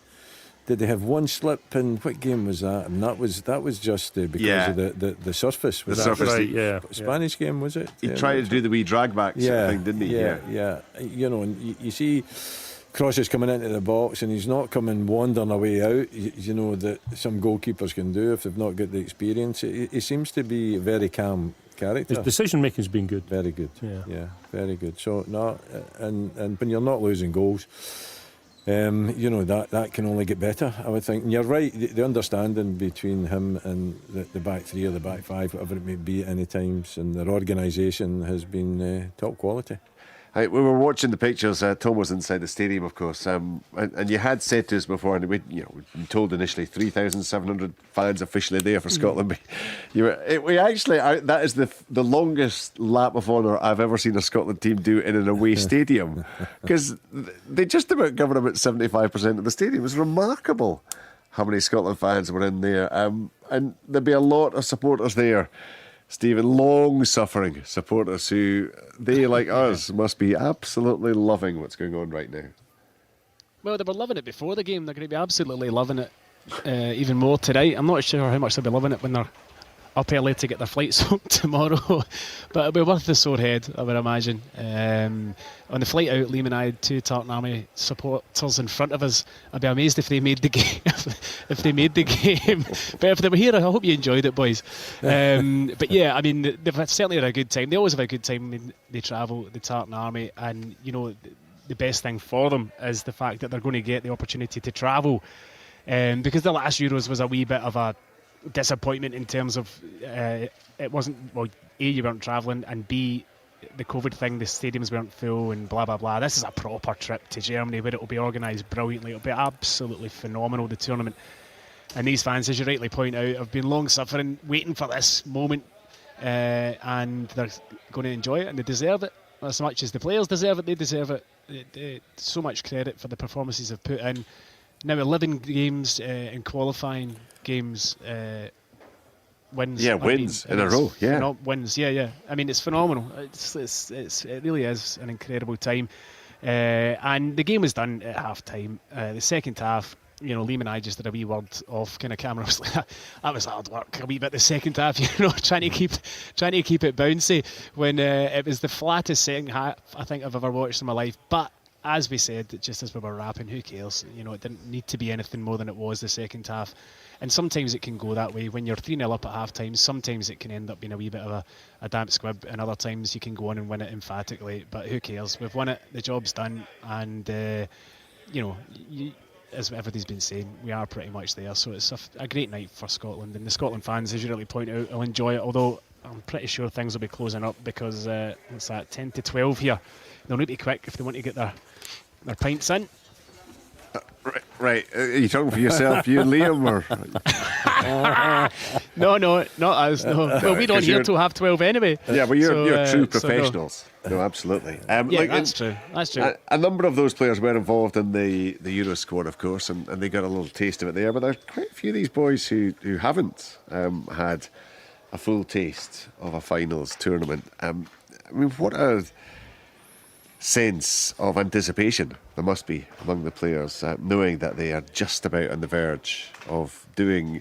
Tom, I'm sure there's an element of envy from you, Stephen. You were part of that generation that just couldn't quite get there. Yeah, we missed out on a couple. We were close. Obviously, beating Holland at home, or Michael gives me into trouble for calling them Holland. The Netherlands at home, and then obviously the away leg. Is that more tripe that you're talking? Yeah, probably. The away leg was obviously to be forgotten, and we've come close since then as well. But I suppose you'd be better asking Willie what it's like to go to one of these things. He's been there and done it. And I was going to. I just wanted to wallow in your pain. It is disappointing, especially when you come so close, because ultimately, when you're a footballer, you want to win trophies. You want to play at the highest level. If you want to play in Europe, you want to play in the Champions League. You want to represent your country, and the big box to be ticked is you want to play in a major tournament, and a generation of players, 2 generations of players, and 2 decades worth of players missed out on that opportunity because we weren't good enough. Ultimately, this team are, and they thoroughly deserve to be there. Yeah, and it is, Willie. It's going to be, I suppose the squads from the early to mid 70s through to the late 80s into the 90s. There were a number of squads there, but there was almost like a momentum that gathered and built. And almost every campaign you went into, almost irrespective of who Scotland were drawn with, you just expected that they were going to qualify. And that's the kind of mindset and momentum I suppose you want to build. You do, but back in the day it was a World Cup, Richard. There was more teams qualified for the World Cup. When I played, the Euros were 8 was in the finals, so you had to be one of the top 8 teams in Europe to actually participate in the finals. What is it now? Is it 24? Is it up to 24? It was 16, I think. 16. Stephen, would you have played when it was 16 that qualified? Not 100% sure. I think it might have been. Yeah, I think it might have been. It has multiplied over a period of time. Yeah, but getting back to the question, actually, being able to participate in the World Cup final was just a magnificent experience. To go there and to pit yourself against the best teams in the world. It's something that you want every player to be able to achieve, and I think this squad here are well on their way to getting there, Richard. I think this Euros and the next World Cup would be a target for them, but to participate in the Euros, which they look as though they're going to be able to do, and then once they get out of the group stages, which is Steve Clarke's next challenge, then they can look forward to hopefully qualifying for the World Cup. But that's where you want to be. You want to be playing, and these guys are all playing at high level. They're playing at a huge level, for their clubs domestically, and they're very, very good players as well. And they're now blending as a team. So it's a challenge to get there. They'll get there. And then the challenge will be, to try and make the most of that and be the first team to actually qualify in a major tournament outside of the group stages. So that'll be a challenge that I'm sure they will embrace, as they have done, with these games up to now. And their performances have just been at such a high level. It's quite incredible the work that Steve Clarke has done and the performances that they've managed to produce. Still has to be done officially, Craig. I think even if Steve doesn't admit it publicly, pretty much everyone outside the camp will be feeling that it is going to happen. Do you get the sense that this squad has what it takes to potentially make history? To go on and qualify, but actually to make a real impact potentially at the tournament next summer? Yeah, the evidence is there. I think that we're capable. I think that even between now and next summer, some of these guys will be even better players.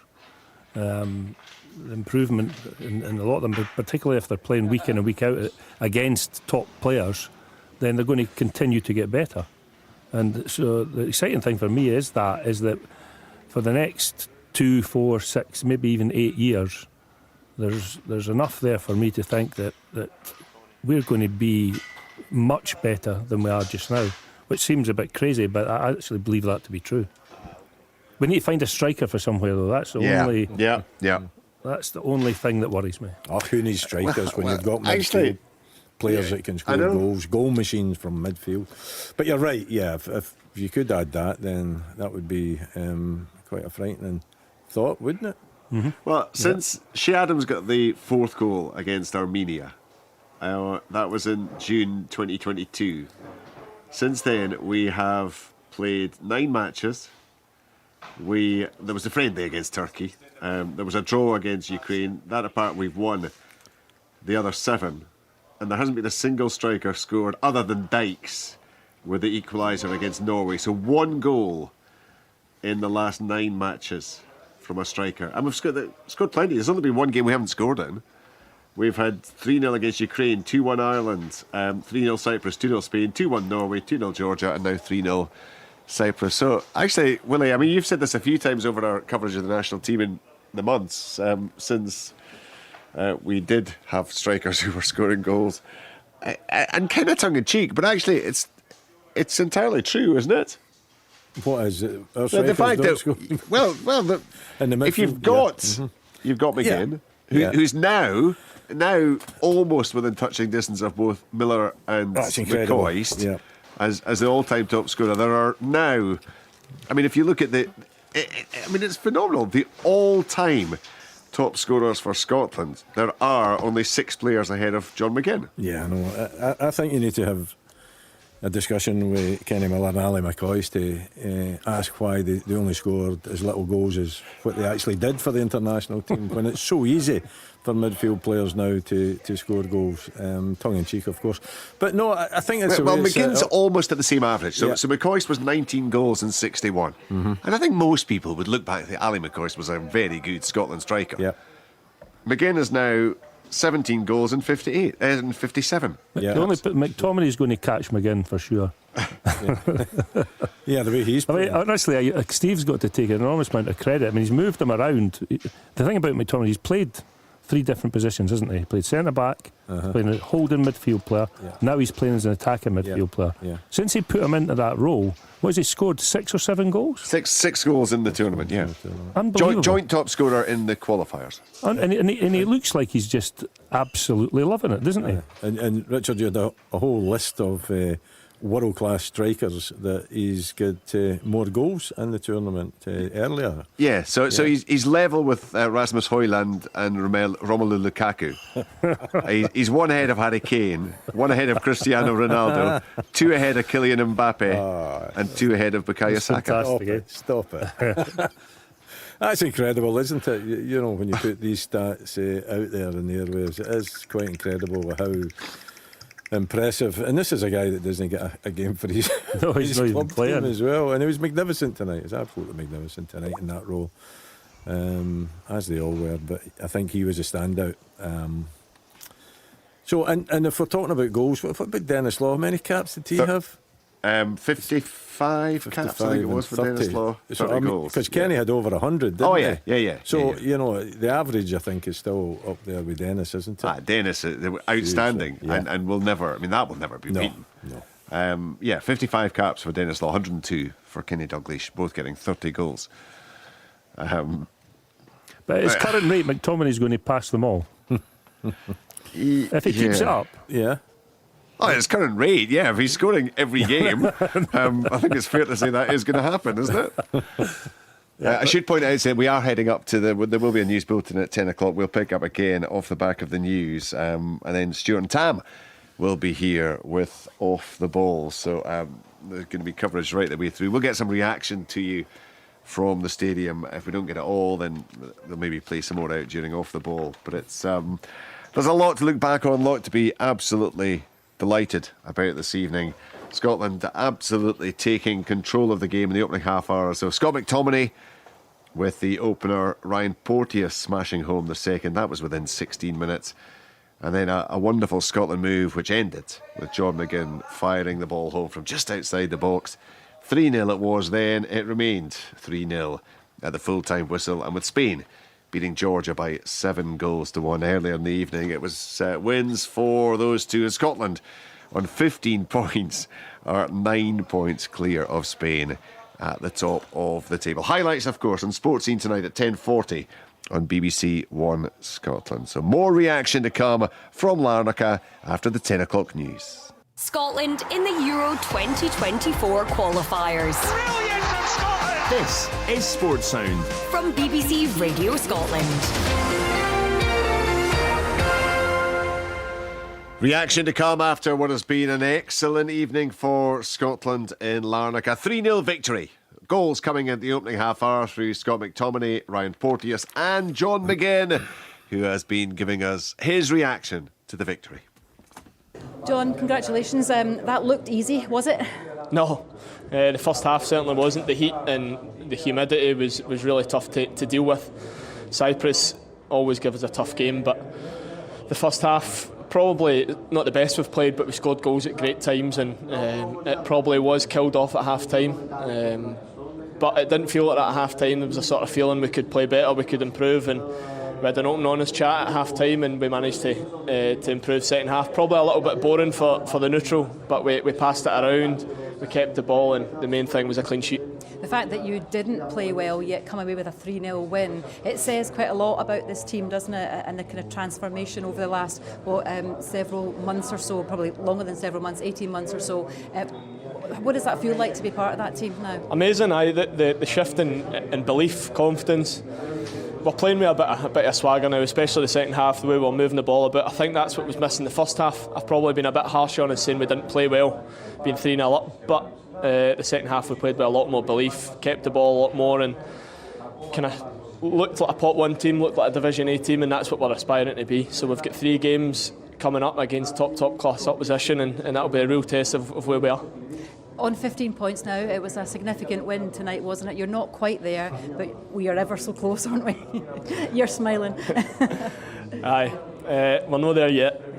We're trying our best to keep a lid on it, but the wee guys inside you are getting excited. We are getting excited, we're allowed to get excited, but we're not there yet. How hard is it to keep a lid on it though? Oh aye, near enough impossible, but we're doing our best, because if there was one country to mess it up, it would be Scotland. We're all aware of that. We've been in really good positions before and messed it up, and this time it's just not going to be the case. Yeah, is that a real determination throughout the squad, that's one of the reasons why you're not thinking about it, just to be fully focused on the next game? Aye, it has to be. We can't disrespect any team. I think you can't say Norway and Georgia won't go and get maximum points. It's possible. So we need to do our job. We've got a tough game next away to Spain.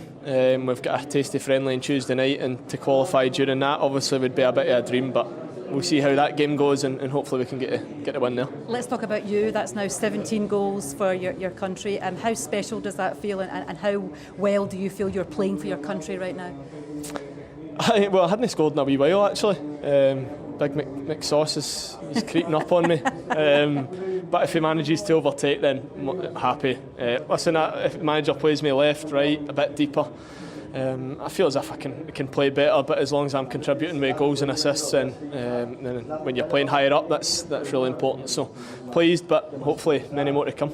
You mentioned Scott McTominay there. Obviously, he's now 6 goals and 5 appearances. He's now a joint top scorer in this Euro qualifying campaign. It's not bad for a player who's not getting a game for his club, isn't it? I'm going to make sure he doesn't hear me. He's got the Fernando Torres V haircut, so that's why he's...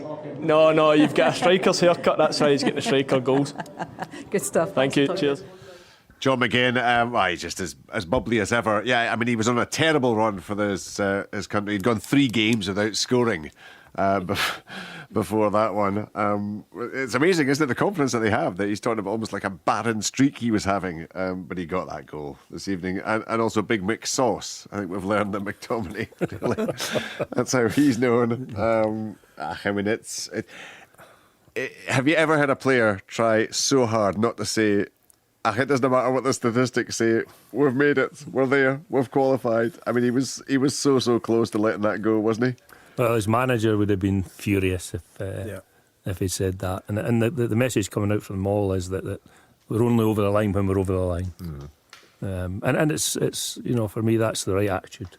Is it not a case that you had to be there, Richard, because you had a smile on his face when that question was put to him? Yeah. And I can imagine what that looked like. He knows as well. Okay, they're not going to be shouting about it in the dressing room, but in the quiet moments that they get together, they'll be saying, "Listen, that's it, done and dusted." I mean, you can't really see. What did they say? Is that Georgia and Norway have to win all their games? Yeah. So that would and for Scotland not to pick up any points. Well, one or the other would have to win. Yeah. And Spain, because you're assuming that Spain then would win theirs. So, because Spain are obviously a couple of points ahead of those two, and plus have a game in hand over the other two. So, I mean, it would have to be Spain winning all theirs, and Georgia and or Norway. Well, it couldn't be both, but Georgia or Norway winning theirs. It's not happening, Craig. Willie, we are heading to the Euros. It's just a case of when it gets sorted out. Yeah. And I don't believe that we'll go through the next 3 matches without getting any points anyway. That's no. Yeah. They've got too much faith in this squad to see them. I mean, they'll be determined not to lose any of these matches. Mm-hmm. And I'm really looking forward to the Spain game as well. I think that's going to be a real indicator of just exactly where we are. A real test, and massive as you said, the Spanish will be desperate to right the wrong. Absolutely. I think their pride would be hurt with that performance and the Scotland victory. So, looking forward to that one. So that's the one that matters, of course. Either side of that, friendlies against England and France. So, as John said, that some big games coming up in terms of the stature of the countries, and a good way for Scotland players to measure themselves against that level of opposition. Right, let's hear from another of the heroes, another of the goal scorers, indeed, the man we were talking about there, Big Mick Sauce, Scott McTominay.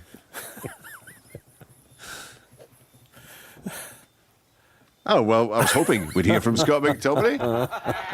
We can now. Well, Scott, congratulations. That's another goal in your Scotland career. How did that one feel? Yeah, that was really, really good. Obviously, I thought we didn't start great, but we were 2-0 up. So for us, we have to take that. And then in the second half, I thought we did well. We managed the game, we controlled the game, and still created a chance at the same time. So pleasing night. 6 goals now in 5 appearances. You're now the joint top scorer in this Euro qualifying campaign. What's the secret behind the scoring success? That is not really, to be fair. Just the manager and the faith that he has in me to push forwards, and that was what I wanted this summer, really, to play regular football, and that wasn't really given to me, so I have to accept that. And obviously whenever I go and play for Scotland, I have to really go and show myself and show that I'm capable of playing whenever I go back home, and obviously I'm just enjoying myself playing for Scotland at the minute. Does that give you an added edge to go out there and show that you can still perform on this kind of stage despite things not working out for you at club level at this moment? Yeah, of course. Every time that you go on the pitch, whether that's coming off the bench at home or playing regularly here and enjoying myself and feeling free to go and express yourself, and yeah, I think it's one of them ones. I'm a good professional, so I always keep myself in good shape, and that's probably one of the most important things whenever I come away with Scotland, that I've got a good base behind me of fitness, so whenever I do play, that I'm ready and I'm firing on all cylinders if possible. Yeah, we certainly saw that tonight. 15 points now. We're getting closer, aren't we? Yeah, 100%. I feel like it's a really good step forward tonight. That was what the manager said before the game was, don't get too carried away. We have to approach this game not conceding any goals, and we need to go and push and hopefully go and score a few goals on the break and then manage the game. And I think it went pretty to plan. Yeah, and what does that say about the team? Because in games in the past, playing against kind of lower nations, if you like, no disrespect to Cyprus, this is the kind of game that Scotland might have struggled in, but tonight it just looked so comfortable. Well, you never know. It's one of them. Obviously, we've got a lot of confidence at the minute, so whenever we do get chances, they're more likely to go in than not. That's just the way that we're playing at the minute. But we have to turn that sort of fortune into regular.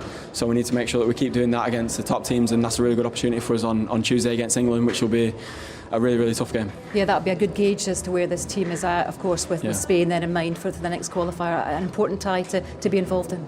100%. We have got some big games coming up. We've got England, France, Spain, teams like that. So it's good for us to test ourselves against teams like that and push ourselves even more. I feel like I wouldn't say the sky's the limit, but we can be better as well. We can do more. Would it be important for you? I mean, obviously you can qualify on Tuesday night if there's a draw out there in Norway, but would you rather do it on your own terms, do you think?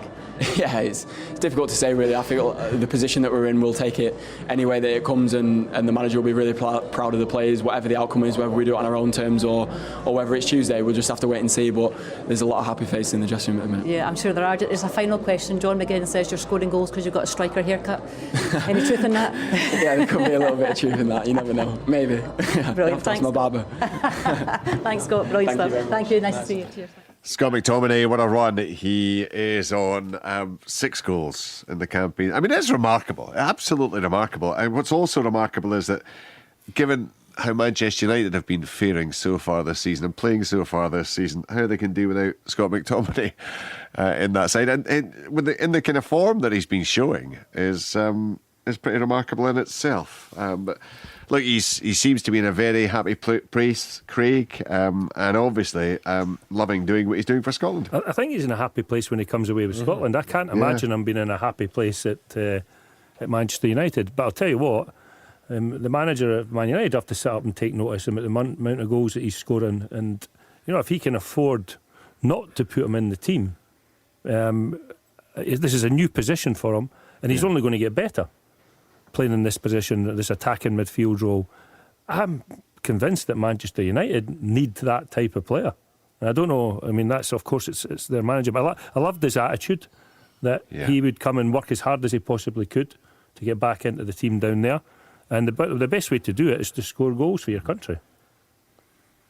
Right, and he's doing it, will he? Absolutely. Richard, it's identifying the fact that he could do what he's doing, and Steve Clarke allowing him the latitude to get forward and to score goals. Now, he obviously must assess that in training.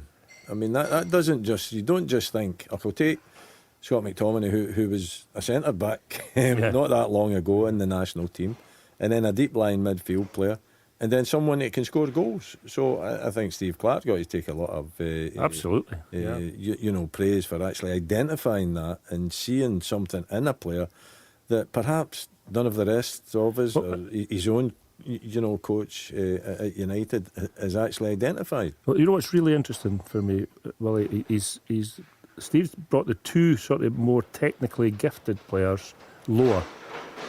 In Gilmore and Callum to get things started, and he's used the assets that both McGinn and McTominay have further up the field, and that for me is a really interesting part, because he's so rangy and athletic, McSauce, whatever he's called,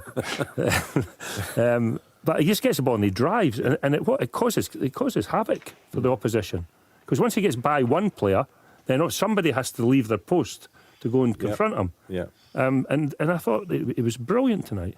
I thought it was brilliant. And how Manchester United could do without a player like that, I don't know. Yeah.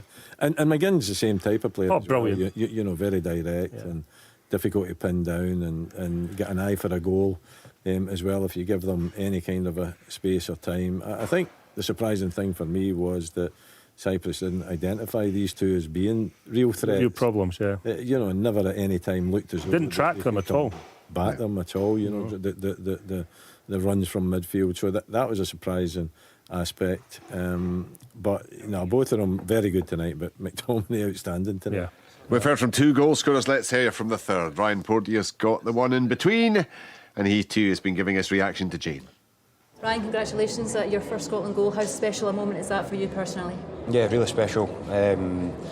Dream come true. It's something I've always wanted to do, and I was just saying there that I felt I probably should have got one in the Georgia game, and I was disappointed with that. You know, that was the first thing Austin McPhee told me when I came back up, that was my bread and butter. So no, I'm obviously delighted with that. It's a dream come true. Yeah, some of the goals actually, some great team play, a real demonstration of the kind of feel around this squad at the minute, the kind of team unity. Do you feel that as well? Yeah, I think the third goal was brilliant. You know, a team goal right from the back, and great finish by John. As I said, there was a little bit of sloppiness at times from everyone, but that can happen in the heat, and you know, maybe a bit of carelessness when you're 3-0 up and they think the game's done. But credit to the boys. We kept a clean sheet at the end of the day and scored 3 goals, so you can't ask much more than that. Yeah, 15 points now, moving ever so close. How hard is it not to try and get too carried away and think that you've already done it? Yeah, the gaffer's watching me now, so I'll need to watch what I'm saying. But it was but listen, it's of course everybody wants to get carried away, but we'll leave that to the fans and you guys to get everyone as excited as possible. But we're not there yet, so we need to keep going. Talking to the fans this evening, there was a real air of expectation that you were going to do this tonight. There was no doubt about that in their minds at all. Do you feel that as well, this kind of positive energy coming from them and the kind of reputation now that Scotland has in the world stage? It just seems to be improving all the time. Yeah, I think with the standards we've been setting and the results we've been getting, the fans have got higher expectations than maybe 4 or 5 years ago, and and rightly so. The demands are higher, and we've got to perform in these kind of games, and credit to them. I don't know how many there was today. There was a lot of Scotland fans out there. There was talk of 6,000. Yeah, 6,000. That's fantastic, and it felt like a home game. So it was. They really pushed us over the line. It was brilliant. And just finally, a word on your other goal scorers, John McGinn, who's now on 17 goals, and Scott McTominay, who's got 6 goals in his last 5 appearances. It's good stuff, isn't it? Yeah, listen, they're on the verge of being world-class players at this rate. For Scotland, everyone speaks volumes of how good these 2 players are, and you can't give them enough credit because they're chipping in, constantly with goals. So, they're getting the goals, and we'll try and keep the back door shut at the other end. So. Well done tonight. Perfect, thank you very much. Thanks. Just a 6th international cap for Ryan Porteous and getting his first goal. Been playing for Watford, of course, this season, and just thoroughly enjoying life like the rest of the Scotland players. They have that game against England to look forward to on Tuesday, but of course that's a friendly. The one against France is a friendly as well next month. The next big one is away to Spain on October the 12th, and Craig already saying he's looking forward to that one. It will be fascinating to see how Scotland fare against the Spanish. Right, let's hear from the man who masterminded or has masterminded this incredible start to qualifying. It's 5 wins out of 5 for Steve Clarke. Steve, congratulations. That could prove to be a really significant win and an important win. Yeah, another win in the process to try and qualify for another major tournament. That's been the aim since the start. Obviously, we've had a pretty good start. To win five games in the group is great. It's what we want to do. But we're not there. I know everybody can get excited. Tartan Army can get excited. We'll just remain level-headed. Look for a really tough game in Spain next month, and if we have to go there to get something to qualify, then that's what we'll try and do. Is that been the message to your players? Because in fairness to them, they've all said that tonight, that their feet are firmly on the ground. Although we've got 15 points and we're moving closer, they're not getting too carried away. Is that a job you've had to play to them? No, I think they're a very level-headed group. They understand that football sometimes, as you get carried away, if you get ahead of yourself, it can come back and bite you. So we just focus on game to game. I know it's really boring, and everybody wants us to speak about what might happen in the future or what's happened in the past. We just go from game to game, try to play as well as we can play. And if we do that, then we've got a chance of picking up more points. 3 goals, obviously, some good goals, some great build-up to the goals as well. And Scott McTominay getting on the score sheet, not just his goal, but the way he played tonight. He doesn't look like a player who's not playing at club level, does he? No, listen, Scott's a good professional, so you know that he's had a good pre-season, you know that he's worked hard. He's not getting minutes at his club at the moment. But maybe his club manager's looking at that performance tonight and thinking that Scott can help him for this season. That's what he has to do. We benefit from that because Scott comes here with a determination to show everybody that he's a good player. We know he's a good player, and he still wants to show it. And John McGinn obviously gets another goal. Well, it's now 17 for Scotland. He's so key for you, isn't he? He's been great for me, John. Obviously, way back to the very start, he was the one that started scoring goals. We found a good position for him, playing a little bit further up the pitch. Seems to suit his game, certainly international-wise. So long may it continue. On a personal note for you, that's now 11 successive wins in Euro qualifying. How does that make you feel as a manager? It's good. It's nice to win games. I mean, it shows what you're all about, though, and what you've brought to this team. No, it shows what the players are all about. I just help the players. I've got really good players. They take on board the messages that we give them. They understand what's important. They understand how to win games at this level now because they've got more and more caps. They've become more experienced. You can see that in the pitch. I was really pleased with the second half tonight.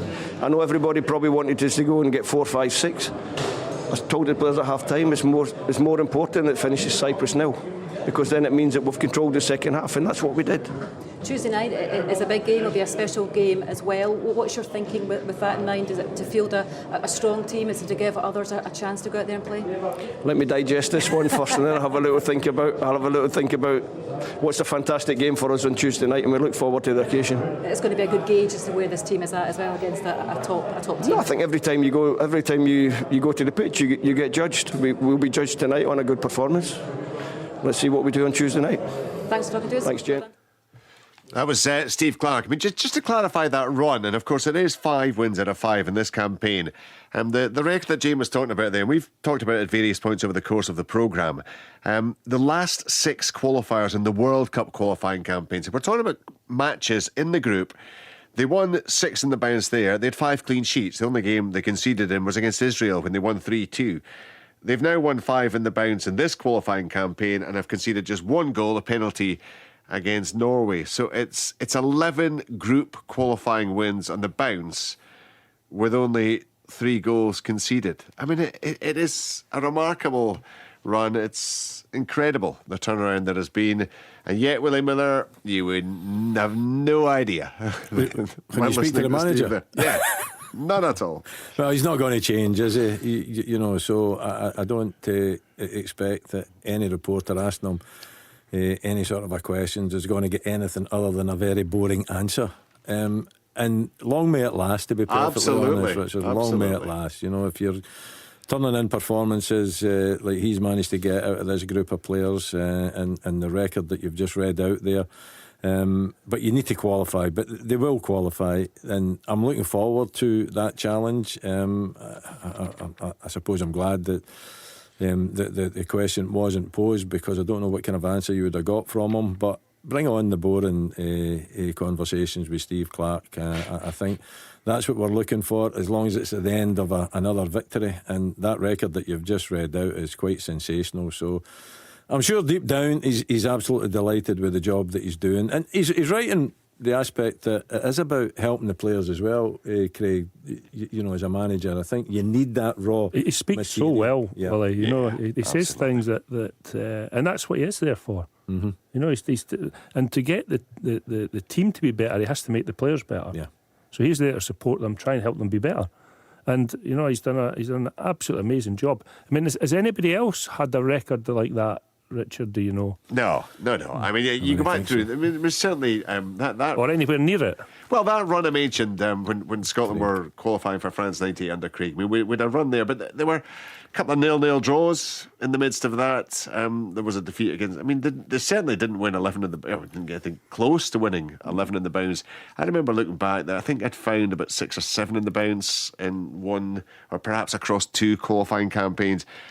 There's nothing to match this. Even the team that was qualifying, or the teams that were qualifying for the World Cup every 4 years, never had 11 qualifying. It's really remarkable, isn't it? So it's astonishing, absolutely astonishing. And let's hope you there did are more check to come. between 2010 and 2012, did you? Yeah, it didn't take me long, I'll be honest.